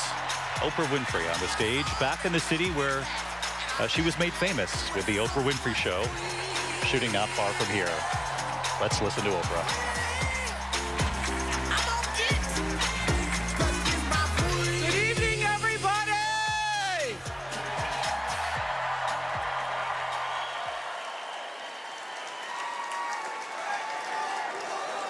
Who says you can't go home again?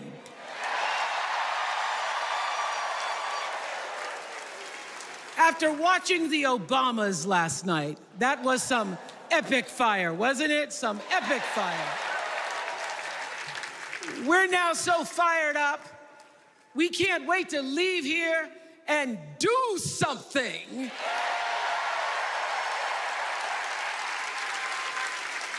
And what we're gonna do is elect Kamala Harris as the next president of the United States.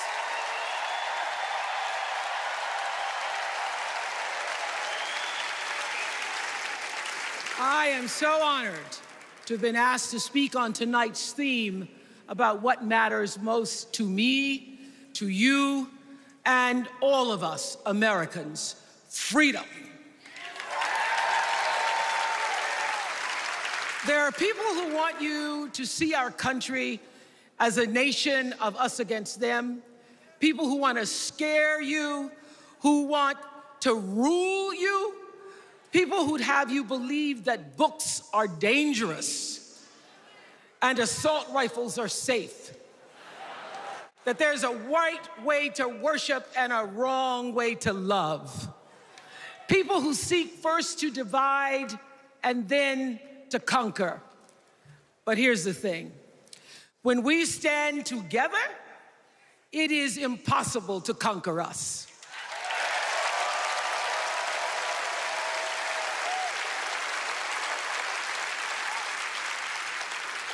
In the words of an extraordinary American, the late Congressman John Lewis,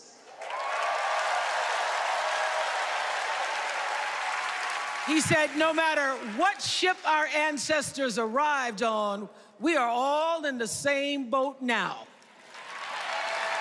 Congressman Lewis knew very well how far this country has come because he was one of the brilliant Americans who helped to get us where we are. But he also knew that the work is not done. The work will never be done because freedom isn't free. America is an ongoing project. It requires commitment. It requires being open to the hard work and the heart work of democracy. And every now and then, it requires standing up to life's bullies.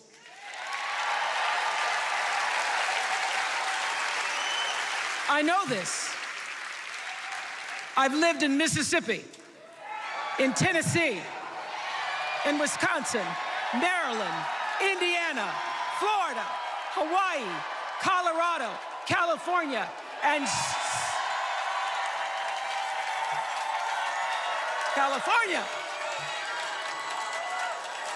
and sweet home Chicago, Illinois.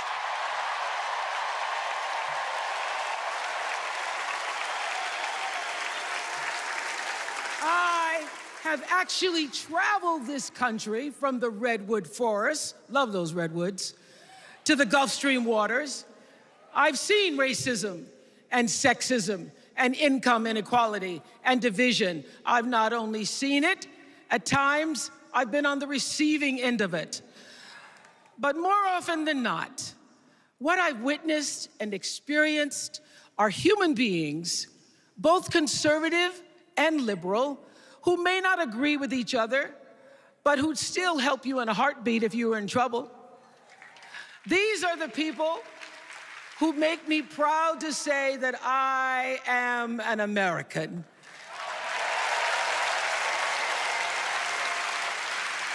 They are the best of America. And despite what some would have you think, we are not so different from our neighbors. When a house is on fire, we don't ask about the homeowner's race or religion. We don't wonder who their partner is or how they voted. No, we just try to do the best we can to save them. And if the place happens to belong to a childless cat lady,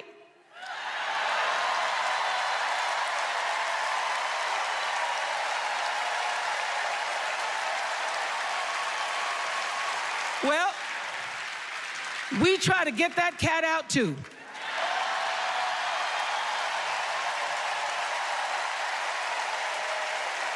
Because we are a country of people who work hard for the money.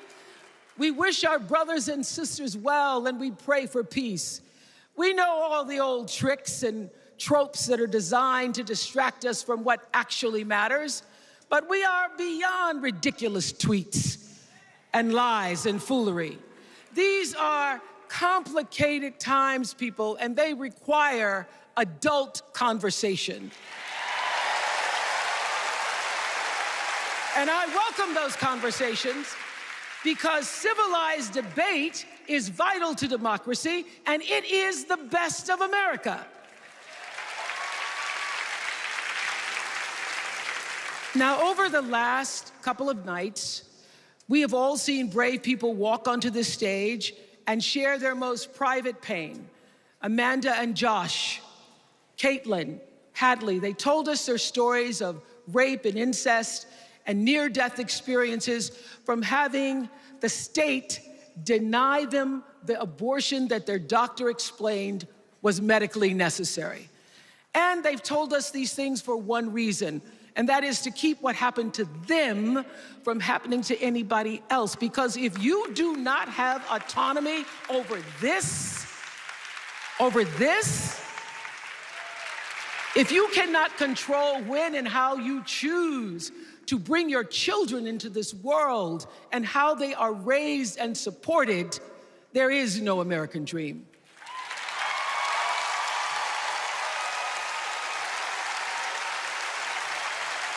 The women and men who are battling to keep us from going back to a time of desperation and shame and stone cold fear, they are the new freedom fighters. And make no mistake, they are the best of America.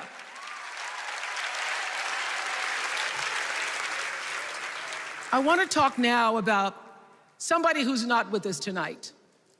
Tessie Prevost Williams was born in New Orleans, not long after the Supreme Court ruled that segregated public schools were unconstitutional. That was in 1954, same year I was born.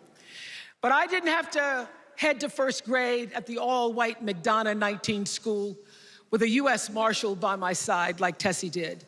And when I got to school, the building wasn't empty like it was for Tessie. You see, rather than allowing McDonough to be integrated, parents pulled their kids out of the school, leaving only Tessie and two other little black girls, Gail Etienne and Leona Tate, to sit in a classroom with the windows papered over to block snipers from attacking their 6-year-old bodies. Tessie passed away 6 weeks ago. And I tell this story to honor her tonight because she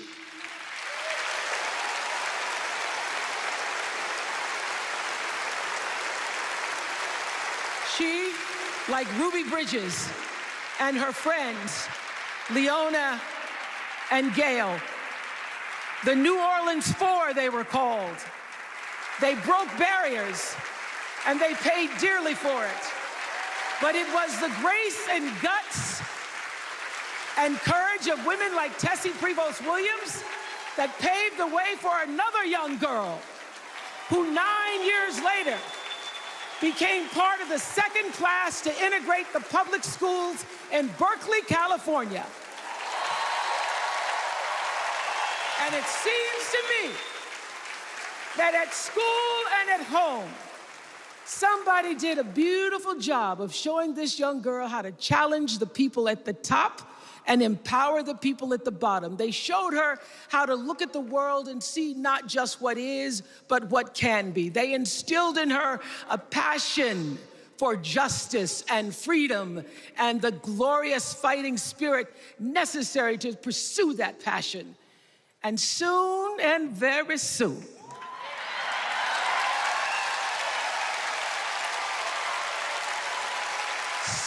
very soon, we're going to be teaching our daughters and sons about how this child of an Indian mother and a Jamaican father, two idealistic, energetic immigrants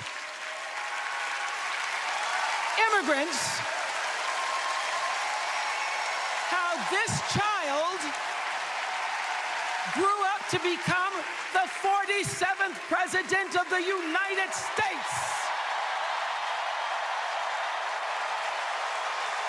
That is the best of America.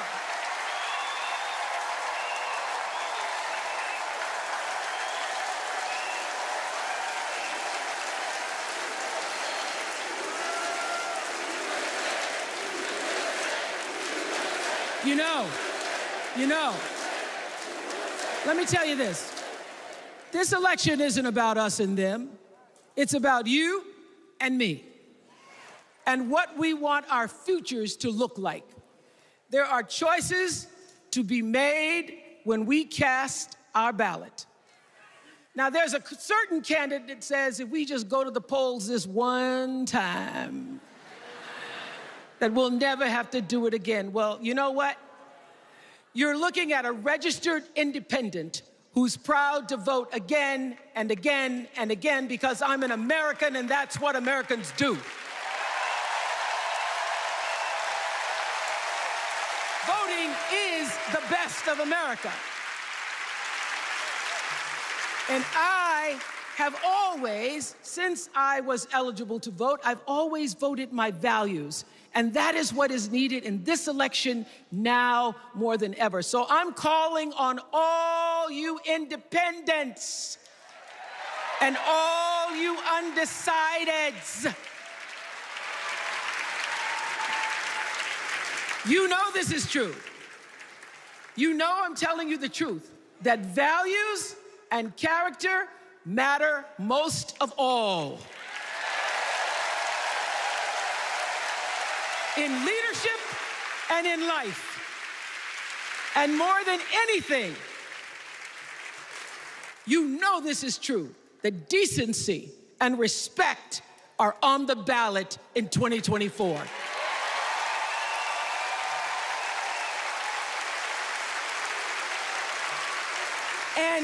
And just plain common sense. Common sense tells you that Kamala Harris and Tim Walz can give us decency and respect. They're the ones that give it to us. So, we are Americans. We are Americans. Let us choose loyalty to the Constitution over loyalty to any individual. Because that's the best of America. And let us choose optimism over cynicism, because that's the best of America.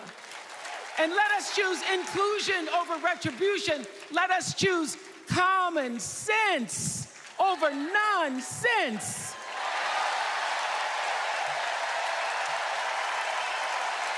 Because that's the best of America.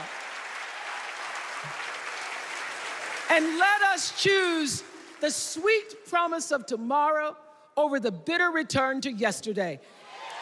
We won't go back. We won't be set back, pushed back, bullied back, kicked back. We're not going back.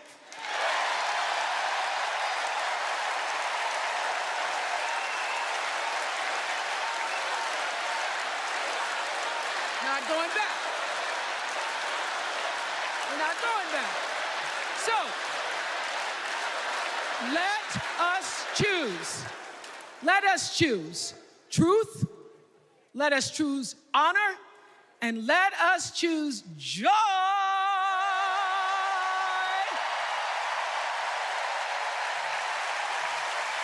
Because that's the best of America. But more than anything else, let us choose freedom. Why? Because that's the best of America. We're all Americans, and together, let's all choose Kamala Harris.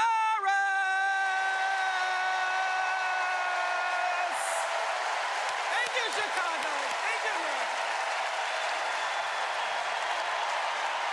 you, Oprah Winfrey back in the city that made her famous. As I mentioned earlier, where she hosted the Oprah Winfrey Show for more than 20 years, millions of Americans bringing her into their living rooms, their kitchens every afternoon in this country. She proudly stood up there and said, I am a registered independent.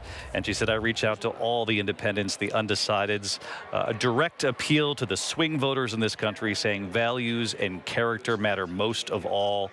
Linsey, she said, common sense over nonsense. And also an interesting point that she brought up very early on, the idea that the Republican Party is saying, that books are dangerous and assault rifles are safe. Again, making a lot of distinctions. We heard her use her treble voice at the end with the joy, and that's such an interesting echo that we've heard from a number of the speakers tonight. Hakeem Jeffries used, of course, the scripture, weeping may endure for a night, but joy comes in the morning. We heard from Bill Clinton, take it from the man from hope. Kamala Harris is the woman from joy, And so there is this concerted effort to compare and contrast this idea that morning is coming, that idea of hope and joy with Kamala Harris. No question, John Carl. They're saying Kamala Harris will bring the joy, the morning in America.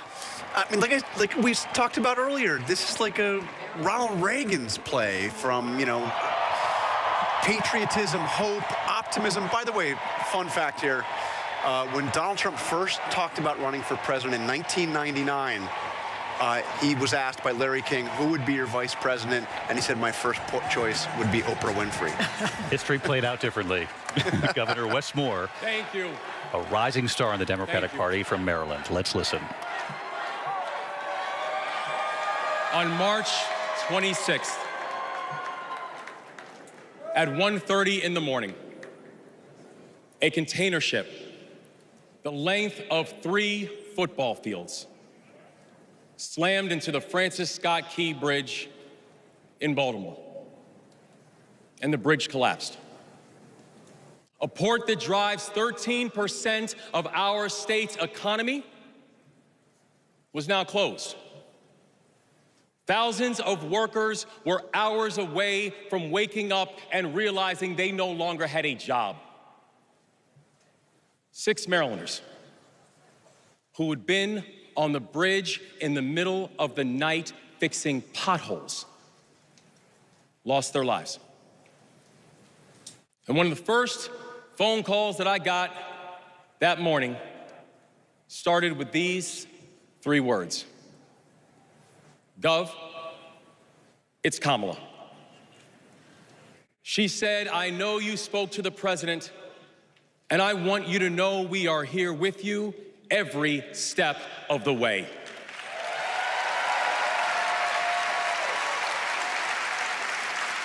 Now, I joined the Army when I was 17. In fact, I was too young to sign the paperwork. I had to ask my mom to sign the paperwork for me because I don't have bone spurs.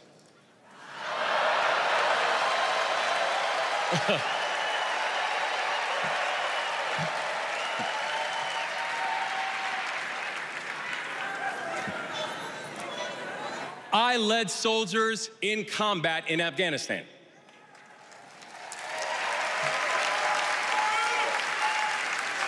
And my training taught me that you never learn anything about anybody when times are easy. You learn everything you need to know about somebody when times are hard and when the temperature gets turned up. And America, I saw that Kamala Harris is the right one to lead in this moment firsthand.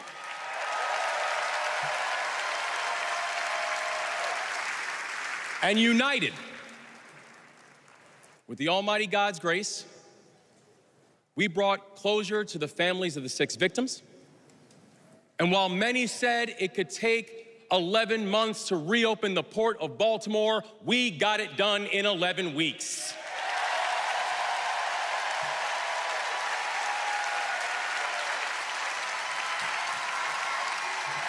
Because that is the story of America.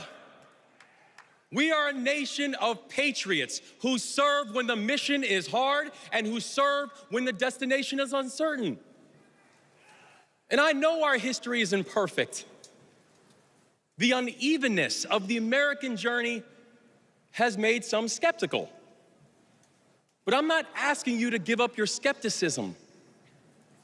I just want that skepticism to be your companion and not your captor. And I'm asking that you join us in the work. Because making America great doesn't mean telling people you're not wanted. And loving your country does not mean lying about its history.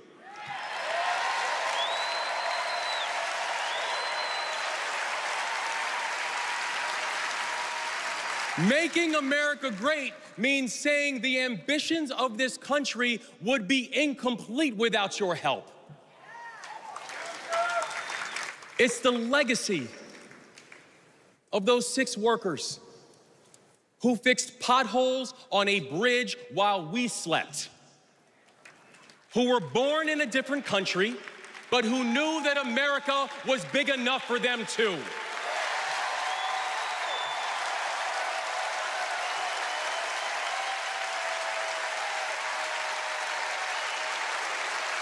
It's the journey.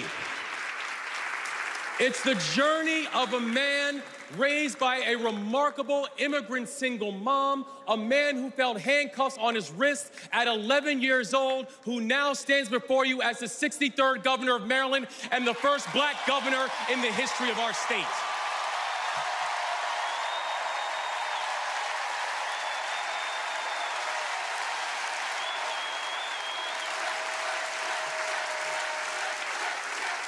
It's the story of a prosecutor who defended our freedoms and had Maryland's back when we needed it most. And now, MVP, we've got your back as well.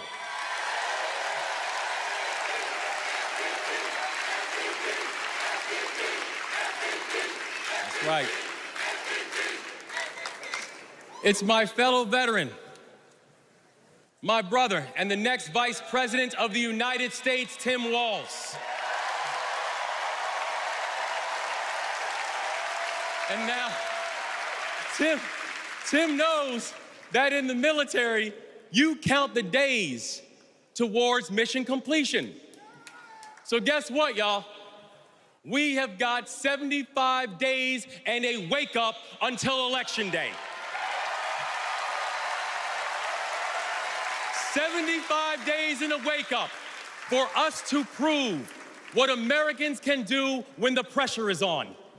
75 days and a wake-up for us to show that true patriots do not whine and complain. We put our heads down and we get to work.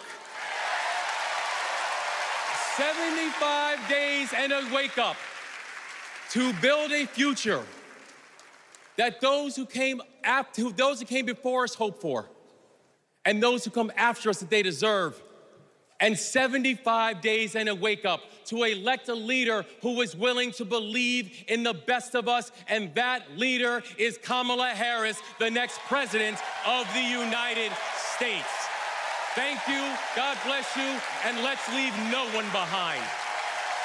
Governor Wes Moore on the stage from Maryland. Terry Moran, you and I both interviewed the governor in Maryland after that bridge collapse, and he told a powerful story tonight about the workers on that bridge. He sure did, and he did something else. He did the work, David, in the hours and days and weeks after that bridge went down. He managed that crisis in a way that the people of Maryland responded, setting goals and priorities, opening clear channels of communication, and pushing to get the job done, as it was in remarkable fashion, all the while never forgetting those victims. Secretary of Transportation Pete Buttigieg, a swelling of the applause here in the hall. Good evening, Democrats. From South Bend, Indiana. Thank you, Chicago. Let's listen. Here's a sentence I never thought I'd hear myself saying. I'm Pete Buttigieg, and you might recognize me from Fox News.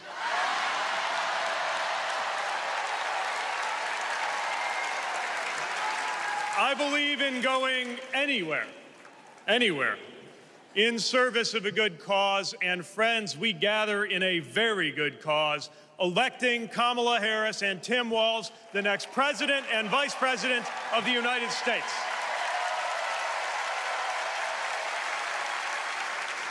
The choice could not be clearer. Donald Trump rants about law and order, as if he wasn't a convicted criminal running against a prosecutor. As if we were going to forget that crime was higher on his watch.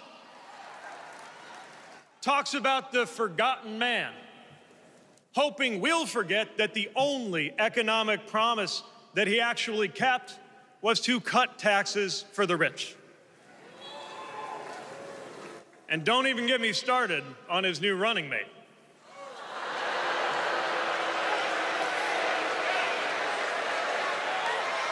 At least Mike Pence was polite. J.D. Vance is one of those guys who thinks if you don't live the life that he has in mind for you, then you don't count. Someone who said that if you don't have kids, you have, quote, no physical commitment to the future of this country. You know, Senator, when I deployed to Afghanistan, I didn't have kids then. Many of the men and women who went outside the wire with me didn't have kids either. But let me tell you, our commitment to the future of this country was pretty damn physical.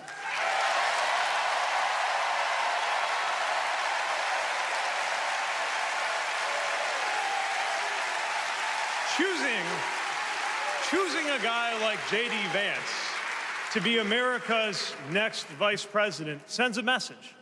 And the message is that they are doubling down on negativity and grievance. Committing to a concept of campaigning best summed up in one word: darkness. Darkness is what they are selling. The thing is, I just don't believe that America today is in the market for darkness. I believe America is ready for a better kind of politics. Yes, politics at its worst can be ugly, crushing, demeaning, but it doesn't have to be. At its best, politics can be empowering, uplifting. It can even be a kind of soul craft.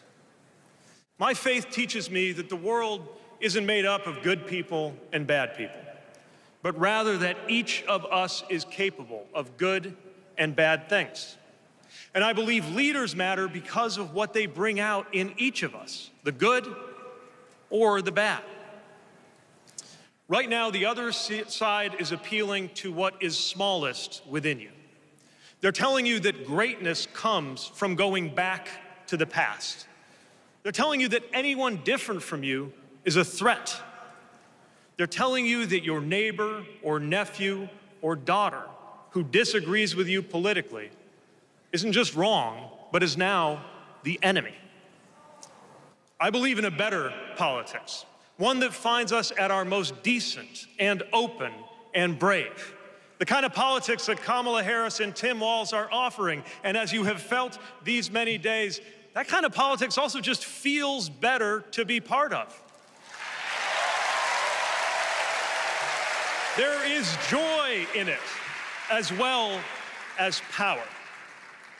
And if all of that sounds naive, let me insist that I have come to this view not by way of idealism, but by way of experience.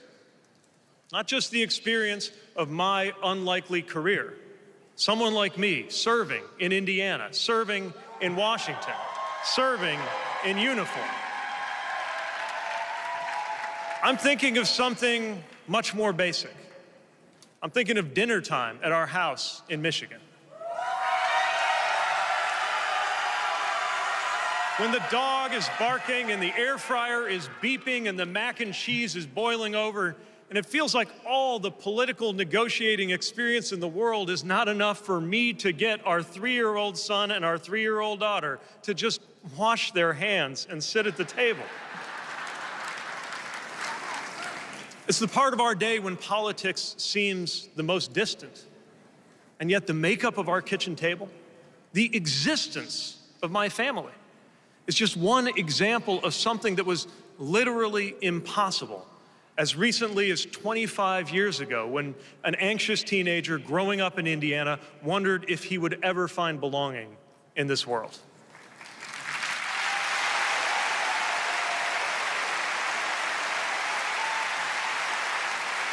This kind of life went from impossible to possible, from possible to real, from real to almost ordinary in less than half a lifetime. But that didn't just happen. It was brought about through idealism and courage, through organizing and persuasion and storytelling, and yes, through politics, the right kind of politics. The kind of politics that can make an impossible dream into an everyday reality.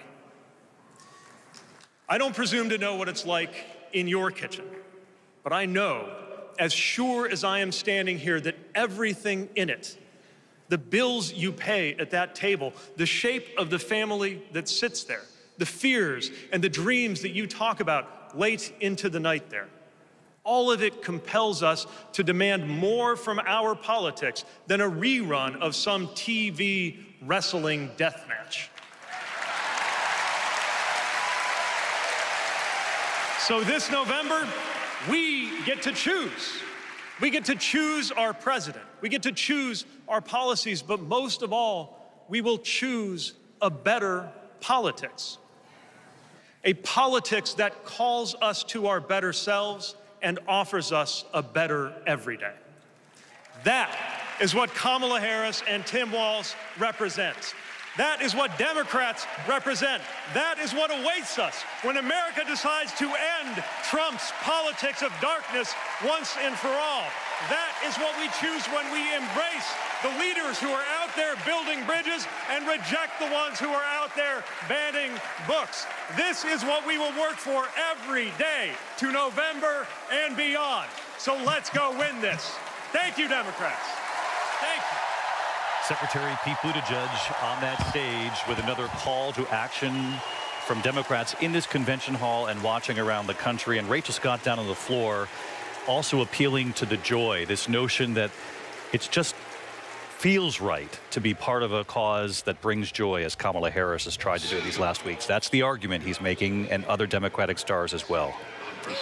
David, it is clear that every speaker that gets on this stage is trying to draw that direct contrast between what they believe this campaign represents, the Harris campaign represents, versus what they believe Donald Trump's campaign represents. And so they're going out of this contrast from joy based off of divisiveness. That's what we heard from Oprah. That's what we heard from Secretary Buttigieg as well, David. Rachel Scott there on the floor. Rachel, thank you. Just to bring you up to speed at home watching coverage, each one of these nights has gone a little longer than the last, it seems. We had a little bit of that in the Republican convention as well, particularly on night 4 going a little later than we thought. John Legend is coming up next with a performance here with Sheila E. as a Minnesota tribute of sorts to Tim Walz. And then we're going to hear from Tim Walz's wife. Obviously, he is Kamala Harris's choice for running mate, and this is his arguably, I don't think anyone actually could argue it, the biggest night of his political career. John Carl, we just learned that Kamala Harris gave him a call. This time, I guess he picked it up on the first ring, at least the first call, the first attempt. She wished him good luck. Yeah, absolutely. And this is an incredible stage for this guy. I mean, remember, this is somebody who grew up in a tiny farm town. This is somebody who was a social studies teacher, high school coach, football coach, and now he's got John Legend introducing him for his speech. John Legend, Sheila E., let's listen.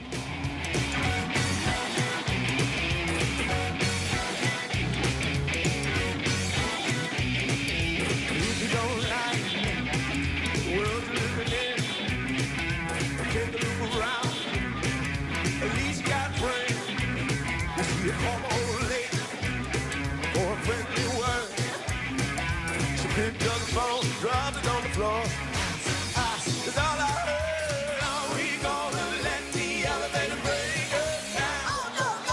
Let's go crazy. Let's go nuts. Let's go for the purple banana until they put us in the truck. Let's go.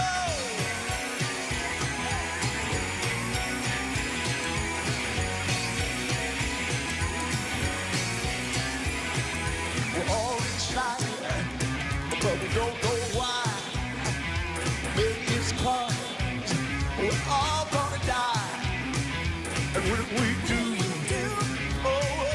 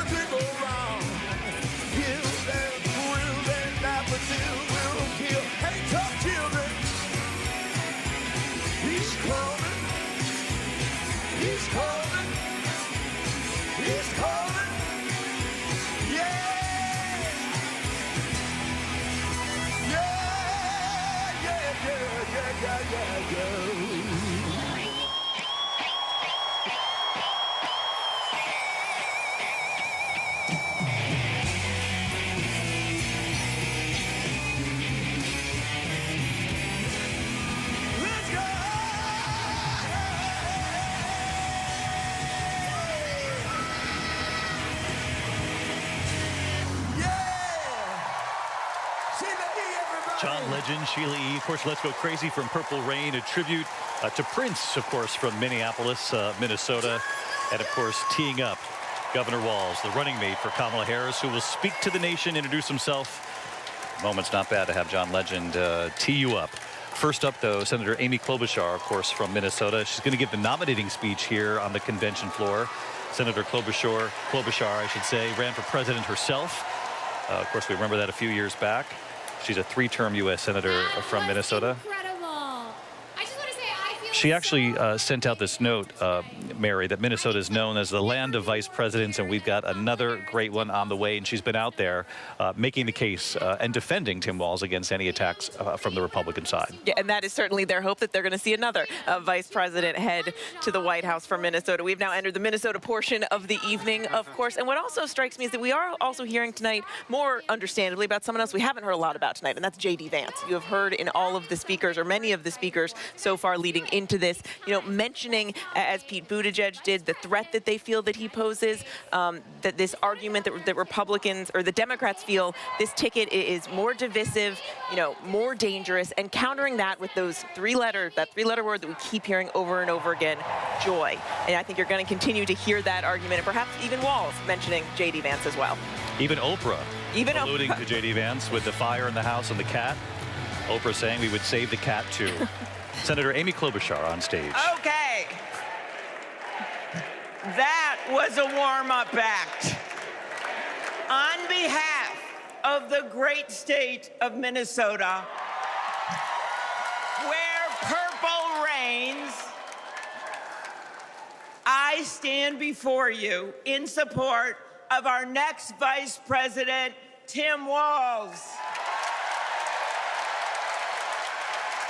In Minnesota, we trust a coach who turned a team that was 0-27 into state champions.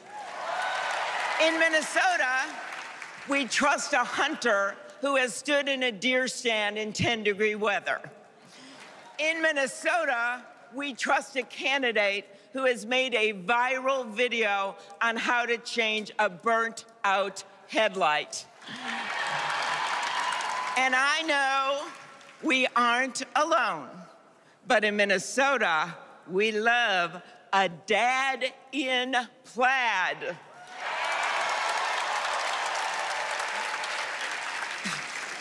So Tim and I go way back. He taught high school right down the road from where my husband John grew up. My mother-in-law even brought him and Gwen a Parmesan chicken dinner when their son was born. That's what we do in America. We look out for our neighbors. Tim has been doing that his whole life, on the farm and in the factory, with his students and his fellow service members. And the truth is, that matters. Who better to take on the price of gas than a guy who could pull over to help change your tire? Who better to serve our nation than a guy who has served in uniform? Who better to find common ground than a guy with Midwestern common sense? A former football coach knows how to level the playing field. And a former public school teacher knows how to school the likes of J.D. Vance.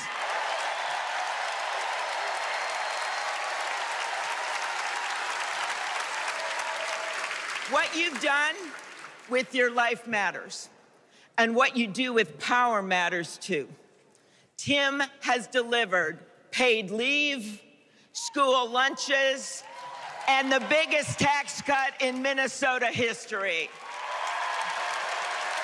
A Democrat from a red district in a purple state, Tim has brought Minnesota together. And together with Vice President Kamala Harris, I know he will do the same for our nation. America, there is so much that we share, so much that connects us. Way up north in Minnesota, out of Lake Itasca, flows the Mississippi River. It starts small and it grows wider. It flows down to Wisconsin and to Iowa. It goes down to Illinois and to Missouri. It goes to Kentucky and Tennessee. It goes to Arkansas, and it goes way down to Mississippi. And then it goes all the way down to New Orleans, Louisiana, where the spirit of our nation's resilience abounds. So let us commit here and now to cross the river of our divides to get to a higher ground. And let us join together to elect Kamala Harris and Tim Walz.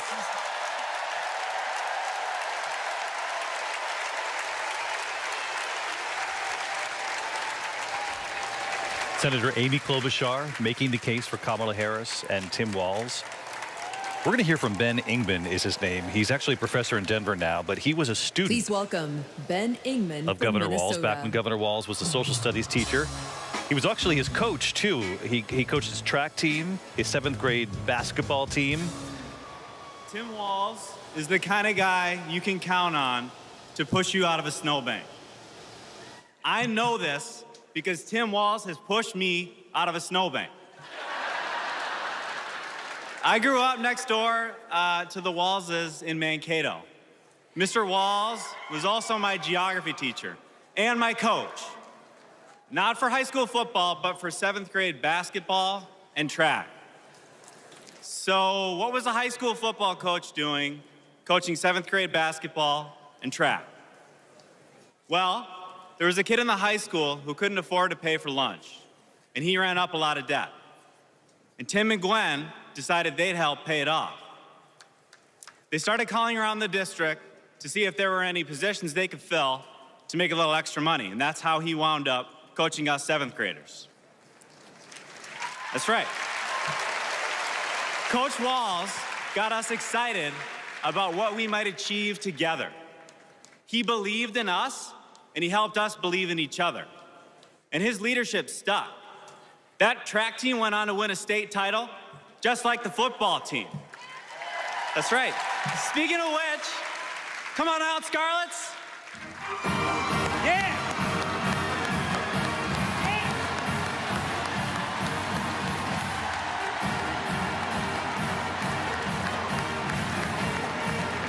Members of the Mankato football team that Coach Walz took to the championship.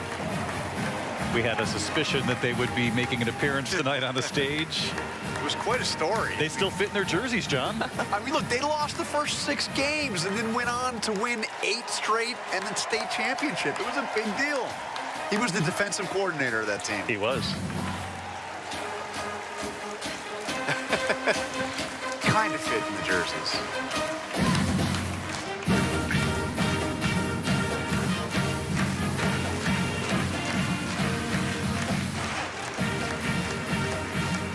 Got to get a kick out of Mrs. Walz there. She's probably one of the few in this hall who know the Mankato fight song. we should give her a microphone so we know in the future the words to this song. This is part of the narrative and the storytelling, introducing Governor Walz to the country. All this got me thinking about the kinds of leaders we need. We want the people in charge to be genuine, compassionate, and trustworthy. The thing is, there are people in our neighborhoods who fit this description. The kind of people who display quiet leadership by helping kids pay for their lunches, by bringing teams together to believe in each other. And when we're stuck in the snow, they push us out. Well, in my neighborhood, we always wish that people like that would run for office. Well, in my neighborhood, someone like that did run for office. And he's going to be a wonderful vice president. Thanks very much. The former next-door neighbor, the student, the track star, I guess I can say, because he said they won the championship, right? Coached by Coach Walz too, because he stepped in. They needed a coach. Out here in the Gwen wide Walz now open narrating spaces, the video about her husband. we are Let's listen. reminded of the values we share: a commitment to community, country, and standing up for what's right. Tim Walz grew up in a small town in Nebraska where he spent summers working the family farm. There were just 24 students in his graduating class. His dad served during the Korean War, and that meant a lot to Tim. So he enlisted right after his 17th birthday and served 24 years in the National Guard, rising to Command Sergeant Major. Tim went to college on the GI Bill and became a social studies teacher. That's where Tim and I met. We shared a classroom with a divider right down the middle. His classroom was a lot louder than mine, but I could hear how engaged his students were. Tim taught for over 15 years, and he coached football, helping lead the team to a state championship after 0 wins just a few years before. Tim taught them how to believe in themselves and that we're all in this together. When one of our students started the school's Gay Straight Alliance, Tim agreed to serve as faculty advisor because he knew how impactful it would be to have a football coach involved. He inspired his students, and he changed lives. He is just so joyful in everything that he does, but I think also standing up for, what he believes to be right, stands up to bullies. Then, Tim's students inspired him to run for Congress in southern Minnesota. Tim spent a lot of time working with Republicans, fighting to help farmers and expanding veterans' benefits. Whether it was in Congress or as governor, his focus has always been helping working people like those he grew up with. That's why he fought for the largest tax cut in Minnesota state history. But Tim Walz was there for small businesses like ours. With the urging of Governor Walz, we were able to pass the Alex Smith Insulin Affordability Act, and it has saved lives in Minnesota. With Tim as governor, Minnesota is one of the best places to raise a family and one of the best states for business. Tim's a lifelong hunter and gun owner.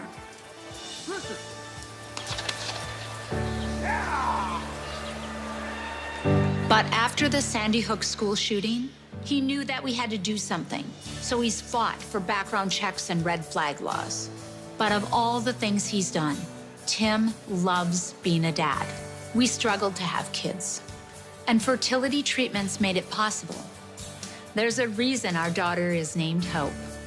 Hope and Gus mean the world to us. Governor Walz making good on a promise to his son and family yesterday by getting them a puppy. Then we're gonna go get some food, corn dog. I'm vegetarian. Turkey then. And Turkey's meat. Not in Minnesota, turkey special. He's as at home on a farm, a fishing boat, a football field, or a factory floor as he is on the floor of Congress. Tim's commitment to service all comes back to the values we grew up with. Love your country, help your neighbor, and fight for what's right. Because that's what America is all about. 2 middle-class kids. One, a daughter of Oakland, California. The other, a son of the Nebraska Plains, only in America. Is it possible for them together to make it all the way to the White House? The introduction by Gwen Walz, Tim Walz's wife, his big moment, now just seconds Please away welcome here the as they Democratic introduce nominee him. for Vice President, Governor Tim Walz. It was a powerful moment to watch his son, Gus, who's 17 years old, tears streaming down his face, leaning on his mother's shoulder as he watched that introduction to his father. And here he is, the biggest political speech of his career, hoping to be the next vice president of the United States. Kamala Harris, the vice president, calling Tim Walz a short time ago to wish him good luck. This is the only night she's not here, but I think it's pretty safe to say she's watching tonight. There's Gus, there's Hope, and there's his wife, Gwen.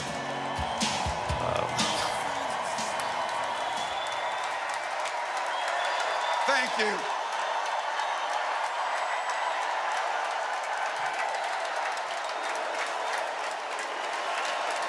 Thank you.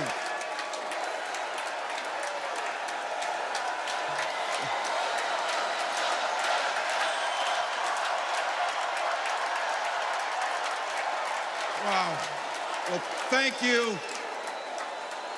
Thank you, first of all, to Vice President Harris.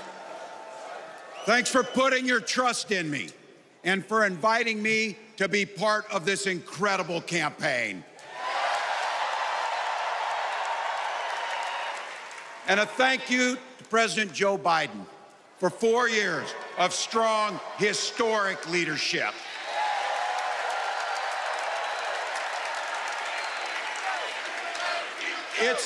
It's the honor of my life to accept your nomination for Vice President of the United States.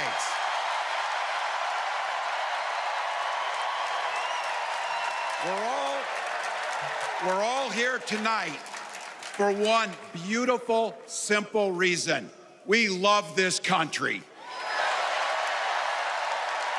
So thank you to all of you here in Chicago and all of you watching at home tonight. Thank you for your passion. Thank you for your determination. And most of all, thank you for bringing the joy to this fight.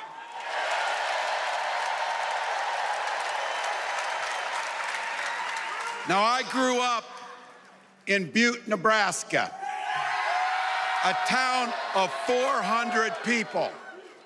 I had 24 kids in my high school class, and none of them went to Yale. But I'll tell you what, growing up in a small town like that, you learn how to take care of each other. That family down the road, they may not think like you do. They may not pray like you do. They may not love like you do, but they're your neighbors. And you look out for them, and they look out for you. Everybody belongs, and everybody has a responsibility to contribute. For me, it was serving in the Army National Guard. I joined up 2 days after my 17th birthday, and I proudly wore our nation's uniform for 24 years. My dad, a Korean War era Army veteran, died of lung cancer a couple years later. He left behind a mountain of medical debt. Thank God for Social Security survivor benefits. And thank God for the GI Bill that allowed my dad and me to go to college, and millions of other Americans. Eventually, like the rest of my family, I fell in love with teaching. Three out of 4 of us married teachers. I wound up teaching social studies and coaching football at Mankato West High School. Go Scarlets! We ran a 44 defense. We played through to the whistle on every single play, and we even won a state championship. Never closed the yearbook, people. But it was those players and my students who inspired me to run for Congress. They saw in me what I had hoped to instill in them, a commitment to the common good, an understanding that we're all in this together, and the belief that a single person can make a real difference for their neighbors. So there I was, a 40-something high school teacher with little kids, 0 political experience, and no money, running in a deep red district. But you know what? Never underestimate a public school teacher. Never.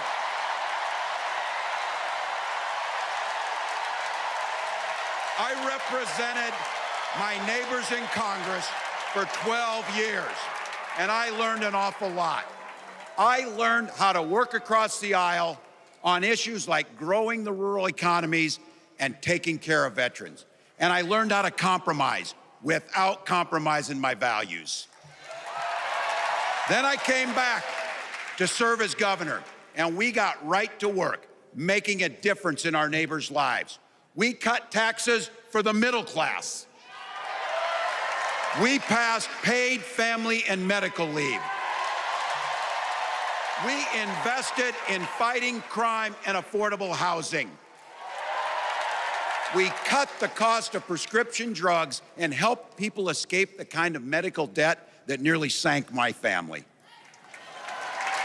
And we made sure that every kid in our state gets breakfast and lunch every day.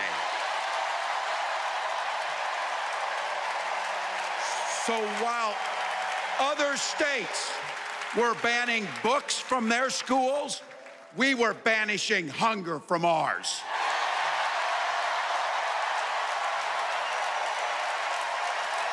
We also protected reproductive freedom because in Minnesota, we respect our neighbors and the personal choices they make.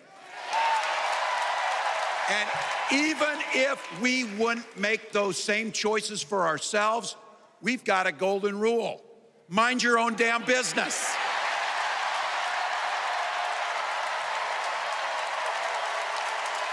And that includes IVF and fertility treatments.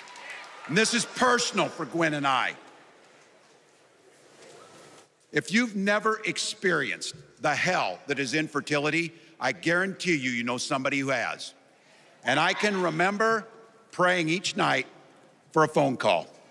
The pit in your stomach when the phone would ring, and the absolute agony when we heard the treatments hadn't worked. It took Gwen and I years, but we had access to fertility treatments. And when our daughter was born, we named her Hope. Hope, Gus, and Gwen, you are my entire world, and I love you.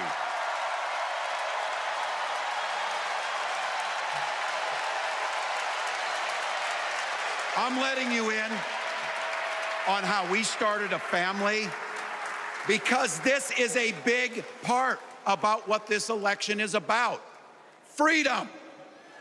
When Republicans use the word freedom, they mean that the government should be free to invade your doctor's office. Corporations free to pollute your air and water. And banks free to take advantage of customers. But when we Democrats talk about freedom, we mean the freedom to make a better life for yourself and the people that you love. Freedom to make your own health care decisions. And yeah, your kids' freedom to go to school without worrying about being shot dead in the hall. Look, I know guns. I'm a veteran. I'm a hunter. And I was a better shot than most Republicans in Congress, and I got the trophies to prove it. But I'm also a dad. I believe in the Second Amendment, but I also believe our first responsibility is to keep our kids safe.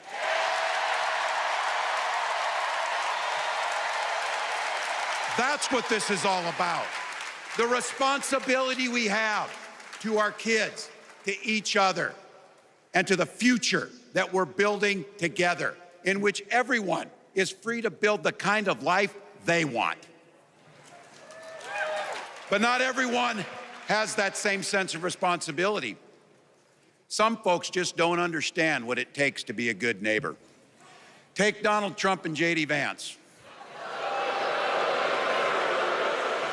Their Project 2025 will make things much, much harder for people who are just trying to live their lives. They spent a lot of time pretending they know nothing about this. But look, I coached high school football long enough to know, and trust me on this, when somebody takes the time to draw up a playbook, they're gonna use it.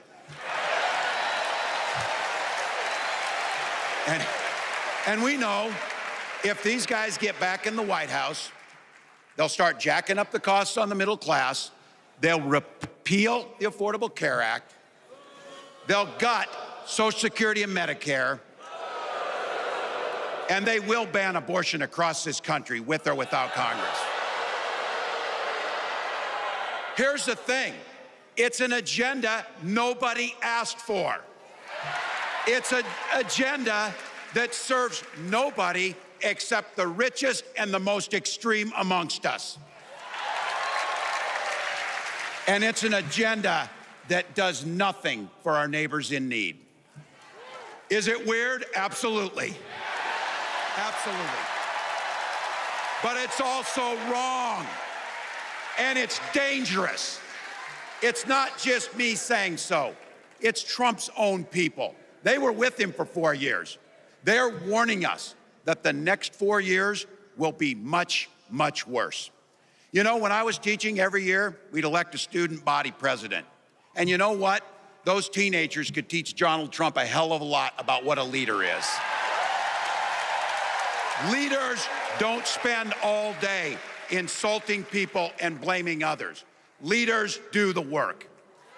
So I don't know about you, I'm ready to turn the page on these guys. So go ahead, say it with me. We're not going back.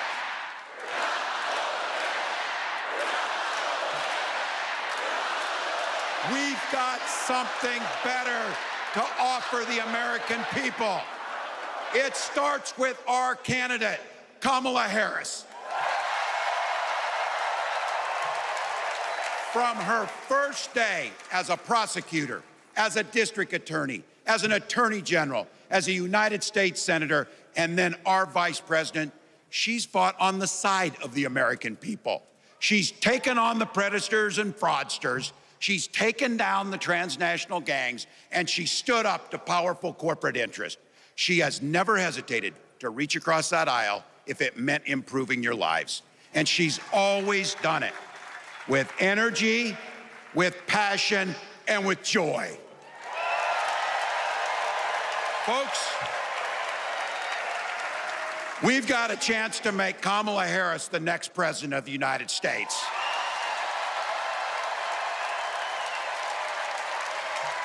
But I think we owe it to the American people to tell them exactly what she'd do as president before we ask them for their votes.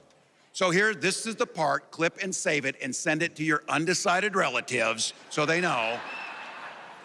If you're a middle-class family or a family trying to get into the middle class, Kamala Harris is gonna cut your taxes. If you're getting squeezed by prescription drug prices, Kamala Harris is gonna take on Big Pharma. If you're hoping to buy a home, Kamala Harris is gonna help make it more affordable.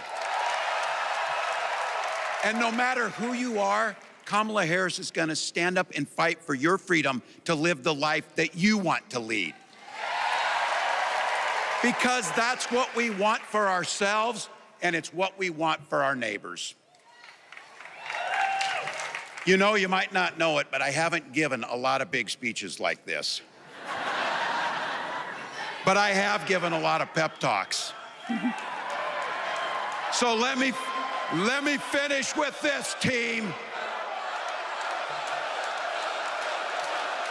It's the fourth quarter. We're down a field goal, but we're on offense and we've got the ball. We're driving down the field. And boy, do we have the right team. Kamala Harris is tough. Kamala Harris is experienced, and Kamala Harris is ready. Our job for everyone watching is to get in the trenches and do the blocking and tackling. 1 inch at a time, 1 yard at a time, 1 phone call at a time, 1 door knock at a time, 1 $5 donation at a time. Look, we got 76 days. That's nothing. There'll be time to sleep when you're dead. We're gonna leave it on the field. That's how we'll keep moving forward. That's how we'll turn the page on Donald Trump. That's how we'll build a country where workers come first. Healthcare and housing are human rights. And the government stays the hell out of your bedroom.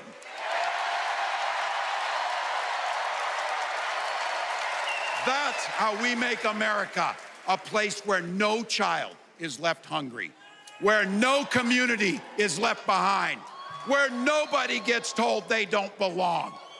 That's how we're gonna fight. And as the next president of the United States always says, when we fight, when we fight, when we fight, thank you. God bless.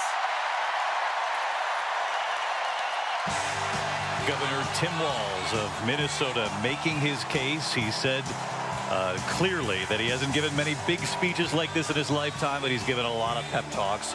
John Carl, you talked about the teleprompters that they brought into the House even before he even knew he was the chosen one by Kamala Harris, just to practice. Looks like he got a pretty good skill set going here on the teleprompter. Look, he mastered that teleprompter. And David, when Kamala Harris began this very truncated search for a running mate, he was a dark horse. He was not listed in the top tier at all. But you saw there why she chose him, the stylistic contrast. You almost felt like the people in the room got a trip to Mankato High School tonight, what it was like to be coached by Tim Walz, taught by Tim Walz, and whether you like his politics or not, for those, the millions watching across the country, you certainly got a sense of who he is, given the fact that he hasn't been on the national stage for very long. Mary, you and I were talking about the family. Yeah. And again, we can all relate, you know, whether or not you agree, no matter where you are in the political spectrum, when you see a son and a daughter and the tears stream down their face, proud of their dad, it translates. A very proud, very emotional family. I mean, just weeks ago, they could not have imagined this was where they were going to be. And just weeks ago, most Americans, let's be honest, had no idea who Tim Walz was. The speech was heavy on biography, but also very clear that he shares that Clinton-esque ability to speak about politics in plain terms. He is that folksy dad in plaid. He wasn't talking, you know, in sweeping politics. He was talking about those issues that matter most to Americans. Easing medical debt, feeding school children, infertility struggles, not having to worry about your child getting shot at school. It was his pep talk to the nation. I think you're going to hear a lot more of that. From Butte, Nebraska, 24 kids in his high school class. He said none of us went to Yale, to laughter in this room. And Linsey, there was a lot of policy in there too. He talked about he fought as governor and made it happen that they feed all students in public schools. He said, instead of throwing out books, we threw out hunger. That's right. We were banishing the hunger in ours. And, you know, he did have the strategy to continue on with that coach analogy, right? He was talking about lowering the prescription drugs, making home ownership more affordable. He presented the playbook, if you will, that naturally a coach would do, which goes along with the theme, again, that Kamala Harris has presented all along. We are the underdogs, right? He talked about getting in the trenches and doing the blocking and tackling. Spoken like a true football coach there. But something else that he has been described as is the big dad energy. And I have to tell you, 17-year-old Gus just stole my heart when he said, "That's my dad. That's my dad." Tears in his eyes means so much, the pride and love of a beaming son. Yeah, hard for anyone not to have that moment sort of connect with. We all have family. We all know we'd be proud of our parents too. They're not going to be on that stage. Certainly very few get that opportunity. They've been very open actually about their son Gus has a nonverbal learning disability. They went public with that. Very supportive of him. They say he's a brilliant young man, learns a slightly different way, and like millions of school children in this country. And just to see the pride in his face and the tears, Martha. Hope as well, the daughter they named Hope. Let me ask you, Martha, you've traveled the country, the swing states, independent voters, undecided voters. Kamala Harris made this pick hoping that this governor would appeal to those independent voters, particularly in the battlegrounds, but really across the country, to try to get back middle class, working class, rural Democrats that the Democratic Party, quite frankly, has lost through the years. Yes, and what was playing when he walked in? Small Town by John Mellencamp. They really want to stress that as well, who he is and those values that he holds, growing up in that small town, being the football coach. I think this was a speech for him that wasn't at all difficult. Not at all. The teleprompter, who cares? That came from his heart. That came from his experience as a high school football coach. I'm the mother of a high school football coach. I know those pep talks. I know how they give them natural leadership. I think that is another reason they chose him. But he does resonate. We saw that in this trip. He resonates in Wisconsin. He resonates in Michigan. He resonates in those rural parts of Pennsylvania. You heard Josh Shapiro earlier. He's a charismatic governor, but he was not the choice, although originally he was very high on that list. They wanted Tim Walz, and she felt so comfortable with Tim Walz. And he really worked to bridge the divide in the speech. He talked about how he's a hunter. He's proud of it. He has the trophies to prove it, but he also believes that we should protect children from the mass shootings in this country. So again, another area where he went into policy during a speech that was, yes, very relatable as a coach from small town America. I want to go down to the floor. Rachel Scott, what did they think on the floor? Yeah, well, if you can't tell, David, I'm obviously in the Minnesota section because to these people behind me, he is Coach Walz. And he talked about with just 75 days to go until the election, putting in the work on the field. We heard those words, freedom and joy. Greta Scott King said freedom is never really won. It has to be earned every single generation. But notable, you also heard Walz really lay out the vision. That's something that Vice President Kamala Harris is going to have to do tomorrow. This crowd still chanting Walz, David. Rachel Scott with the Minnesota delegation. Terry Moran also on the floor. Terry, for political reasons, do you think Kamala Harris, or whether you're a Republican or Democrat, we all understand that a candidate has to pick the running mate that they think will help lead, but also help them win. What do you think she's thinking tonight? David, she's got to be thinking she made the right choice. He does so much for the party. You know, just watch what happened, right? The brass bands, the football team coming out, the pep talk, the talk about pulling neighbors out of snow drifts, and all of it. The Democrats are making an argument here, an argument bolstered by Pete Buttigieg talking about his dinner table and Wes Moore talking about his service, that they're the normal party, the mainstream party, the party of joy. The other party, as Walz says, is the weird one. That's the argument they're making here. Terry Moran on the floor as well. We wanted to show you, this is just in. This is the phone call from Vice President Kamala Harris to Governor Walz just before his speech tonight. The first voice you'll hear, obviously, is the Vice President. Let's listen. Tim, it's Kamala. How are you feeling? I'm feeling great. How about you? I'm good. You're going to be fantastic tonight. Well, I'm ready. Thanks for the opportunity. It's going to be electric in there, and the messages this entire week are so great. So go down there and deliver a freedom speech. That's right. And you know what? Like, just feel the love in the room. It's just, you know, if we've been seeing it everywhere we go. Enjoy the moment. It's a special night for you. Well, thank you. And it's good advice. I am really looking forward to it. I think the Minnesotans are going to be pretty so it'll be fun. We'll talk to you when it's over. I'll talk to you when it's over. Take care, buddy. I'll talk to you soon. Yep. So what do you think, guys? Governor Walz took the call this time. He knows the number. Yeah, he famously didn't take the call when she called him to say, you're the pick. He took the call and she said, just go out there and have fun and be yourself. And it certainly seemed he did that, and that is how they think he's going to be successful as a running mate. That's the key to their strategy and here. You know, to Martha's point, he represented in Congress for 12 years one of the most rural districts in the state of Minnesota, which says something, and a very conservative district that had gone Republican previously. And he did it, even though they disagreed with him on policy. You can see it was a stylistic appeal. He reached out a hand to his neighbors. Yes. All right, Governor Walz making his national debut tonight right here at the Democratic National Convention. Night 3 here. As you saw there, Vice President Kamala Harris reaching out to him just beforehand. It'll be her night tomorrow night, her speech before the country. The entire team will be right back here tomorrow night. Nightline coming up. Good morning, America. First thing in the morning. This morning, actually, right? Where are we in the East Coast? 11:46, almost morning. And I'll see you for World News Tonight. From all of us here at ABC News, I'm David Muir. Good night from Chicago.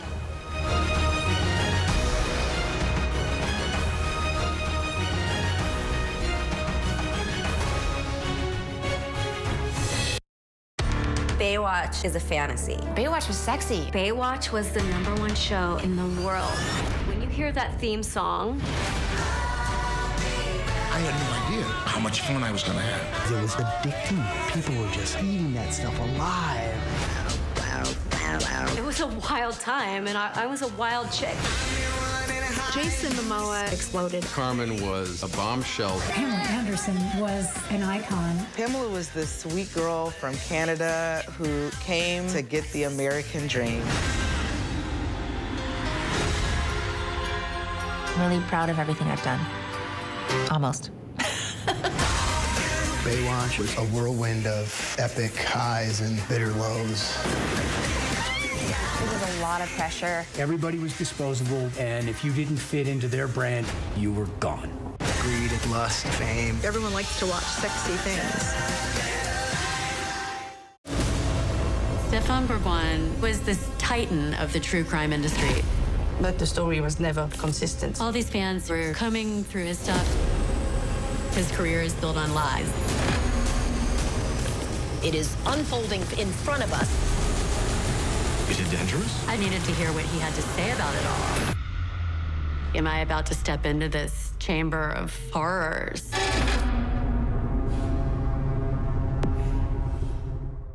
Betrayal is one of the hardest types of trauma to overcome. This is her knight in shining armor. Everything felt right. All of a sudden, I found this hidden folder. I opened it. I don't think I can say it. I'm sorry. It's shocking. My stomach just dropped. He just really didn't think I had it in me to do something. So I did. Betrayal, A Father's Secret, the all-new season on Hulu. It was a regular day for 19-year-old Melissa Witt. Something terrible had happened to her. You had several suspects. All these kinds of leads. A known serial killer in your area. Could he be involved? We're actually finding key evidence that could have slipped through the cracks. Her last hours on this earth were horrific. This beautiful young girl. Police will find out what happened. At Wit's End, the hunt for a killer, only on Hulu. They both want to be your next president. Now, finally, Donald Trump. We will soon be a great nation again. Kamala Harris. Do we believe in the promise of America? Face to face, historic. The ABC News presidential debate, moderated by David Muir and Linsey Davis. Tuesday, September 10th, live on ABC and streaming on ABC News Live, Hulu, and Disney+. The ABC News presidential debate. What does it take to be the most watched newscast in America? We are part of an operation. Is this our combat operations center? We're approaching the gate. Militants came in from different directions. Nuclear reactor. So you have a couple loaded and ready to go. The house is destroyed, but the flag... Not a tear in it. How important it made the USA. Great work. Hi. Appreciate you. Thank you. Ismael? David. I'm David Muir. I know who you are. You Watch do? you every night. ABC's World News Tonight with David Muir is America's most watched newscast.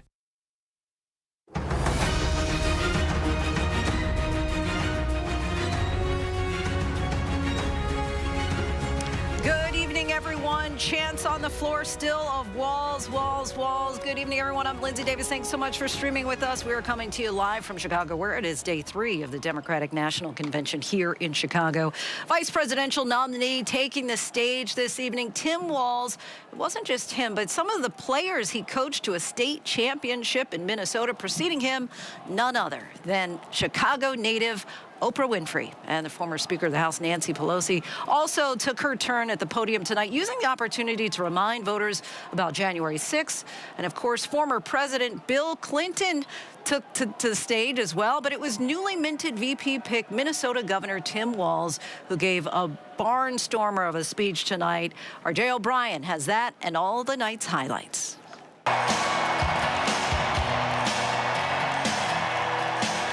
Day 3 of the Democratic National Convention and a high-stakes speech from Minnesota Governor Tim Walz.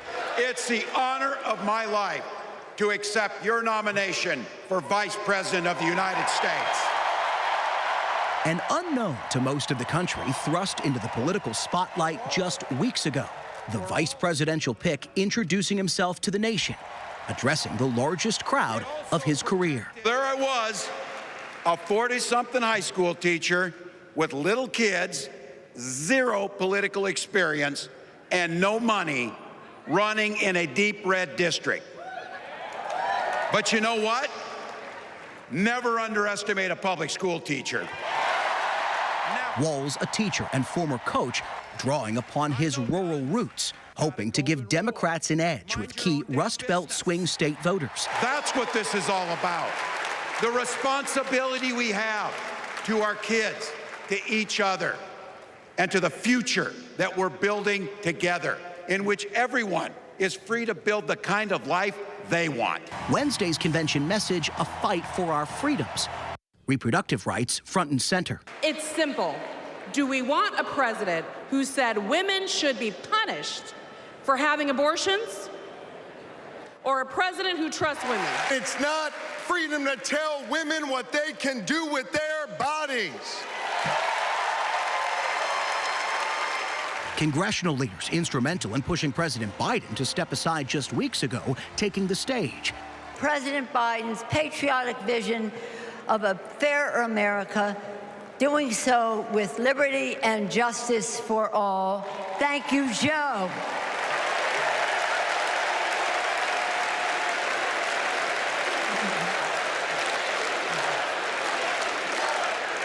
And I know that Vice President Harris is ready to take us to new heights. Kamala Harris is fighting for our freedom. Kamala Harris is fighting for our families. Kamala Harris is fighting for our future. Together, let's make Kamala Harris the 47th President of the United States of America. And urging America to turn the page from Donald Trump. 2 days ago, I turned 78, the oldest man in my family of 4 generations. And the only personal vanity I want to assert is I'm still younger than Donald Trump. A surprise appearance, too, from Oprah Winfrey, the first time she's spoken at a political convention. Let us choose common sense over nonsense.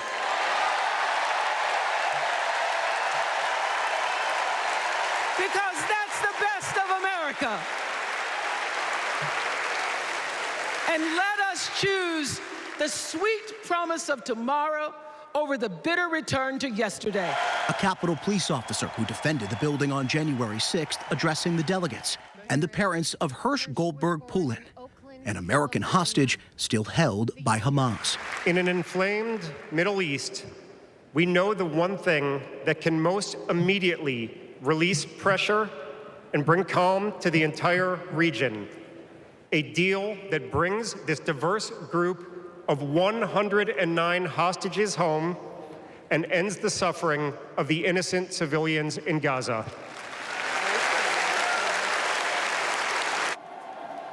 Our thanks to Jay O'Brien for that. And once again tonight, we have our Powerhouse Roundtable, John Carl, Mary Bruce, Martha Raddatz joining us now. Martha, got to come to you first as the mother of a football coach. What did you make of this evening? That was a locker room pep talk, the kind of locker room pep talks I hear my son talk about all the time. But I think what that was for him was talking to America's locker room. He was trying to give that message to anyone who would listen, trying to unify. And that's the message you've heard all week here.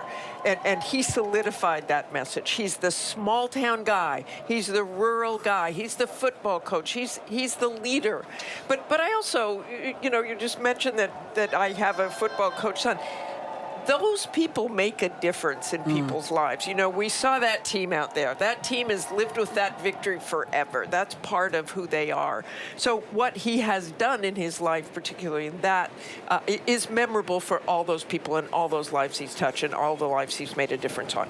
But for the bigger party, what they are trying to do is unify people, is to reach out to those independents, is to reach out to those rural areas.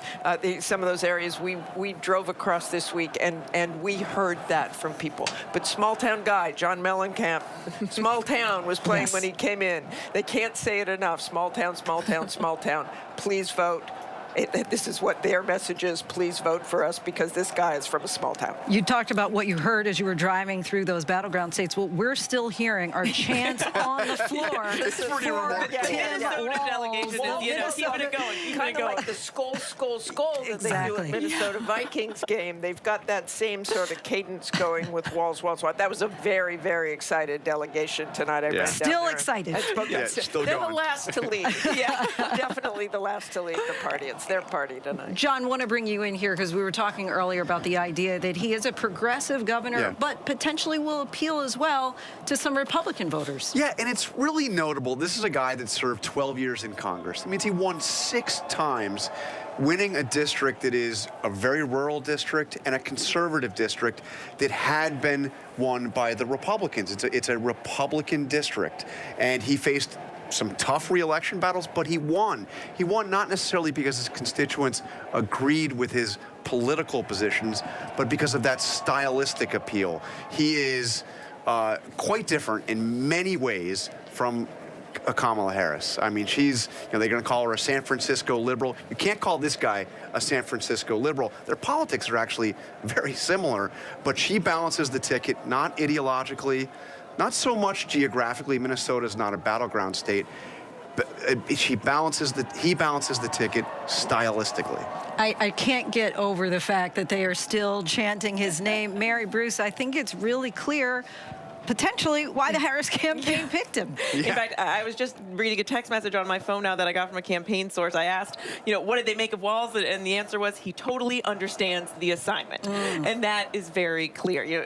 I think it's evident to everyone why they chose him, because he is Coach Walz. And this was a pep talk to the nation. And he has that ability. Yes, he's a politician. Yes, he certainly, has had some more teleprompter training. And, he is a pro. But he has that ability to cut through a lot of that noise and they hope reach and resonate with average Americans, because he comes off as an average American. He is that dad in plaid. We saw his family there sobbing at moments, cheering him on. It's hard not to, just have that pull on your heartstrings a little bit. But he has that ability to cut through a lot of that sort of soaring political rhetoric. There's been so much talk at this convention of unity, of joy, of freedom. He's talking about school lunches. He's talking about, as a parent, being confident that your child will be safe at school, not worrying about gun violence. He's talking about medical debt and infertility struggles and things that really, while politics is about so much and an election is about so much, these are the issues that families worry about at the end of the day when they are thinking about how a president will really impact their life and their family. And yes, he did also have to really introduce himself to the American people. I mean, we've been saying this, 15 days ago he got this assignment. Most Americans had no idea who he was. So he had to come out and show who he is and make the case that, he cares about the issues that matter to them and that this ticket will do that too. And as you said, he said that they were banishing, while other schools were banishing books, they were banishing hunger in his school. And a reminder of, one of the reasons that he got on Kamala Harris's radar was because he was the one who coined that attack line that what you're hearing from the Trump-Vance campaign is just plain weird. It was that, and he said that again. Yes, it is weird, but it was that whole tone in speech form tonight. And Martha, I'm with you. I don't think he needed the teleprompter one way or another. It did seem to be, whether you're for his politics or not, certainly from the heart. Martha, Mary, John, always appreciate you all joining us, staying up late. Thank you so much. And now we're going to go over to ABC News Washington Bureau Chief Rick Klein, who stayed up late with us as well. Rick, once again, you had a front row seat, perhaps arguably the best seat in the House. Tell us, what's been the mood and the theme of the night on night 3 here at the Democratic National Convention from your vantage point? Lindsay, the Minnesota delegation is still partying. This night's not over. It's not close to over. They are still chanting. They've got their cutout heads, the giant heads of Tim Walz and the Coach Walz signs. They seem like they're going to be here for a while. I asked the DNC chair, Jamie Harrison, a few moments ago what he thought of the night. And I'll have to reenact it for you if it really works, because he did a little batting stance, cracked one, and then watched it sail. I think a lot of Democrats are thrilled with this, and the sports metaphors are everywhere. MVP as in Madam Vice President, and Coach as in Coach Walz. A lot of excitement about that, and the idea that message can resonate far beyond the walls of this building that's seen a lot of winning over the years. MVP, certainly that was not lost on most who heard it. And my next question, Rick, I think it's pretty apparent. Did Governor Walz do what he needed to do with that speech tonight? I think it's pretty clear by the chants that we're still hearing now. Perhaps he did. Well, certainly for energizing the Democratic base, but just a reminder about how close a race we're talking about here, Lindsay. The battleground state polling right now has a lead for the Harris-Walz ticket in most of the battleground states, but it is a tight one. And taking a look at the Midwest, remember, we're right now in the state of Illinois. Governor Walz is from the state of Minnesota, Wisconsin, Michigan, Pennsylvania. If that's the kind of lead that the campaign can build on, then they will win the election. That's how the Electoral College works. But yeah, there's going to be a lot of people excited about this and excited about those pictures of the Walz family, of the coach. As the son of a former basketball coach myself, I can understand that community, and I think it resonates with a lot of people that feel like this is someone that they recognize in their family or in their communities. And Democrats really seem to be trying to redefine freedom and patriotism. How do you think that played out tonight?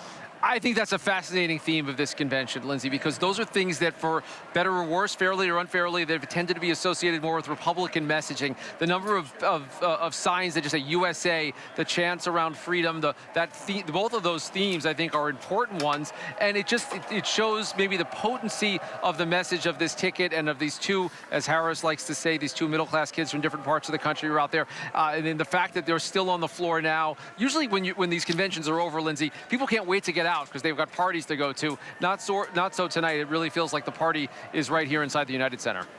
And Rick, lastly, what are you going to be looking for tomorrow night on the final night of the DNC? Well, it's hard to top the celebrity quotient between the Obamas and Oprah, but any kind of big surprises will be very much welcomed by the folks here. And it is Kamala Harris's moment. Her voice has been heard a couple of times inside of this hall, the theme of joy that she's talked about so much. But keep in mind, this is still someone who was, up until a few weeks ago, a rather unpopular politician. She is still in the introductory phase. There's still a lot of policy to get figured out, but certainly the hope among Democrats here is to get some significant momentum out of what's been a really well-run couple of days with a lot of highlights for the people that are among the party faithful, Linsey. All right, Rick Klein, our thanks to you as always, and with us another time, perhaps the last time, I guess, tonight, Terry Moran. A little more than 2 weeks ago, few people outside of Minnesota knew really who Tim Walz was. Maybe that lack of national experience is not uncommon among VP picks, but how do you think that Walz is helping this ticket? In so many ways. And first, they knew who he was. They're still partying, and Minnesotans are not known for their rowdiness. Let's just put it that way. And they are ecstatic about what he just did. What he does for the party is several things. One, biography, right? He is a Midwestern dad, football coach, grew up in a small town, rural, all those areas that Democrats, frankly, have been struggling to reach, those sectors of the electorate. And Tim Walz, obviously, he's a natural because that's who he is. Geography is another one. He's a Midwesterner, and he combines what those of us from the Midwest think are the virtues of the place, a kind of earnestness and unpretentiousness, neighborliness. That's a key value in Tim Walz's politics. And those things together, I think, are trying to make an argument for Democrats that they have the center, that they're the center of the country, the center of the country's values, and that it is Trump and Vance who represent a departure. That's, I think, what he can bring to a ticket which is headed by a Californian. So he balances the ticket just like every good vice presidential candidate should. Let's discuss Bill Clinton, who, of course, spoke this evening as well. You covered his presidency, especially in the late 90s. How has the Democratic Party evolved, would you say, since then? Oh, you know, it's so different, Linsey, right? He won a bunch of southern states. The Democratic Party has been hemorrhaging white working class voters who did not go to college for many, many years. Barack Obama won some of them back. And Bill Clinton, did, however, do something that Kamala Harris and Tim Walz want to do. He tried to capture the center for the cause of progressive politics. Bill Clinton did some things, that Democrats won't forget in many ways. Now, he did also some big things on globalization, which probably helped lead to the Donald Trump moment. But the talent that Bill Clinton had, that knack he had for bringing people into what he said, a bridge to the future, to a different way of thinking about the economy, about social issues as well. He had that phrase that he used to defend the legalization of abortion that, in his view, should be safe and legal and rare. In his view, I'm not sure a Democrat could say that today, but that talent is what they're trying to capture again. Reach the middle, but don't give up on progressive politics. And what do you think? A number of the speakers have really been trying to emphasize the idea of we're just like you. We're working class. We're not the billionaire class. From your vantage point, when you're talking to the delegates, when you see the reaction, does it seem to be resonating? Is there a relatability factor?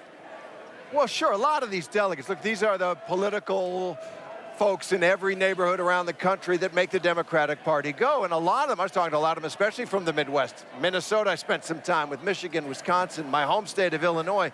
And people are kind of upset. They're very upset. They believe the Democratic Party is being caricatured by the Republican Party, that there's a cartoon version of Democrats as out-of-touch coastal elites with weird ideas.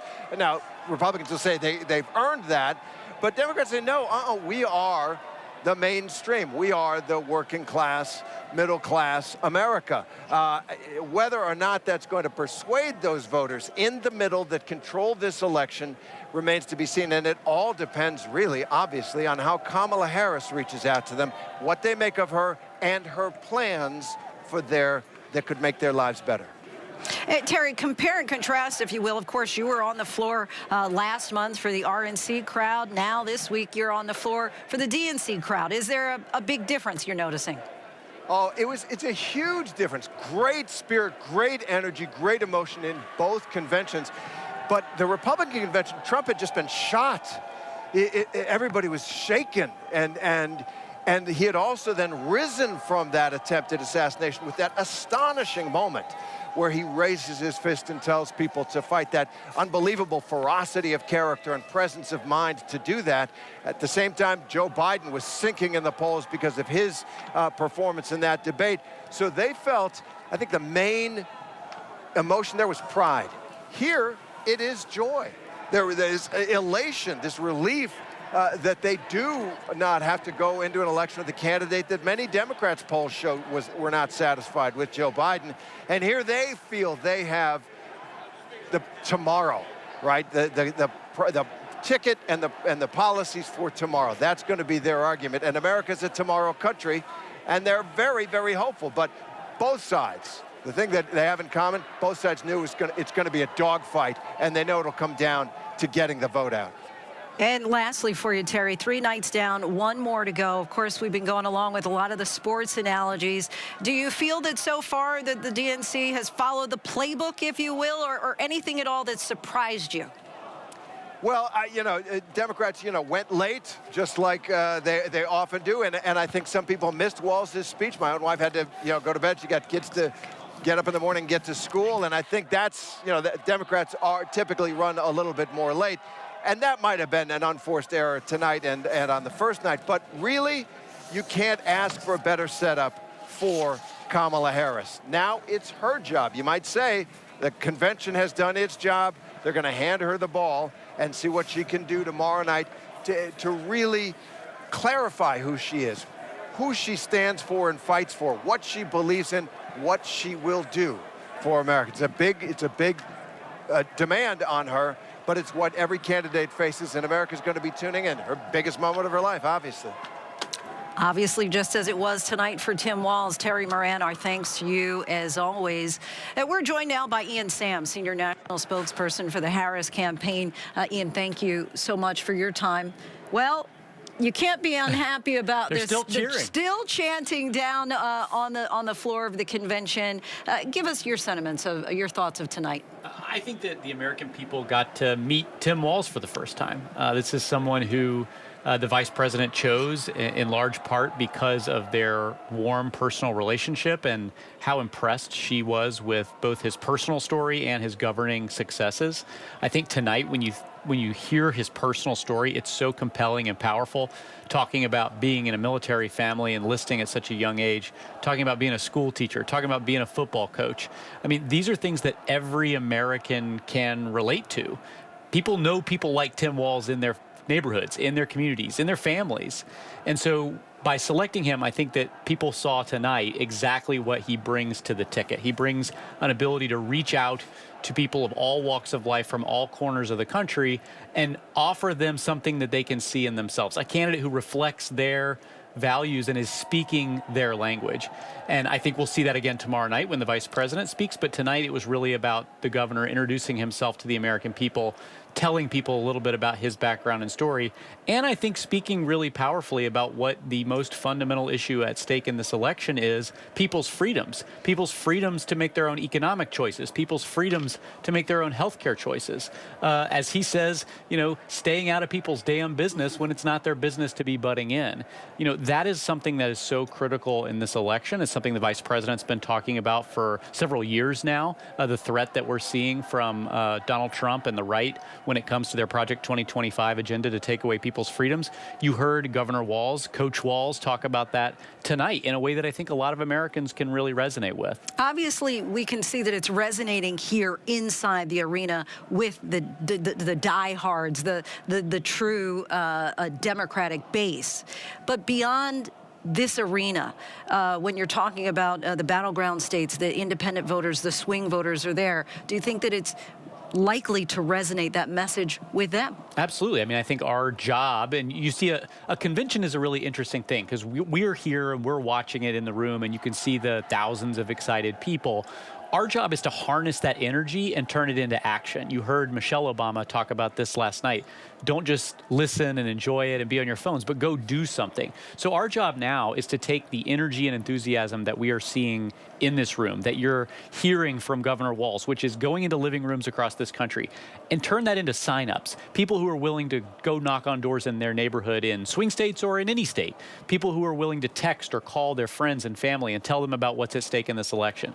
That's what our job is as a campaign, is to harness this sort of energy that you're seeing among Democrats and turn it into something bigger, something where those Democrats or their friends and family can go out and talk to other people to bring them into the fold of the campaign. And I think when you listen to the way that Governor Walz talks, it's so relatable and understandable at a time where people in the country are craving an authenticity from their leaders, that they understand how real people live. You hear him talk about being in a classroom every day and trying to wrangle knucklehead teenagers to do something. I mean, that's someone that everybody understands.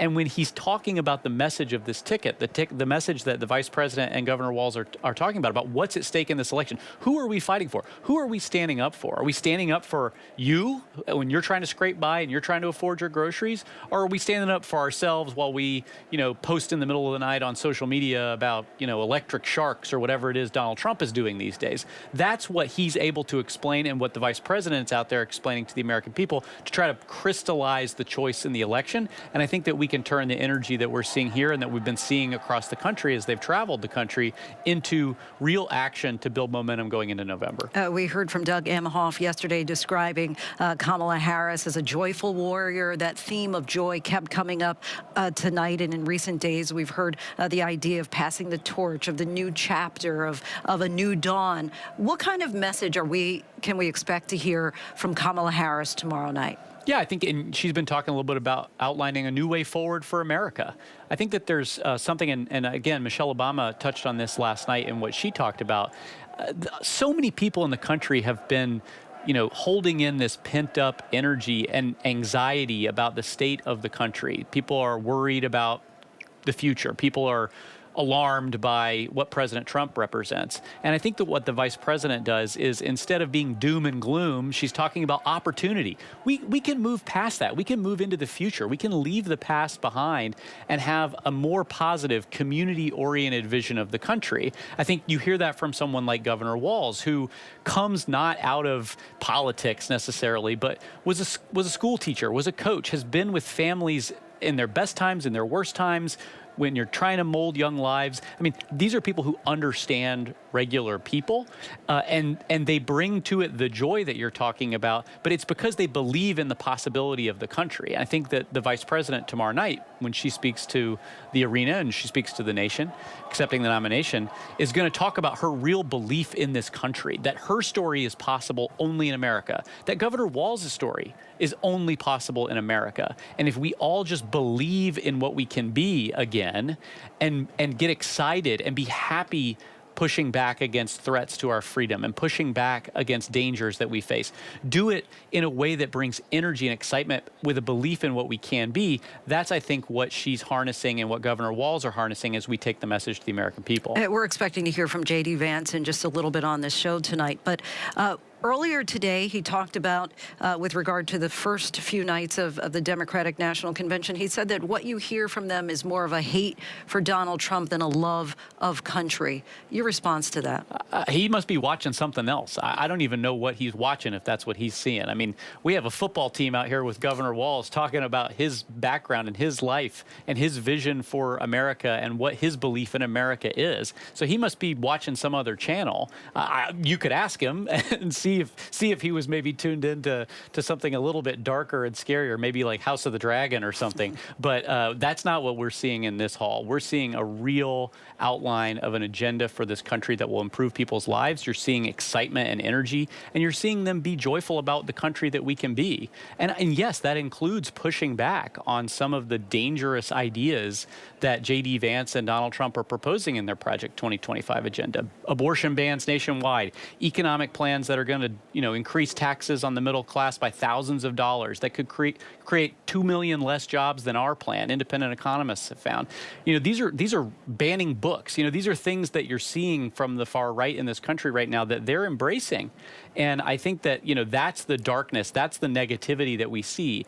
And our job, and the vice president does this, and Governor Walz do this, they push back on that, but they push back on that by saying, that's just not who we are. We're a bigger country than that. We believe in possibilities. We believe in opportunity. We believe in freedom. We believe in people staying out of our business. That's what we are as a country. And I don't think that's a dark vision. I think that that's a telling the truth about where we are as a country right now and offering a better vision for the American people. And Ian, just lastly, we have about 30 seconds before we have to go to break, but there has been a lot of criticism, as you're well aware, that Kamala Harris hasn't sat down and done a sit-down interview, that she hasn't done a press conference. Donald Trump in particular has said that she's trying to hide from voters and doesn't want to face her record. Your response to that? Well, I mean, Donald Trump did a 2-hour, ramble fest with Elon Musk with some broken technology. I guess that counts for an interview these days. But the vice president said she's going to do an interview by the end of the month. So clock's ticking because that's the end of next week. So I expect you'll be seeing her do that soon. She's done 80 interviews this year as the vice president. She's taken questions from reporters on the campaign trail multiple times since she's been the nominee. She's happy to engage with the press. We're happy to engage with the press. And she's definitely going to sit down for an interview. Ian Sams, we so appreciate you staying up late with us. Absolutely. Thank you so much, Ian Sams, Senior National Spokesperson for the Harris campaign. Our special coverage from Chicago, night 3 of the Democratic National Convention continues right after this. Stay with us. They both want to be your next president. Now, finally, Donald Trump. We will soon be a great nation again. Kamala Harris. Do we believe in the promise of America?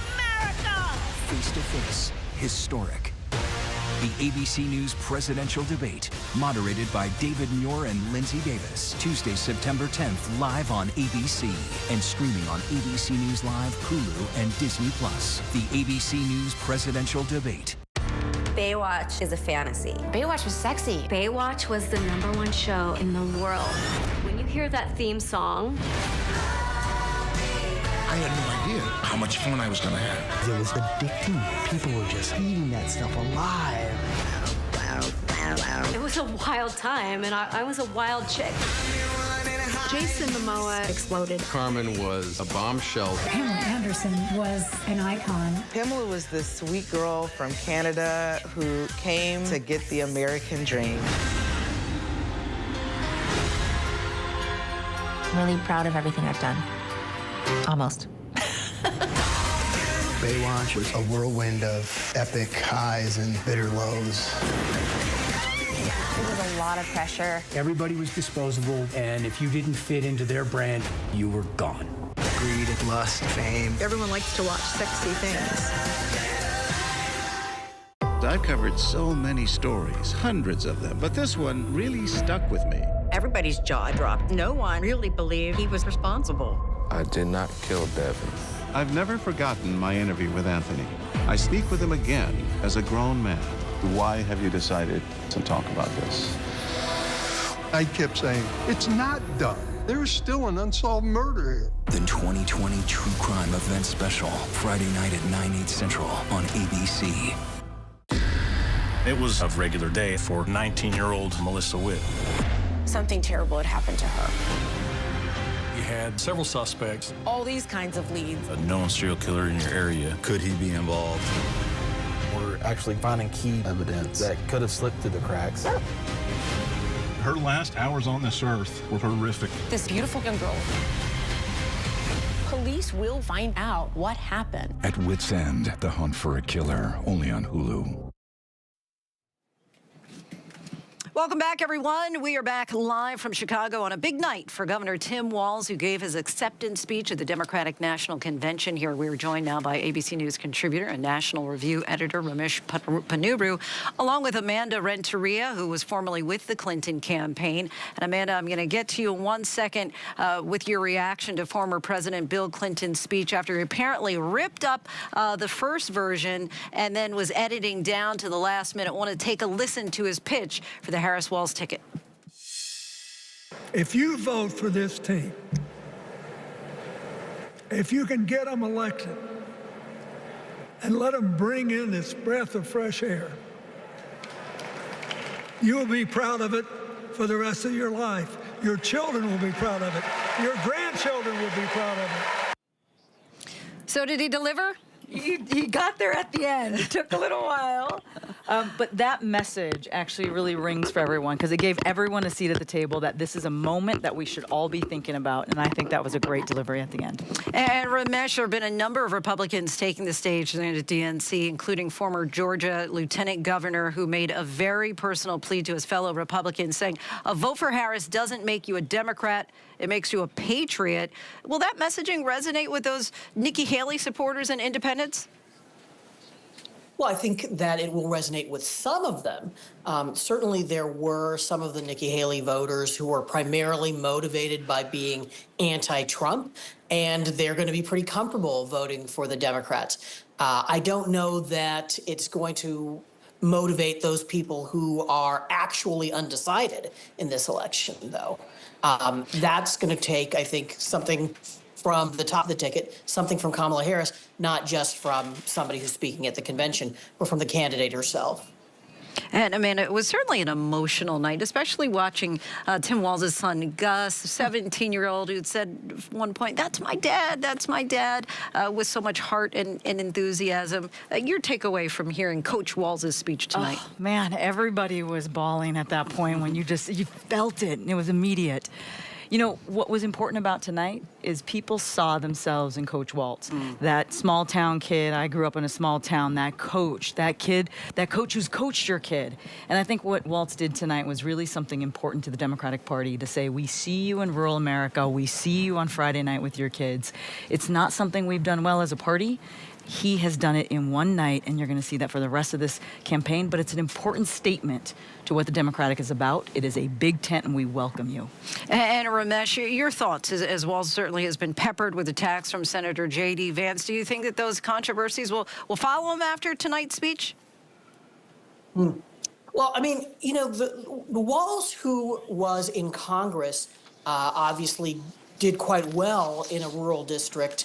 But the Walz who's been governor of Minnesota and has been liberated by a Democratic legislature in Minnesota has governed far to the left of where he was in the Congress, and he hasn't done particularly well in rural Minnesota. His strength has been in the Twin Cities, just as usual for a liberal Democrat. So it's going to be interesting to see whether sort of the old Walz manages to have this appeal to rural voters and centrists, or whether it's the new Walz with his left-wing record who predominates in forming voter perceptions of him.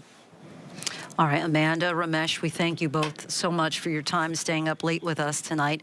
Joining us now is Donald Trump's vice presidential pick, Ohio Senator J.D. Vance. Senator Vance, we thank you so much for your time tonight.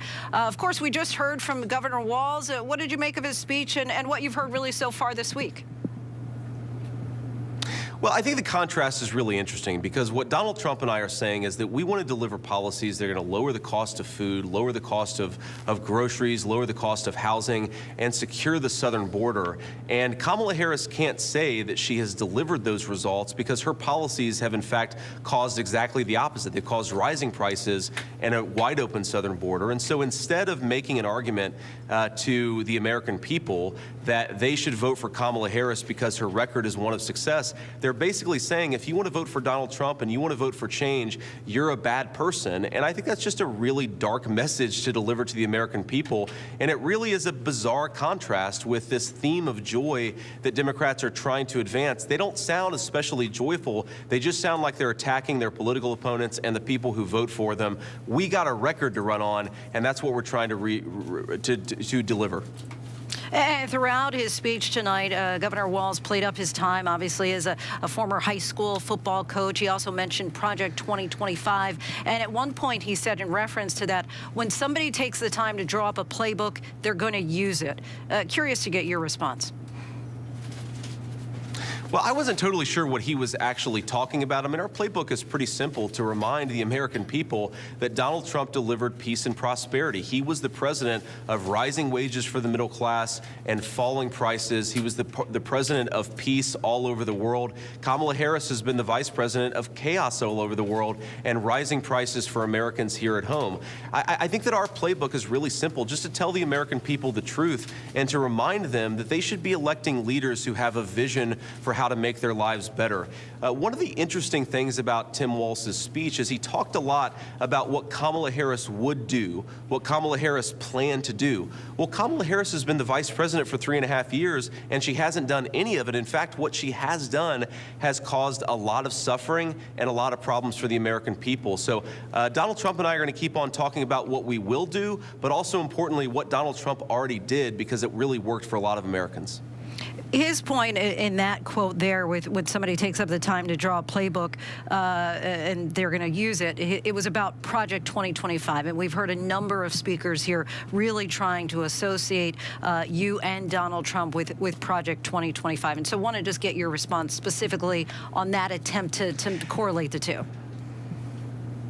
I see. So Donald Trump has been very clear, and I think any American, whether they agree or disagree with Donald Trump, would say Donald Trump speaks for himself. And all he said about Project 2025 is that his agenda is his agenda, and Project 2025 has nothing to do with his campaign, because it doesn't. Remember, our agenda is so simple. It's to fight back against the Chinese theft of American manufacturing jobs, deliver rising wages for American workers, secure that southern border so that we can have more public safety and fewer people dying of fentanyl overdoses in our country. That is the Trump agenda for January of 2025. Nobody speaks for Donald Trump, and I think the American people, again, whether they're voting for him or not, they recognize Donald Trump speaks for himself.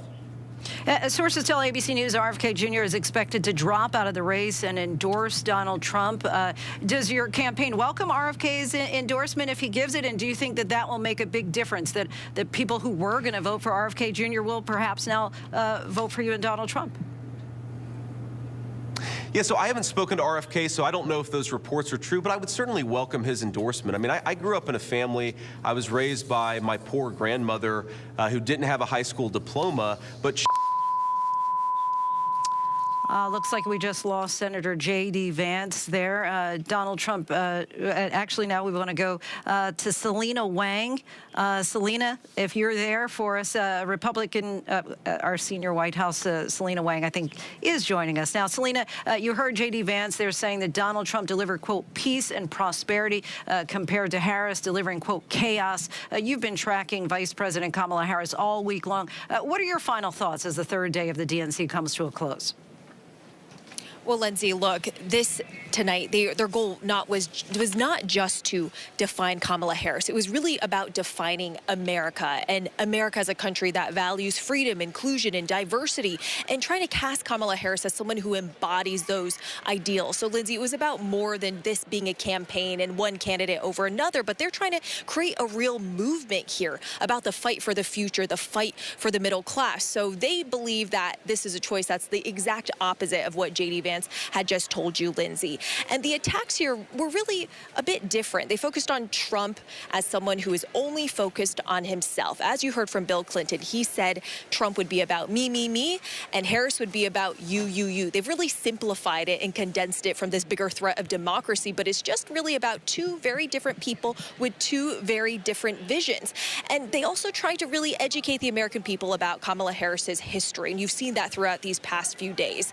You saw in the videos and in the speeches today about Harris, who is someone who is a fighter, who is a prosecutor, who held big companies and corporations accountable. But you also saw the softer side of her and the empathetic side. You saw her relatives and families up on stage to try and really show who she is. But look, this is really a sprint to the election, and you saw Governor Walz making a big splash. It's hard to believe that as of just a few weeks ago, most Americans didn't even know who Governor Walz is, and he was there really making appeal to a different kind of voter, to these Americans Americans in these rural areas, speaking in a very plain, talking way, and a way that resonates with a lot of Americans, with a really big contrast and trying to reach out to different people than who Harris would reach. And lastly, the night, of course, belonged to Tim Walz, Coach Walz, as he's known affectionately. You were at the rally in Milwaukee this week. Explain the emotion in the room and at these rallies. Is this a real momentum? Is it sustainable? I guess that's something that we'll have to wait and see ultimately.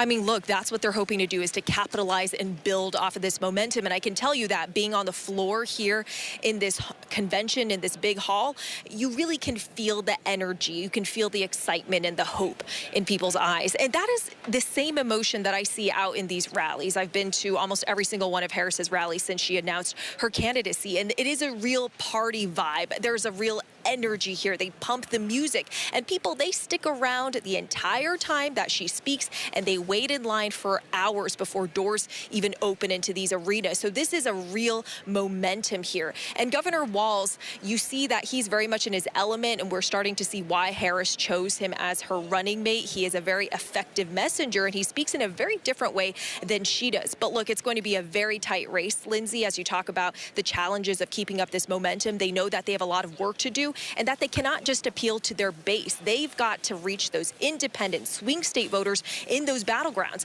And what was really interesting is that tonight you had Oprah Winfrey, who is one of the most famous women in the world. She said she was a registered independent. She made the most explicit appeal to those independent swing state voters, saying choose common sense over nonsense. She reduced this to a very simple equation. But again, Linsey, we still have several months to go, and a lot could change.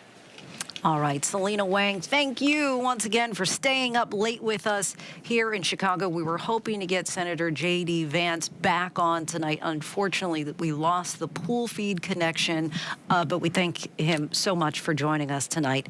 And that is our show for this hour. I'm Linsey Davis. ABC News Live is here for you all night with the latest news, context, and analysis. Make sure to tune in tomorrow night for the final night of the Democratic National Convention as Kamala Harris accepts the Democratic nomination. Thanks so much for staying up late with us. Have a great night.